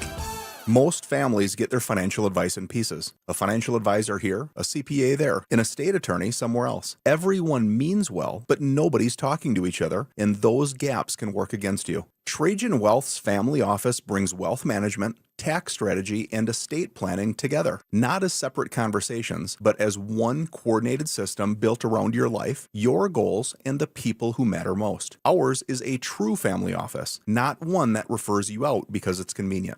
This kind of dedicated collaboration used to require a 7-figure net worth, but here's the game changer. Trajan kicked that door open. Trajan advisors are fiduciaries, always obligated, always honored to act in your best interest. Unlock your Trajan family office at TrajanWealth.com or call 1-855-TRAJAN-1. That's 1-855-TRAJAN-1. Advisory services through Trajan Wealth, LLC, an SEC registered investment advisor. Other services through Trajan Estate and Trajan Tax. When Vantage walks your property for a threat zone analysis, they don't send a salesman. They send a security pro with years of experience designing and installing these systems. The same pro who walks your property, designs your system, installs your cameras, and picks up the phone 3 years later when you need them. Same team, start to finish. That's the Vantage standard. Invest in real security for your home. Call Vantage at 720-366-7759 or visit VSSIColorado.com today. The two most exciting words in barbecue: free brisket. Dan Jacobs with 303 Law 4040. And yes, I'm excited to announce the return of free brisket to the best free meal in Denver. Thanks to the generosity of a listener, Barbecue Bob Kunkel, who donated thousands of dollars of free brisket. It will be on the menu for our free meal on Thursday, August 20th from 4 to 6 p.m. at E Hills Church at Smoky Hill and Arapahoe Road. You aren't going to want to miss this delicious smoked brisket meal. It's my special recipe with a secret that infuses the meat with a ton of flavor. Want some? It's easy. Just come to Smoky Hill and Arapahoe Road between 4 to 6 p.m. on Thursday, August 20th. You just pull up and pop the trunk. We put the free groceries in your trunk and pass that delicious brisket through the window. No questions asked. If you need any more details, feel free to call us at 303-LAW-4040. That's 303-LAW-4040. Hey, what's up, guys? It's Zach here. Here's what I love about my guys at Natural Tree Care and Recycling. 3 years, and they've never let me down. Not once. Aaron, the owner, is a Colorado native. They're locally owned, and he treats your property like it's his own. They've protected my trees throughout this drought. They've kept everything looking beautiful. No job too big or too small. So if you want someone you can actually trust with your trees, go to naturaltreerecycle.com. That's naturaltreerecycle.com, or call them at 303-803-3850 and tell them Zach sent you. Hi, Dan Cicchini, Done Right Home Improvements. For an 8% scheduling incentive and a special financing rate of 0% APR with 72 equal monthly payments, go to drhi.com. Kitchens, baths, counters, and floors. Finished basements, windows, and doors. You have our word, we'll treat you right at Done Right. My father started Williams Jewelers in 1947 as a humble little neighborhood jewelry shop, and I opened our Cherry Creek North store in 1973. I'm Bruce Williams. And I'm Michelle Williams. I literally grew up here in the jewelry business, grading diamonds and gemstones and designing custom jewelry for families just like yours. Here at Williams Jewelers, you'll find our curated collections, including Hearts on Fire, Liga Bahar, Sloan Street, Mastaloni pearls, and dozens more. And a diamond and bridal department with the latest engagement ring styles and wedding bands from Tacori, A. Jaffe, and Gabriel & Company. Add to that Tag Heuer sporting watches and pre-owned Rolex timepieces, all at the guaranteed best prices in Colorado. At Williams Jewelers, we're proudly old school Cherry Creek North, where people and sweet puppies are always welcome. And where you'll always be treated just like our father would. Like family. Williams Jewelers, we can make diamonds a part of your life. The official jeweler of the Colorado Avalanche. This segment on The Fan is brought to you by Homestrong, Colorado's foundation repair and concrete experts. It's Training Camp 2026, Unfinished Business.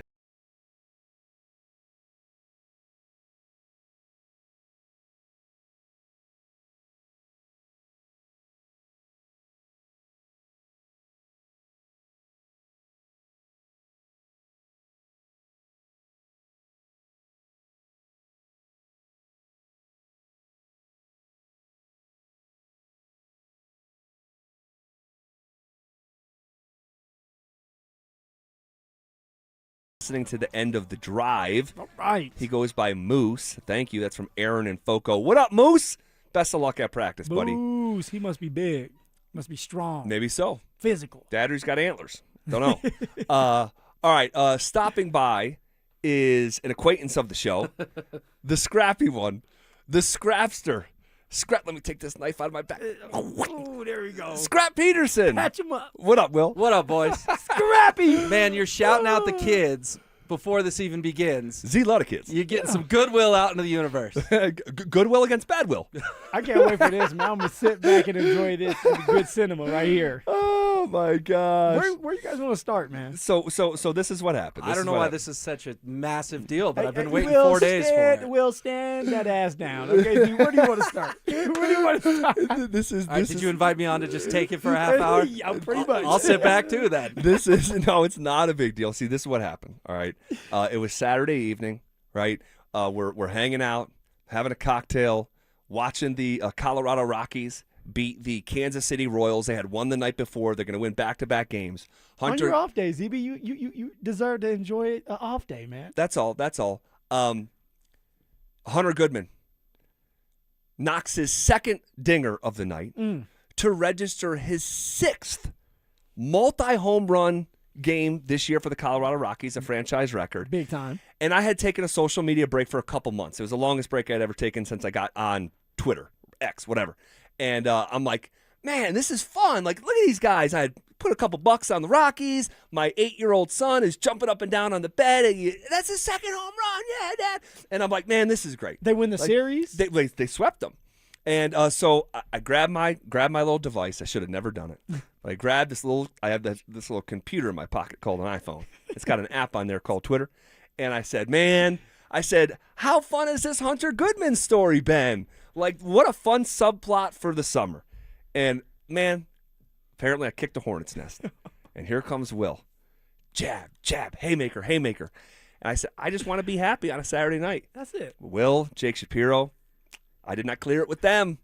And so I was unable to enjoy that moment. You did clear it with Will jumped in. No, kidding aside, obviously, I'm framing this the most dramatic way possible. You walk down the alley by yourself, Z. Yes. What do you expect? Oh, I'm like, man, you got a pretty good life if I can ruin your Saturday night with a couple tweets. Well, so go. Kidding aside, go ahead and voice your criticism. Yeah, so I came back to you with something sarcastic about being competent and competitive.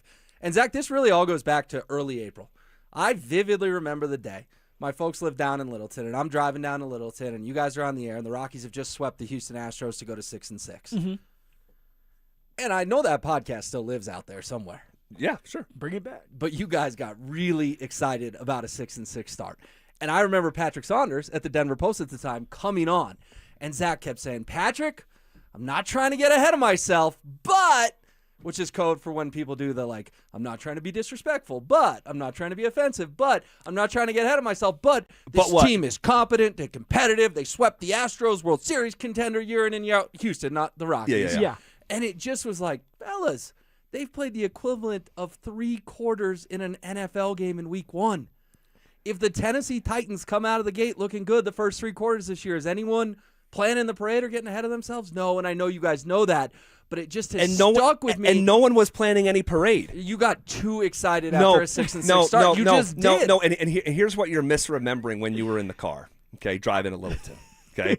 We did not have a single Rockies conversation without throwing a disclaimer on every single conversation, every single one of them. Yeah. I would say stuff like this. No one's saying the Rockies are going to be a playoff team this year, but I literally remember like saying this exact verbiage. I am picking up the option to be hopeful and picking up the option to be happy in this moment. This has been an incompetent franchise. They were coming from the lowest place they have ever been. And here's the summary, all right? Because you went on to say that we were talking playoffs, and that wasn't true.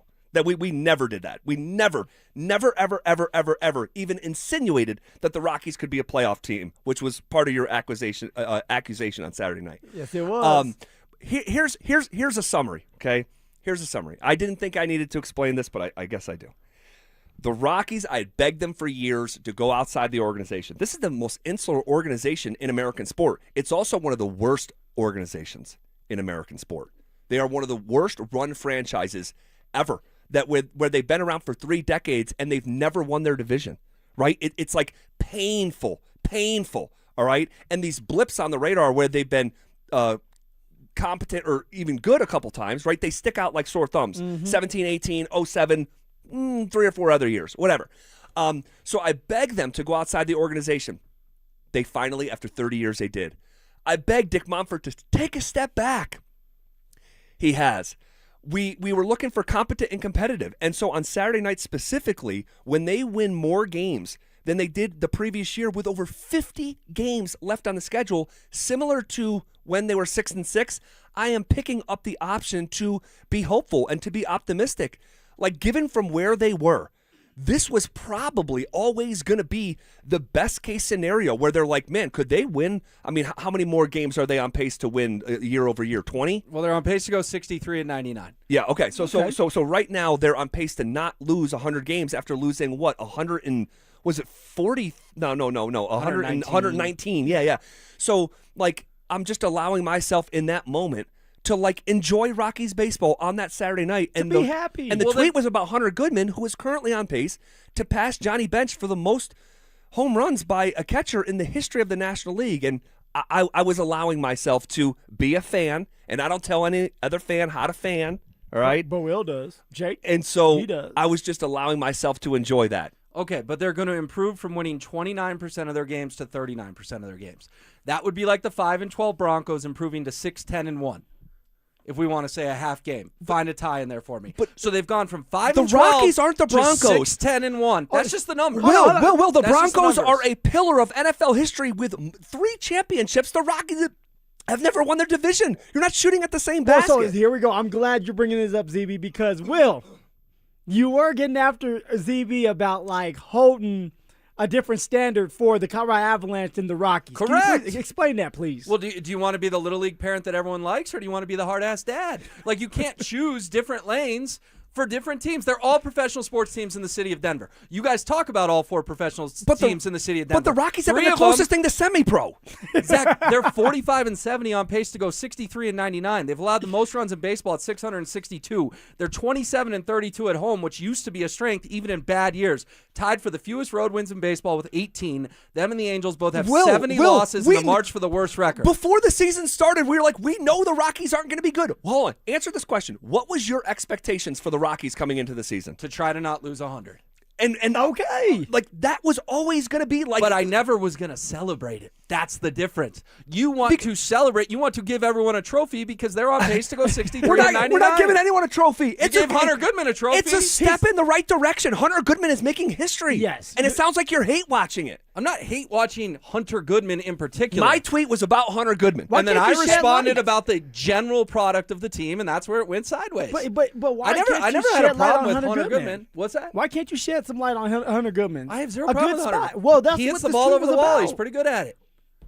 But yet then you attack the Rockies when Z's talking about Hunter Goodman. Did you listen to the facts I just hit you with? They're a bad baseball team. Let's continue to treat them like a bad baseball team. So it's now an individual sport. No, we're framing baseball's now an individual sport. We're just happy for Hunter Goodman. Well, hold on. Baseball is a solo performance within a concert. So in a certain degree, like we were able to celebrate Ohtani despite being on the Angels. We were able to see guys win MVPs despite being on teams that don't go to the postseason. That's just baseball. You remember when Matt Duchene scored his 30th goal and had an absurd celebration and Patrick Waugh called his ass out on it? I got it. The Avs are not the Rockies. The Rockies are, you can make an argument, the worst organization in sports. So when they take a quantum leap forward from the lowest depths in the history of the franchise, and this was the best case scenario that we were hoping for, and we see it, I'm just not going to piss all over it. I'm just not.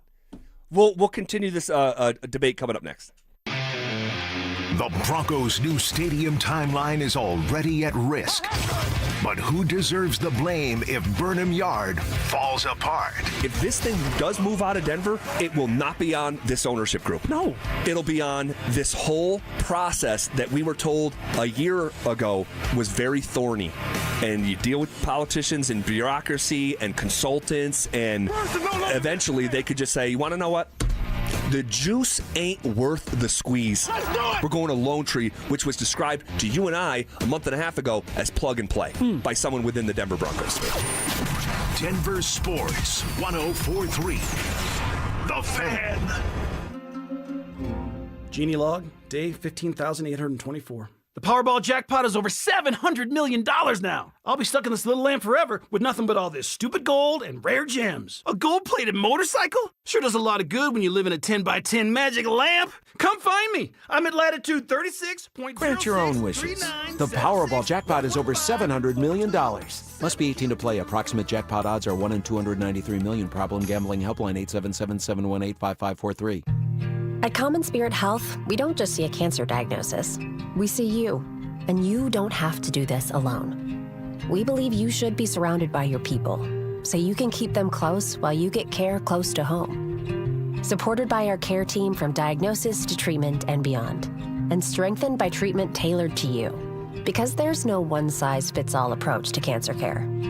Find cancer care with human kindness close to you at mountain.commonspirit.org. Summer is a time to feel and look your best, but I'm not talking about your tan or abs. Guys, I'm talking about your hair. Restore that bald spot, reverse your receding hairline, or add volume to decades of thinning during Advanced Hair's once-yearly summer savings event. Advanced Hair's simple one-day treatment begins to regrow your own natural hair the very next day, and it can even grow for life. Did I mention Advanced Hair even guarantees your new hair will grow? Take advantage of your flexible summer calendar and get the most hair for your dollar during Advanced Hair's best offer ever. The summer sales event is on for a limited time, so schedule your free consultation and get the details today. 720-459-HAIR. One-day treatment, life-changing results with Advanced Hair. Your new hair is guaranteed to grow. Check out the incredible before and afters and get your savings details while still available. That's 720-459-HAIR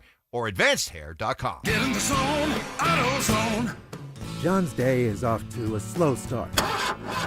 So he heads to AutoZone, where he can get a battery for under $100. Lonnie, a local AutoZoner, tests his battery for free. Looks like he just needs a charge, and Lonnie does that for free too. In no time at all, John is back on the road, ready to finish the day strong. Free battery testing and charging at every store. No hassles, just help. Get in the zone, AutoZone. Restrictions apply.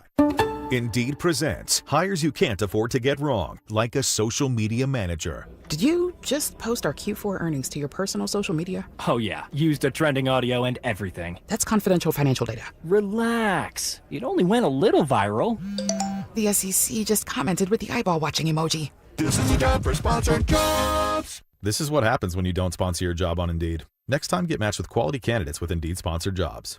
Visit Indeed.com/hire now and sponsor your job today. Hey, what's up, guys? It's Zach here. On behalf of my friends at American Financing, what if next month looked different? What if instead of robbing Peter to pay Paul, you had one clear payment and money left over for the things that actually matter? If you're a homeowner, that's not a fantasy. American Financing is making it happen. They're not going to judge you. They're here to help you. Everything is more expensive right now, and you're spending more on the basics than ever before. American Financing's salary-based mortgage consultants will give your paycheck a raise by lowering your debt obligations. Their average customer savings is $800 a month, and you may delay 2 mortgage payments, and you may close in as fast as 10 days. Guys, there's no upfront fees. There's no obligation. We all want to live without stress. Your home's equity could help you do this. So call them at 303-695-7000. That's 303-695-7000, or visit them online at AmericanFinancing.net. NMLS 182334, NMLSConsumerAccess.org. Rob Dino here at BeatTheDA.com. I've handled over 7,000 cases, 300 trials. Let's face it, divorce is really impactful. You may have a controlling spouse. You may have a violent spouse. You may have been a victim of a domestic violence. You may be wrongfully accused of domestic violence. This all affects parenting rights. And let's face it, the kids are the most important. These are the things that need to be handled. They need to be handled appropriately by someone that's going to protect your kids and protect your rights. Hit me up at BeatTheDA.com, 720-706-5151.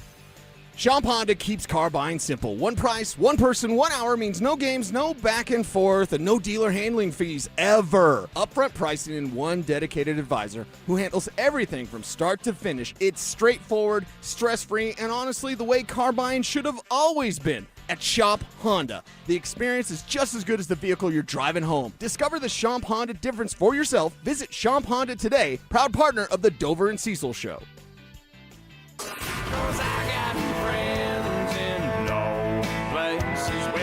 Brooks is coming to Denver.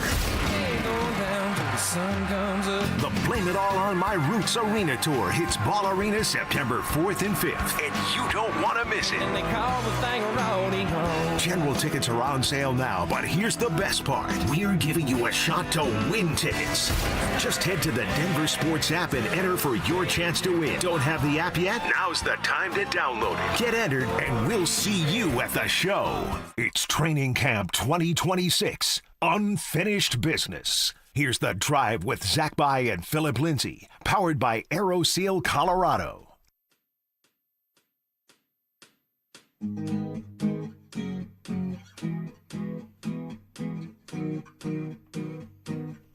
All right, just to finish up. Come on, Will. Sing with us. Will's not in a singing mood. You get too happy when you sing. You get too happy. Will's like, why would I want to do that? I don't like being happy. I don't like smiling. Gosh. Will, do you have a leftover point? Yeah, the Rockies are the worst team in the National League. They're 15 and a half games out of the last wild card spot in early August, and that's with 6 teams making it. So hold on, just so I have this correct. Your hope for the Rockies at the start of the year is exactly what we're seeing, and then we're here, and you're emphasizing everything that could possibly be emphasized negatively. But that doesn't mean I put my party hat on and celebrate. I think that's where we differ. Who's putting their party hat on? You just said you were partying on Saturday night because Hunter Goodman hit a second home run. Will, I'm partying on Saturday night because it's Saturday night. Not because what you, the Rockies told do or don't do. a fun story about your son jumping up and down. Yeah, we were having fun. And you're like, I got this app on my phone that I never use, but I'm going to spread some positivity. Yeah, out that's the all. universe. You don't want the kids happy, too? The kids are happy that daddy's home, that you're watching a baseball game? Will hates the kids. No, you hate the kids. This might be the best season in the kids' history. I mean, that's the thing. Owen's 8, right? He doesn't remember the season when he was 1 year old. He does not. No. He does not. Man. I was just having some fun. Here's what bothered me. Here's what bothered me. Oh. The Rockies were having fun. Everyone at Coors was having fun. Mm-hmm. I was having some fun. I was having fun with it, pointing out a fun summer subplot. And I thought your energy was very negative in this situation where in that moment it was like, why are we doing this? And Jake Shapiro too, tweeting me, doing the advanced stats. Hunter Goodman's not actually impressive at all, according to Jake's numbers he cooked up in the lab. Come on, Jake. He said cooked up in the lab. And so look, this was always good. Here's the bottom line. You're talking about how bad they are. Here's where we differ. I'm here for the climb. I'm here for the climb. You're on that ground floor. Yeah. You want to take the selfie at the summit, but there's no portal in Major League Baseball. We are seeing tangible improvements, are we not? We are, but I'll tell you, I've already climbed with this team once, and they've ripped my heart out.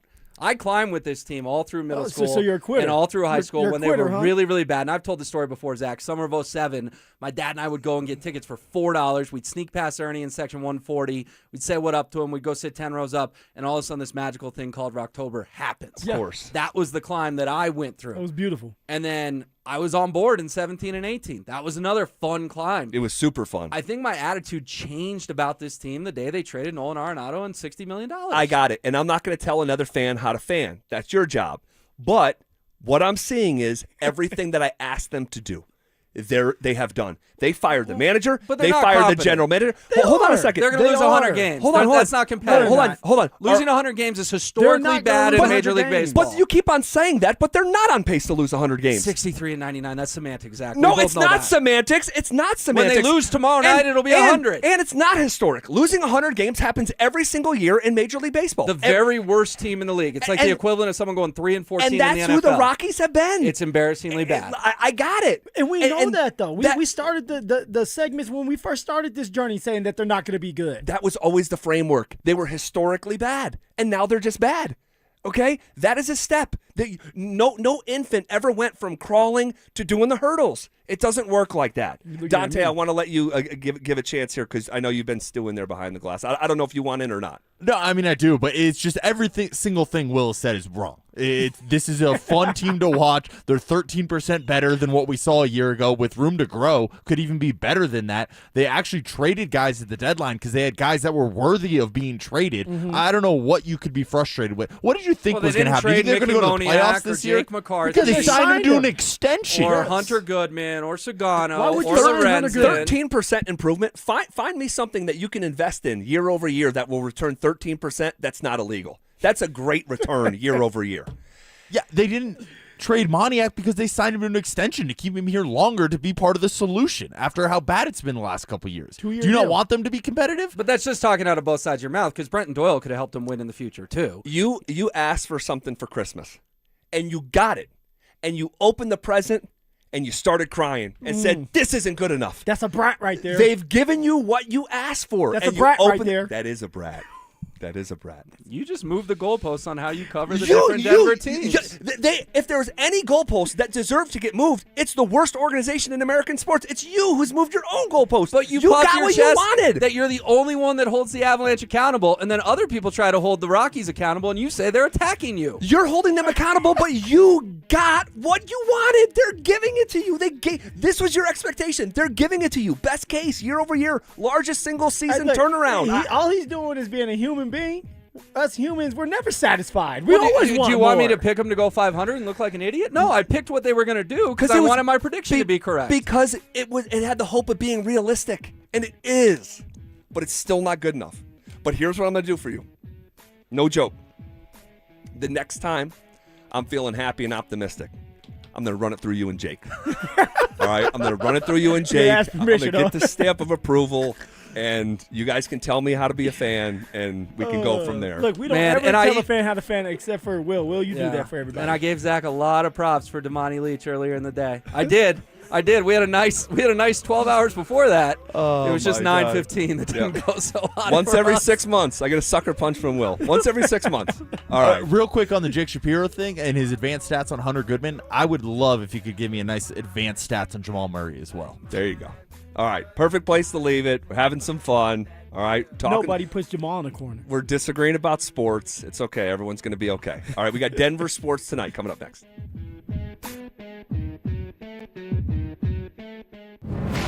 It's Training Camp 2026 Unfinished Business.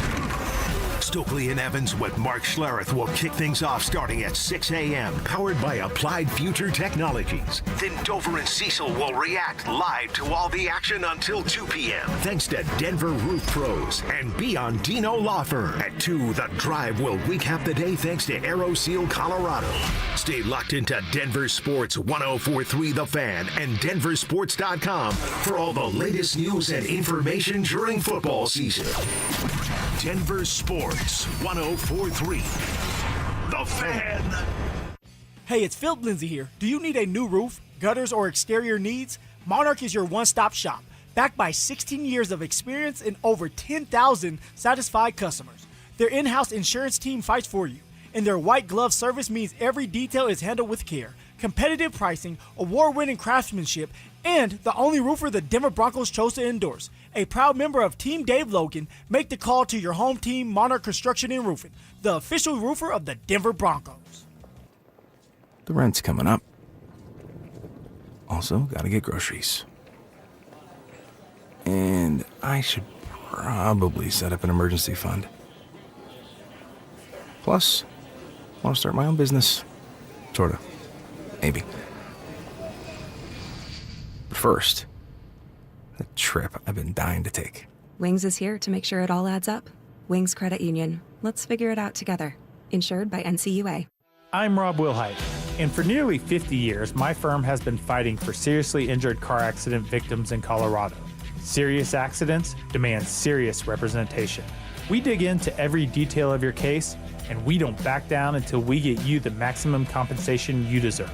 If you or someone you love has been seriously injured in a car accident, Call the Wilhite Law Firm today at 303-GOOD-LAW or visit WilhiteWins.com. That's 303-GOOD-LAW or visit WilhiteWins.com. Men, if your energy is down, your workouts aren't producing results, you're gaining stubborn weight, losing muscle, sleeping poorly, or just not feeling like yourself anymore, it may be more than just aging. This is Jeff for the Rocky Mountain Men's Clinic. Our low T and body composition treatments are designed to help men regain energy, improve focus, sleep better, build lean muscle, reduce unwanted fat, and restore confidence both in and out of the gym. At the Rocky Mountain Men's Clinic, we specialize in helping men optimize their health, performance, and vitality. Using personalized medical treatments tailored to your health and goals, many men begin noticing improvements in energy, mental clarity, recovery, motivation, libido, and overall body composition within just a few weeks. Your initial visit is just $99 and includes blood work, PSA and T-test, and a medical consult. And if you start on treatment the day of your appointment, your visit is free. Call 720-440-7900 or go to RockyMountainMen'sClinic.com. We have 5 offices across the Front Range to serve you. Featured therapies are compounded and have not been evaluated nor approved by the FDA. Provider prescription required. See website for details. Gebhardt BMW, your trusted family dealership since 1975 in Boulder, has a championship-level lineup ready for you to test drive and take home today. They currently have specials on both the BMW X3 and X5 models. The BMW X3 model is a luxury compact SUV that offers balanced handling and a powertrain variety. The BMW X5 model is a high-performance powerhouse luxury model that offers you a thrilling driving experience. They also have a great pre-owned BMW lineup as well. Schedule your test drive today. Go to GebhardtBMW.com. Gebhardt BMW, your trusted family dealership since 1975. Veterans and active duty service members. When your call to service ends, your mission doesn't have to. Go from GI to IT in just a few months at My Computer Career. Prepare for a high-demand career in cybersecurity, protecting people, systems, and institutions from real cyber threats. Cyber warriors are needed now. Will you answer the call? Go to mycomputercareer.edu/CWP to learn more. That's mycomputercareer.edu/CWP, an elite CompTIA certification partner. VA education benefits are available to those who qualify. You're still glowing, flirting, grooving. You've still got it. But your immune system weakens as you age, making it harder to fight illnesses like pneumococcal pneumonia and RSV. Vaccines are a key part of any health routine and can help protect you from getting really sick. Ask your doctor or pharmacist which vaccines you need. See more at PfizerForAll.com. Sponsored by Pfizer.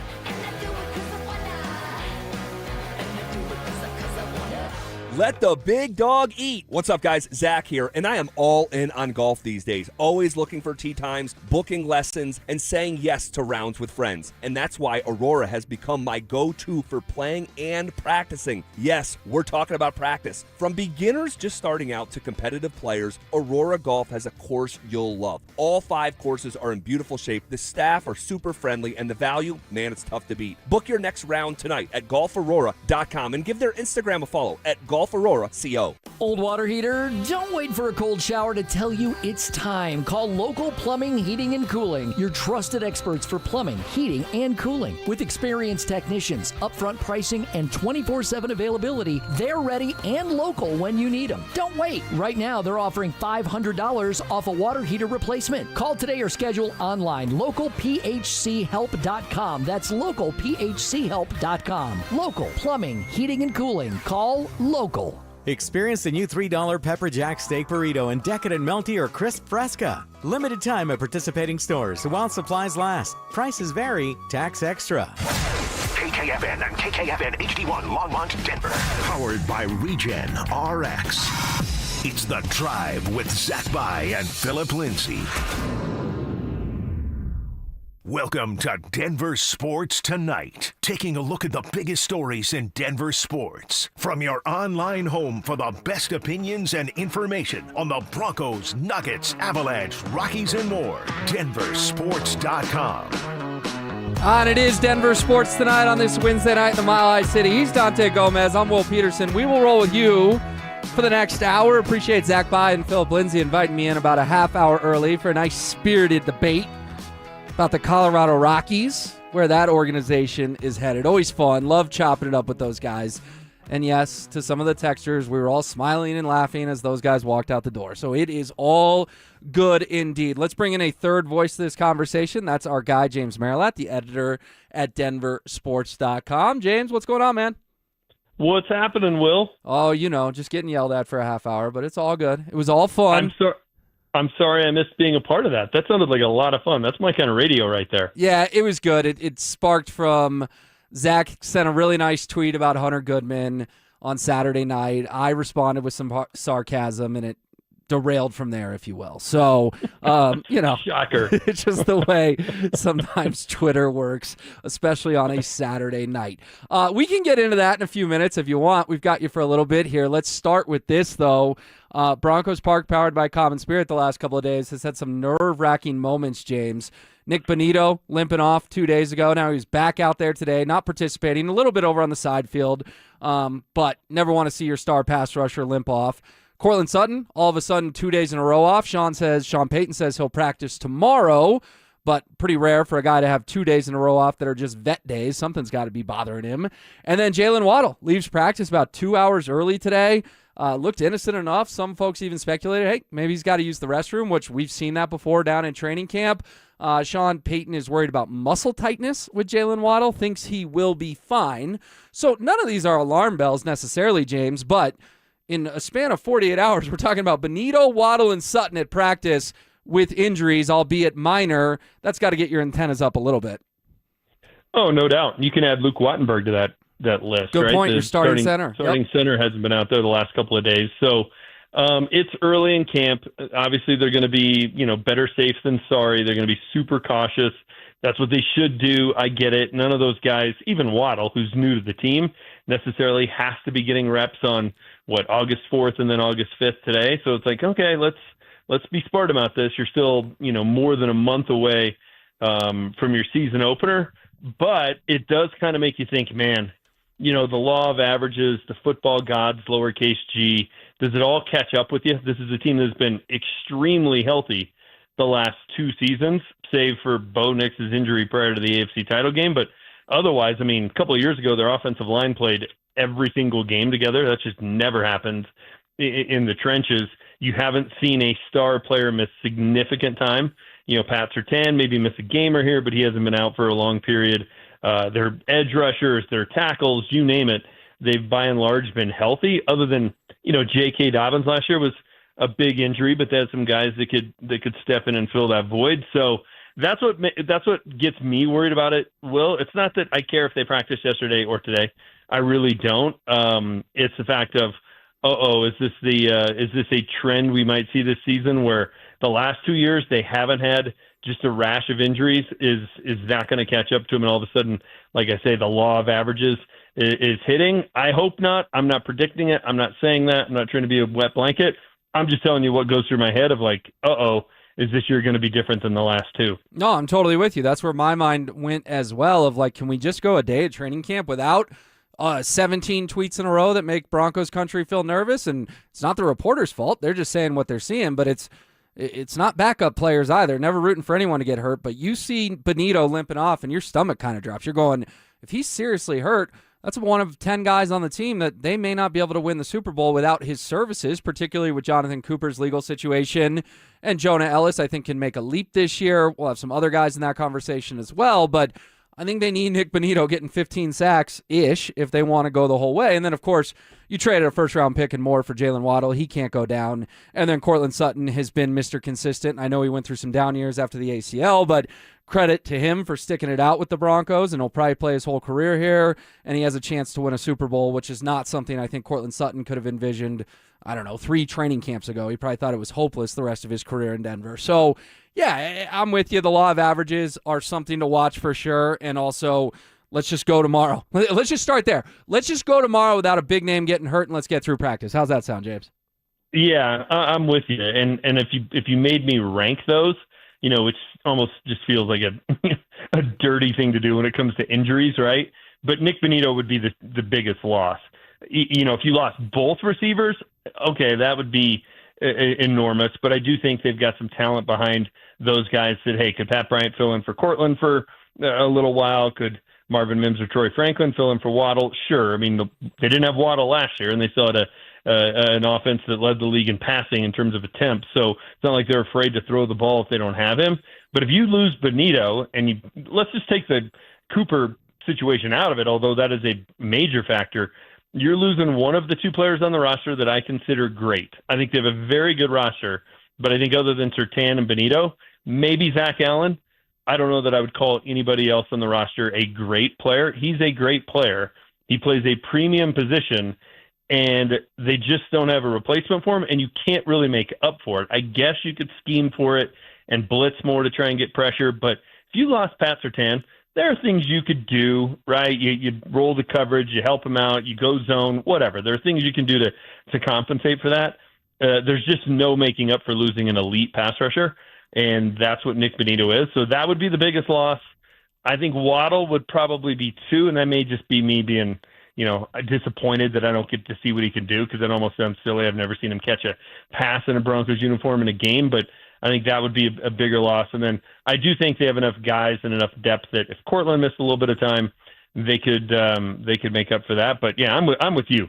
I feel like I'm working at, on the factory shop floor, and we've got the sign of days without an incident, and it just keeps being 0. Like, let's just make tomorrow number 1, and then the next day is 2, and let's string together some days here without a scary injury. I don't know that we can call any of them significant, but the players are significant. So let's go a day or 2 or 3 here without an injury and get this thing back on track. Well, not to mention at the very end of practice, Bo Nix got rolled up on by Malcolm Roach. Now, it was totally an accident.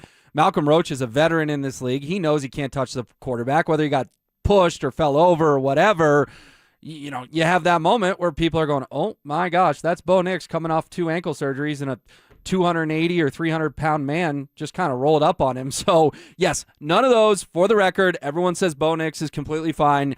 I think a lot of people will feel better when they see him tomorrow morning at Broncos Park, powered by Common Spirit. But, yeah, that's the one. You power rank, and I agree with your rankings, Benito, Waddle, and Sutton. Well, I don't even want to go into where Bo would be on that, so we're just knocking on all the wood that he's okay, appears to be okay, got up just fine, but you never want to see your QB get rolled up on. Hey, James, I know you got a lot of thoughts on the updated master plan renderings for Burnham Yard that the Broncos released. Let's get to that the next question, but one more football one for you here. Feels like the defense has dominated the last couple of days after the offense got out to a quick start, which we've done this for a long time. I remember when they traded for Russell Wilson, I went down there going, I can't wait to Russ to ball out and this to look like the Peyton Manning Broncos, and it just never happened. Now, we don't have to get into that. It was definitely more Nathaniel Hackett. He was a bozo. He was in over his head. But Russell Wilson didn't necessarily dazzle. Even you, a Russell Wilson supporter, were kind of pointing that out at training camp. What do you make of the defense finally getting on track the last couple of days after a fast start by the offense, something we haven't seen in training camps in a long time? Yeah, I mean, it's a little bit flip-flop because usually the defense is good right out of the gate and the offense takes some time to catch up, but it's been the opposite.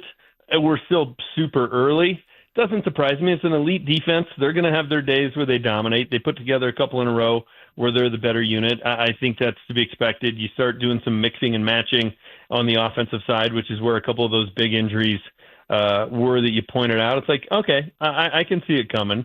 But if this continues and it's not, hey, over the course of a week, over the course of 2 weeks, it's about 50-50. It's 2 for the defense, 3 for the offense, 2 for the defense, kind of evens out as you go.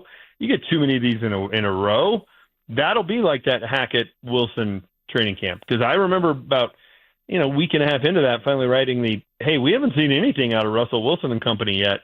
And then, the state-sponsored media guys getting on me of like, what are you watching? I'm like, every practice, and they're not doing anything. And then lo and behold, we all saw how it turned out. The other thing that reminded me of it, you remember back to that Russell Wilson, Nathaniel Hackett training camp, the defense just chirping the offense. And it was Justin Simmons and company just getting in their ear all the time, and Russ having to try to circle the wagons, get everybody fired up, and it just didn't work. It's like, man, they just are getting punked by their own defense. It wasn't that bad, but the chirping's a little bit. I want to see how this offense responds. A little bit like when the Niners came in here a few years ago and just dominated the Broncos when they had the practices together. How do the Broncos respond? I think that's going to be crucial. This offense has to be able to deal with some adversity, overcome some adversity, and deal with some good defenses that they'll see along the way. So I think the next couple of days will be telling.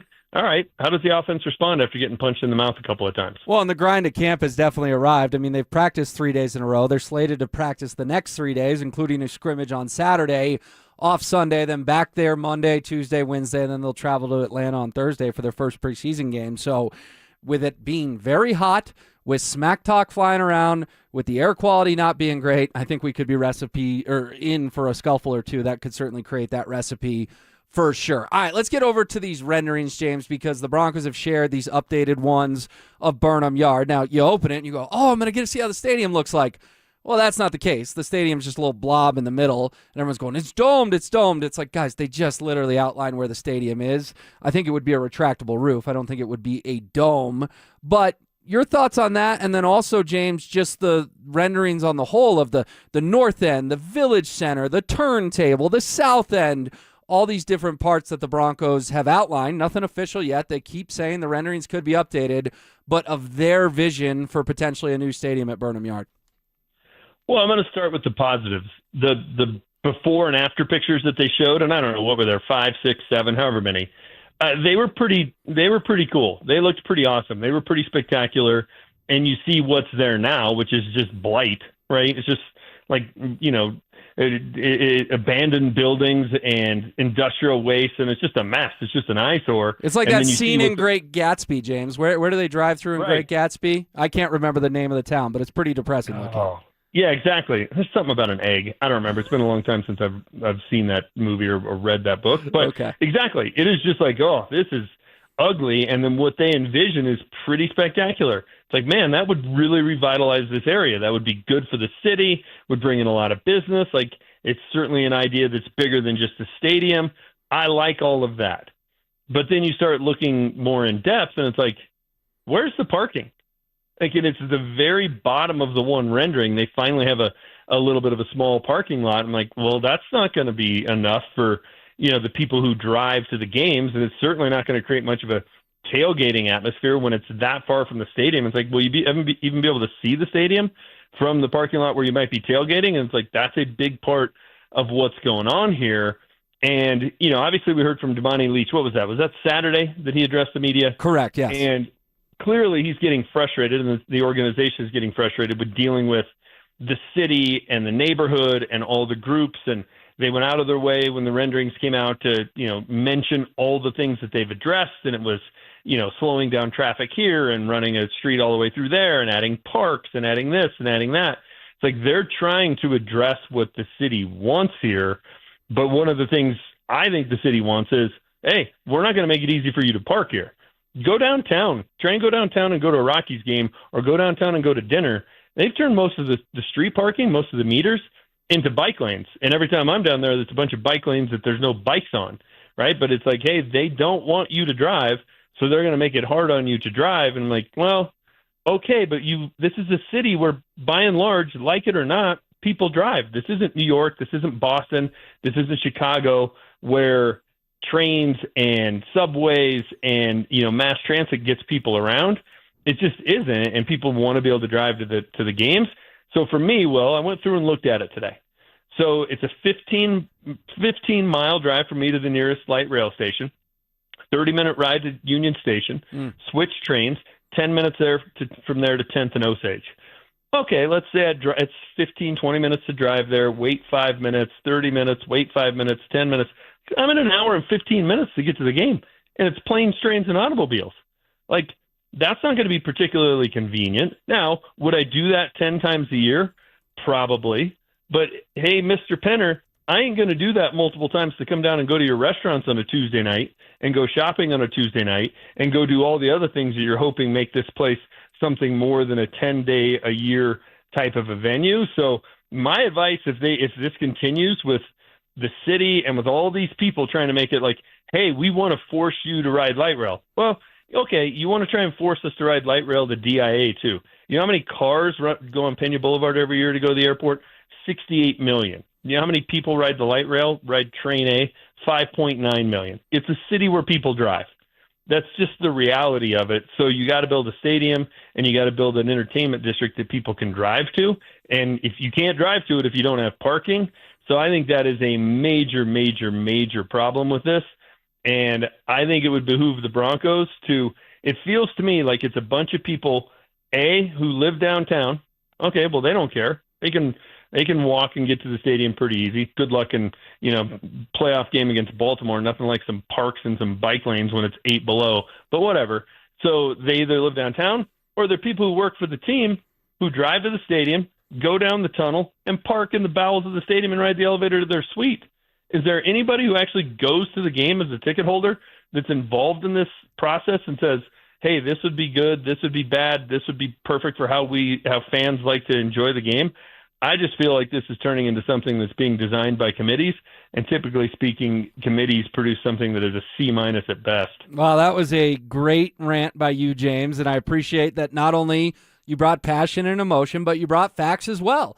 And some of those numbers were pretty jarring, particularly the number of cars on Pena Boulevard going to the airport versus the ones taking the light rail to the airport. And I think the Broncos are trying to tread a delicate line of making sure this gets done, gets to the finish line, so to speak, while also realizing deep down, parking's had to have come up in these meetings. Like, they know they can't just build something without parking. Do you think there's any merit to the theory that what they released on Tuesday, they just showed you all the fun artsy stuff, but then maybe a couple blocks south will be the big old parking lots that 20, 25, 30,000 fans can tailgate in before games? Hopefully. Yeah, I mean, I got to think that there's a plan for that. And look, there's not quite enough parking at the existing stadium. I think there's 6,800 spots, but you certainly can't go backwards from that. You just can't. So, and roughly a third of the people, 27,000 people a game, ride light rail to Broncos games. Okay, it's about a third of the fans. Well, the other 2/3 have to park somewhere. That's, 50,000 people.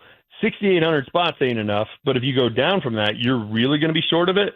So I do hope that that's something that they are taking into account and they have a plan for that.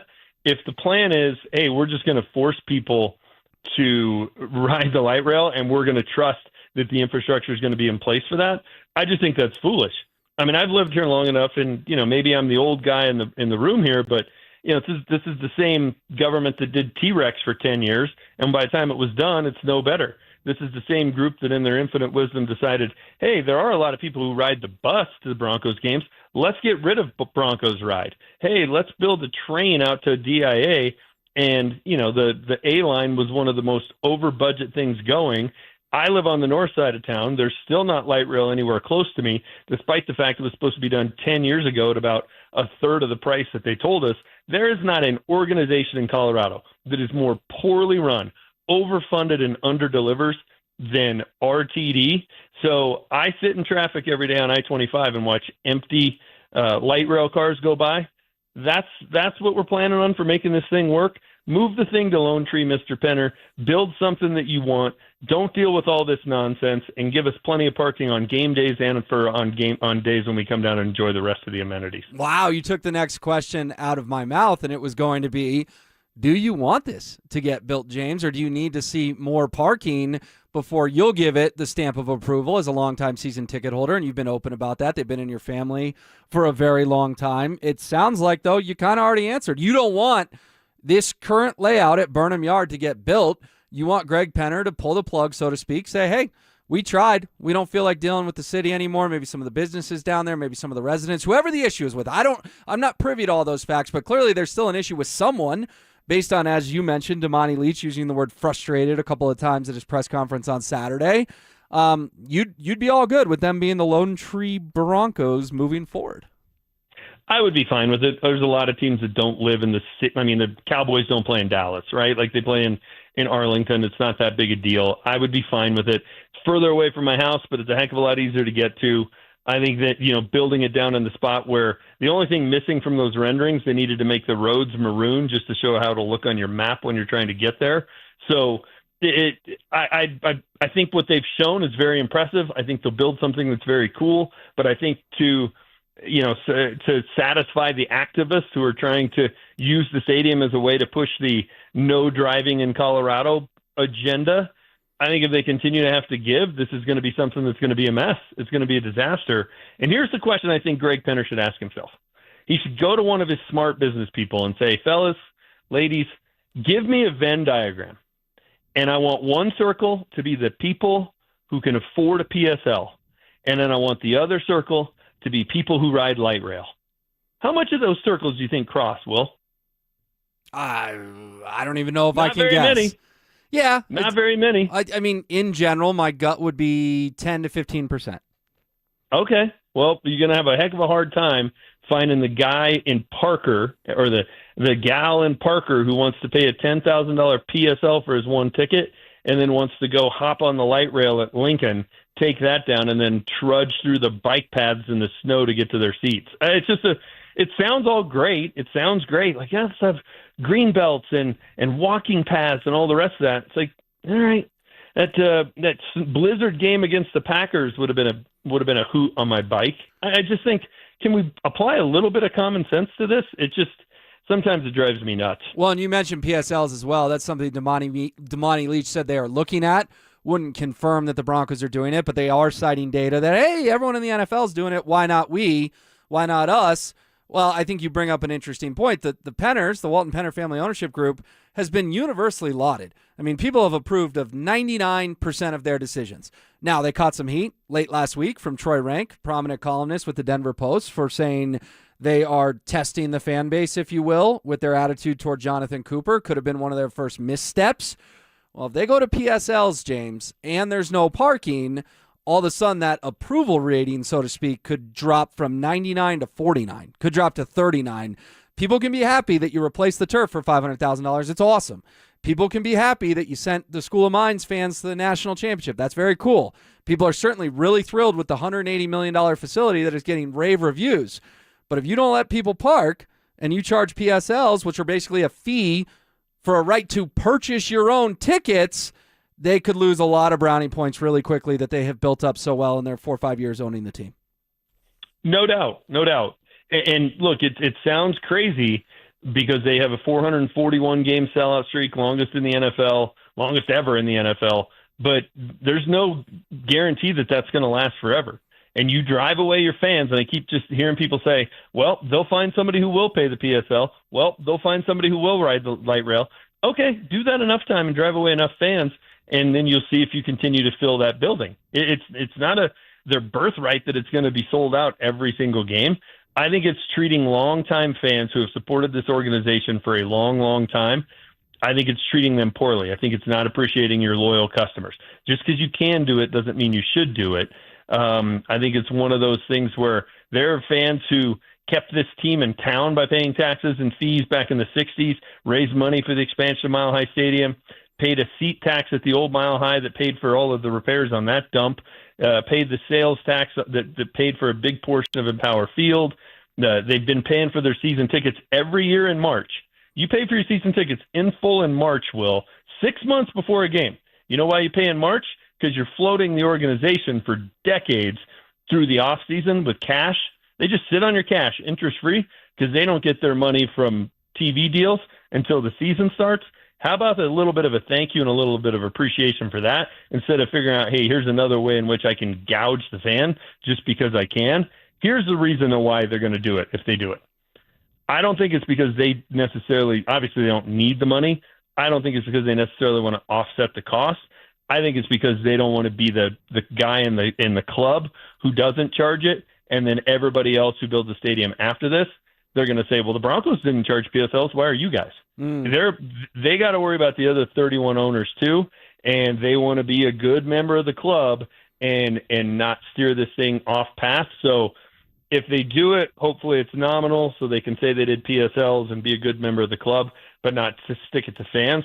But I'm telling you, Will, there are a lot of people who they get their invoice in March, and they got to figure out a way to put that on a credit card and pay it off over 12 months and get those tickets. All right, now you slip them. Hey, you got 4 seats. Here's your bill for $40,000 out of pocket. You know what you get for it? Nothing. Just the ability to buy the tickets moving forward. That's going to drive away a very big percentage of fans. When they moved from Old Mile High to Empower, the atmosphere changed. Look at kickoff at the third quarter. There's all of a sudden 65,000 people in the stadium because the club suites are empty while the wine and cheese crowd is in doing a business deal. You go to PSLs, it's going to be a lot bigger percentage of that. So they can kill the golden goose, step over a dollar to pick up a dime, but ruining the atmosphere at home games, it's one of the things that makes the Broncos great. It's one of the things that makes this special, and it's one of the things the Penners bought. I hope they're smart enough business people to not do it. Really enlightening stuff, James. You make a lot of very valid points, and I hadn't considered the one of, hey, they are in the most exclusive club in probably the United States of America, and that's owning an NFL team. And there's only 32 families that can say that, and the last thing they want to do is tick off those other ones by not charging PSLs, because not everyone is worth $70 billion like the Walton Penner family is. And you're right. I can't think of a good example off the top of my head, but a new stadium with a cash-poor owner, they're going to have to charge PSLs. I mean, look at Buffalo. I know the Pagulas have a ton of money, but it was never a question they were going to charge those PSLs. So, yeah, really good stuff, James. Appreciate your time. Appreciate your perspective. And thanks for coming on.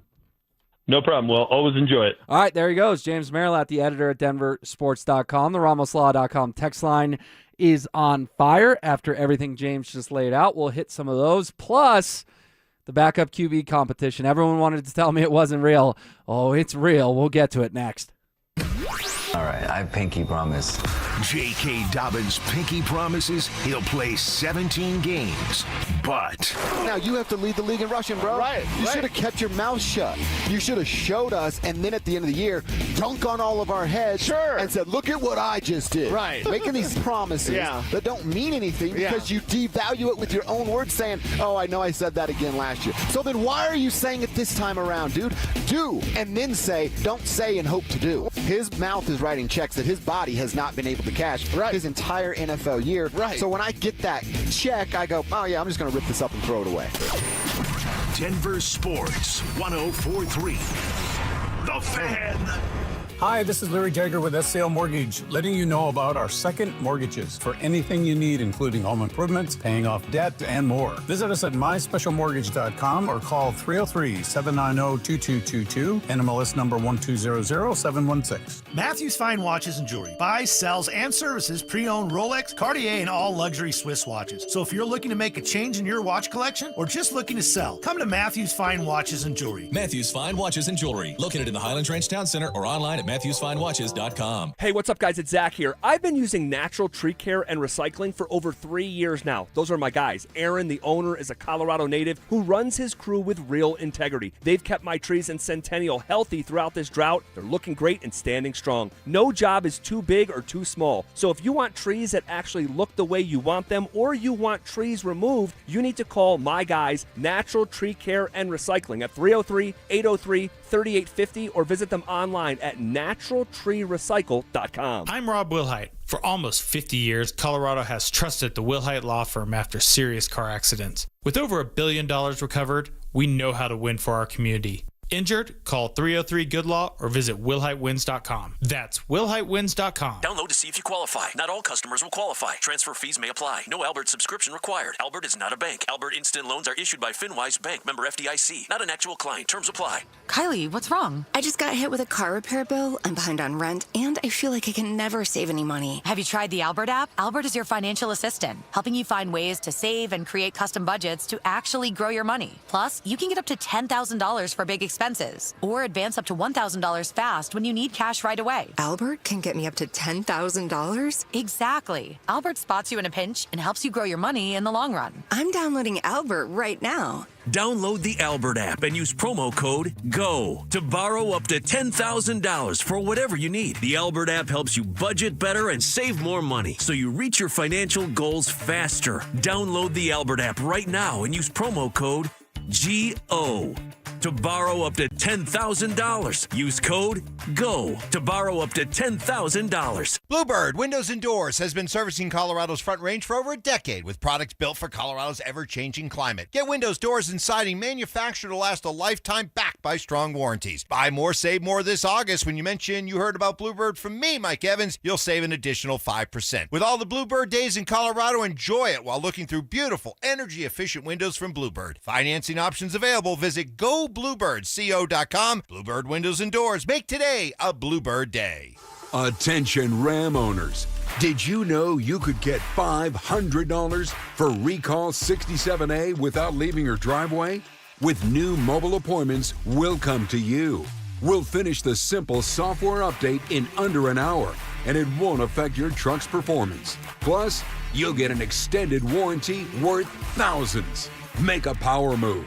Schedule Recall 67A today at CumminsRecall.com. Is your financial advisor offering you up to a 25% upfront bonus? And are they promising you up to 9% growth per year, all for your retirement income? If not, then you need to come to Trajan Wealth. Hi, I'm Jeff Jr., founder of Trajan Wealth. And if you plan to retire within the next 10 years, don't wait only to find out it's too late. I've seen hardworking folks like you retire only to be required to go back to work, all because their advisor told them guarantees like these were too good to be true. They aren't. That's up to $25,000 upfront or up to $9,000 per year on $100,000, guaranteed for retirement income. Don't keep working when you're supposed to be retired, and don't let any financial advisor tell you it's too good to be true. Unlock your Trajan family office at TrajanWealth.com or call 1-855-TRAJAN-1. That's 1-855-TRAJAN-1. Annuity guarantees are based on the claims paying ability of the issuing insurance company. DBA in most states has Trajan Wealth Insurance Solutions. Hi, Dan Cicchini, Done Right Home Improvements. For an 8% scheduling incentive and a special financing rate of 0% APR with 72 equal monthly payments, go to drhi.com. Kitchens, baths, counters, and floors. Finished basements, windows, and doors. You have our word, we'll treat you right at Done Right. This August, take advantage of the Honda Summer Event at Schomp Honda and get behind the wheel of the all-new 2026 Honda Passport. That's what I drive, and it is fantastic. Built for Colorado adventures and everyday confidence, Passport is ready for mountain getaways, weekend road trips, and your daily commute. At Schomp Honda, buying is simple with their one price, one person, 1 hour philosophy, giving you a clear, upfront price, one dedicated advisor, and a fast, hassle-free buying experience. Plus, Schomp Honda never charges dealer handling fees. This segment on 104.3 The Fan is brought to you by Trajan Wealth, your trusted local fiduciary advisors. It's Denver Sports Tonight on Denver Sports Station 104.3 The Fan. Really insightful 25 minutes with James Merilatt. Thought all of it was good, but I liked the last 15 in particular when we got to the stuff about the new Broncos renderings down there at Burnham Yard. And the RamosLaw.com text line is full of opinions. Almost all of them seem to be supporting James, the 6144. James is on fire. A lot of true Broncos fans who have been here for years can't afford PSLs, 6261. By the way, James is spot on for a change, LOL. When you're doing a project like this, the Walton Penner Group are taking on in regards to the new stadium and its upcoming surrounding area, you have to have location and accessibility of that factor, of that location factored in. And I think accessibility, when people saw the renderings, they're like, this is really pretty. It's really cool. Where am I going to park? And can we realistically get 80,000 people in and out on the light rail? Not only just to Broncos games, but if this thing has a domed roof, concerts, Final Fours, Super Bowls. Like, how many times a year, Dante, is the stadium at Empower Field at Mile High full? 20? Yeah, 20 sounds about right. I mean, you got what? You got 9 football games, 10 or 11 if you count the preseason, 11 or 12 if we're counting playoffs and they're hosting. Then you've got 5 or 6 big concerts this summer when Ed Sheeran rolls in, or Zach Bryan, or Garth Brooks, or Taylor Swift, or whoever. Actually, it might be higher than that because a couple of those guys do back-to-back nights. They like do Zach 2 Bryan's nights. doing 2. Yep. And then they fill it with dirt for the monster trucks, and occasionally there's a soccer game. But that's it. So maybe 20 is a little low, but maybe it's 30. Guess what? That still means 335 days a year, and Empower Field at Mile High sits empty. They're not going to build some $7 billion stadium, I don't know the number, I'm just guessing, and have it sit empty 330 nights a year. So it's not just, oh, let's get in and out on game day, let's get in and out on the big concerts. Let's get in and out of this every single night, particularly when there's an event. And even if there's not an event, if you build shops and restaurants and bars, all that stuff, people are going to say, hey, you want to go to happy hour? Yeah, let's go down to that new area in Burnham Yard because it's cool. We don't even have to go into the stadium. We'll just go to the place right next to it. Well, they still got to get in and out as well. So interesting text there about accessibility. Real quick on the renderings as well. I thought it was interesting that the Broncos stadium is just a big blob. So they're still kind of punting on is it going to be roofed? Is it going to be open air?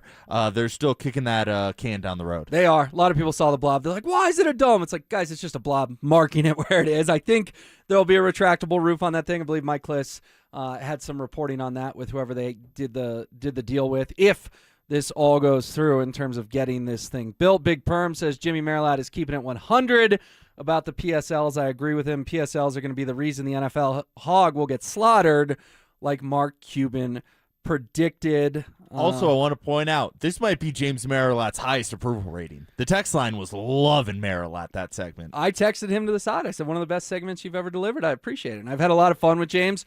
Normally, I disagree with a lot of what James has to say, but in this case, I didn't think anything he said wasn't backed up by facts, and he probably is sounding alarm bells that need to be sounded.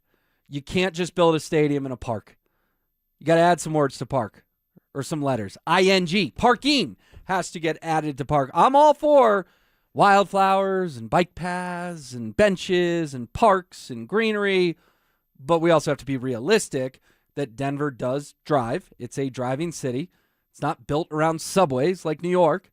It is built around people being in their vehicles, and that's just how it works. So it's something that is food for thought, and I do think actually, I don't even think. I know. I'll just go out on a limb and say I know that the Walton Penner Family Ownership Group is aware of this, and too many smart people are working on this project to just – no one's raised their hand in those boardrooms and gone, what about parking? Guarantee that's come up. Well, maybe it's by design as well, and we talked about it, I don't know, a couple hours ago now before the drive, but I had the idea of maybe they don't want parking lots. Maybe they don't want people tailgating, bringing their own 30 packs of Coors Lights that are $1.50 each when they can get people in their bars and restaurants pre-gaming these events, and the bar or the beers are going to be $6, $10, more revenue for the Broncos ownership if they can get people into the restaurants versus tailgating out in the parking lot. No, that's a fair point as well. You're right.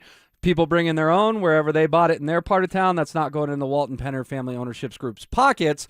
And no one is saying that they don't deserve to make their money back. That'd be awesome.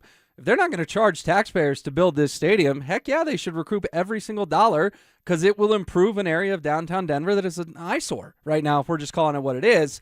But that does get into dicey territory with the PSLs, right? If they charge a personal seat license that's a couple $100 just to check the box, I get it. If it goes from a couple $100 to $10,000, that's where the issue arises. And like James outlined, they have to keep their business partners happy. And you can bet other owners want them to charge $5,000, $7,000, $10,000, $12,000 for PSLs because they're looking around going, when I build my stadium, I want to do that. We've all seen the charts and the graphs of how much more money they have than everyone else. I believe at last check, it was almost more than everyone else combined in the NFL. It's not the case because I know Tepper in Carolina's got like $30 billion. I think the Cronkies last check were at about $13 billion. So right there, that's about half of the Walton Penner Family Ownership Group's liquid assets.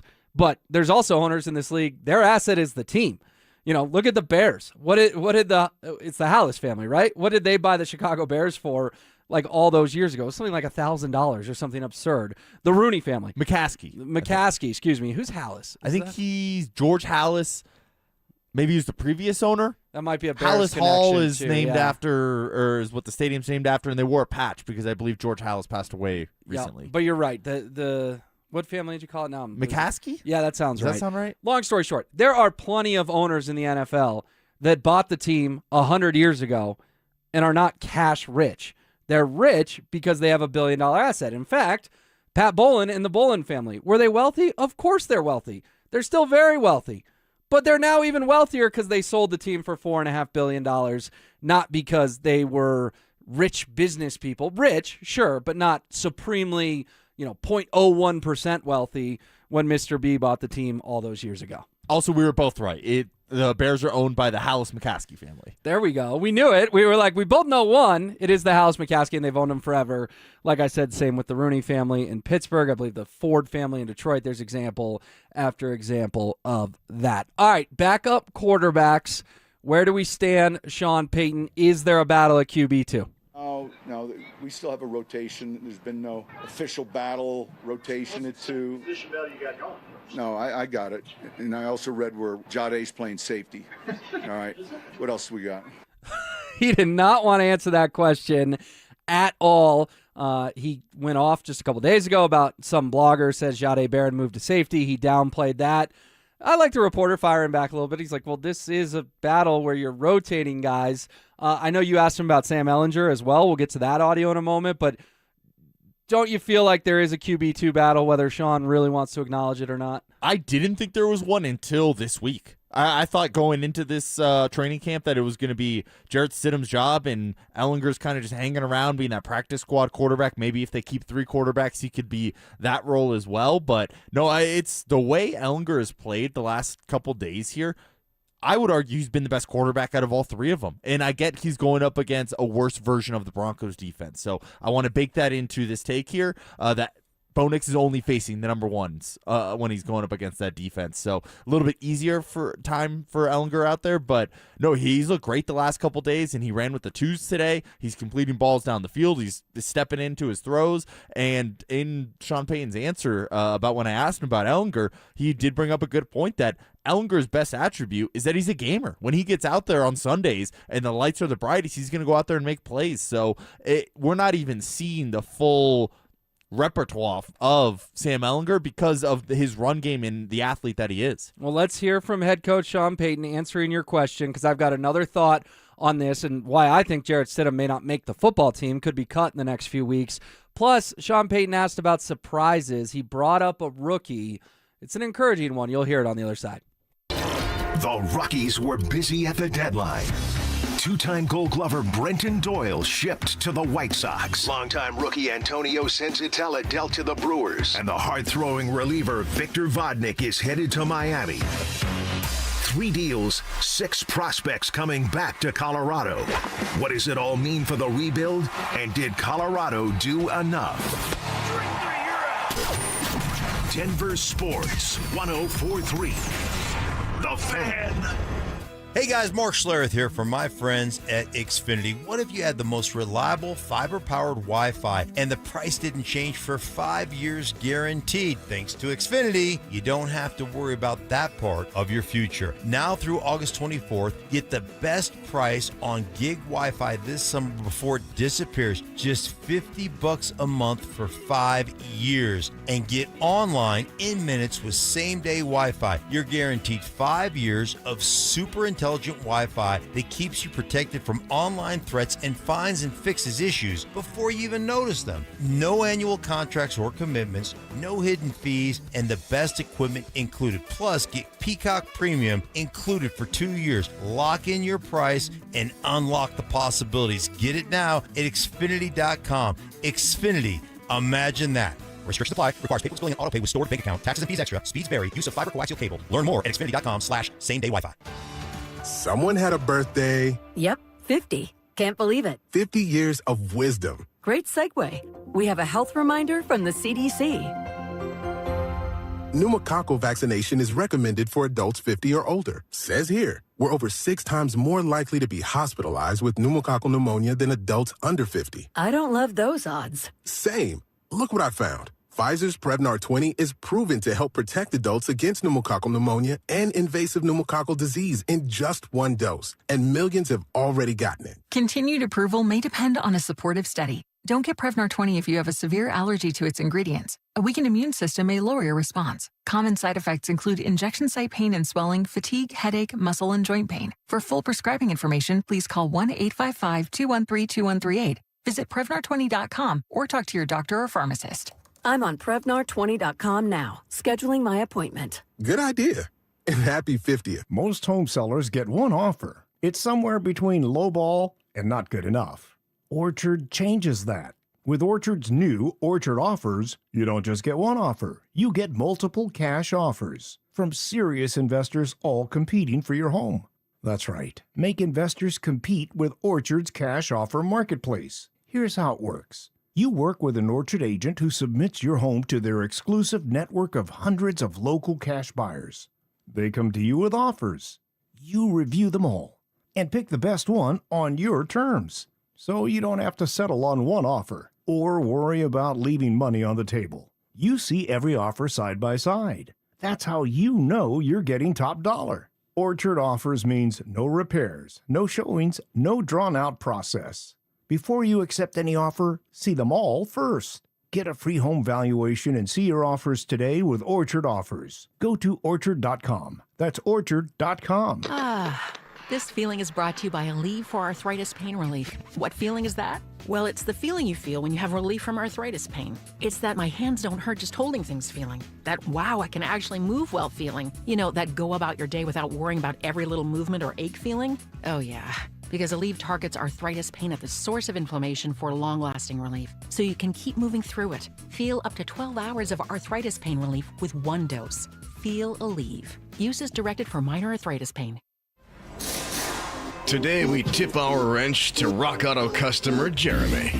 I've been a RockAuto.com customer for over 15 years, and now even my kids order their parts there. Prices are always far lower than the local auto parts store. Selection is massive, and the site makes it unbelievably easy to find exactly what we need. Every order shows up fast, and the quality is always top tier. RockAuto.com has earned my trust for life, and I highly recommend them. All the parts your car will ever need, Rock Auto. Any jewelry store can sell you a diamond. But there's only one family jeweler in Colorado that was literally built on them. In fact, we've sold more diamonds to more couples for more years than any other jeweler in Denver. I'm Steve Williams. I'm Dylan. And I'm Shayna Williams. That's why we built Williams Jewelers of Inglewood, an entire store totally dedicated to celebrating your love. All the world's top bridal designers, 10 times of certified loose diamonds. And Denver's true diamond experts, like me, who will share their knowledge and passion and how to get the most diamond for your money, guaranteed. So whether you're looking for the perfect diamond engagement ring, or that second diamond celebrating a love of many years, we have the perfect diamond for you. That's why every day more couples say will you with Williams, where Colorado shines. Williams Jewelers, we can make diamonds a part of your life. Williams Jewelers, the official jeweler of the Colorado Avalanche. One real Broncos talk. Cecil Lemmy and Andrew Mason bring the heat on Orange and Blue Today. The most passionate intelligence and in-depth Broncos coverage in the game. Weekdays at 5 p.m. on the Denver Sports 104.3 The Fan YouTube channel. Hit subscribe at Denver Sports 104.3 and never miss another take. Orange and Blue Today, powered by Ramos Law, official injury law firm partner of the Denver Broncos.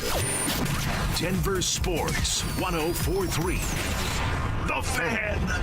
Denver Sports Station 104.3 The Fan presents Denver Sports Tonight.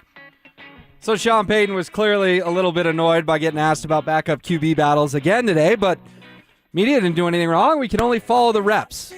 And the reps certainly say that this is a competition because Sam Ehlinger, multiple times, not just today, but multiple times in a week of camp, has been the number 2 quarterback, while Jarrett Stidham, the AFC title game starter, has been working with the threes and throwing to guys, 95% of them, that won't be on an NFL roster this year. That's just how the math works. So very interesting, very life comes at you fast moment for Jarrett Stidham.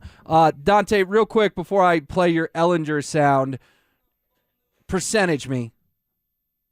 Sam Ehlinger's the backup quarterback come week 1 at Arrowhead.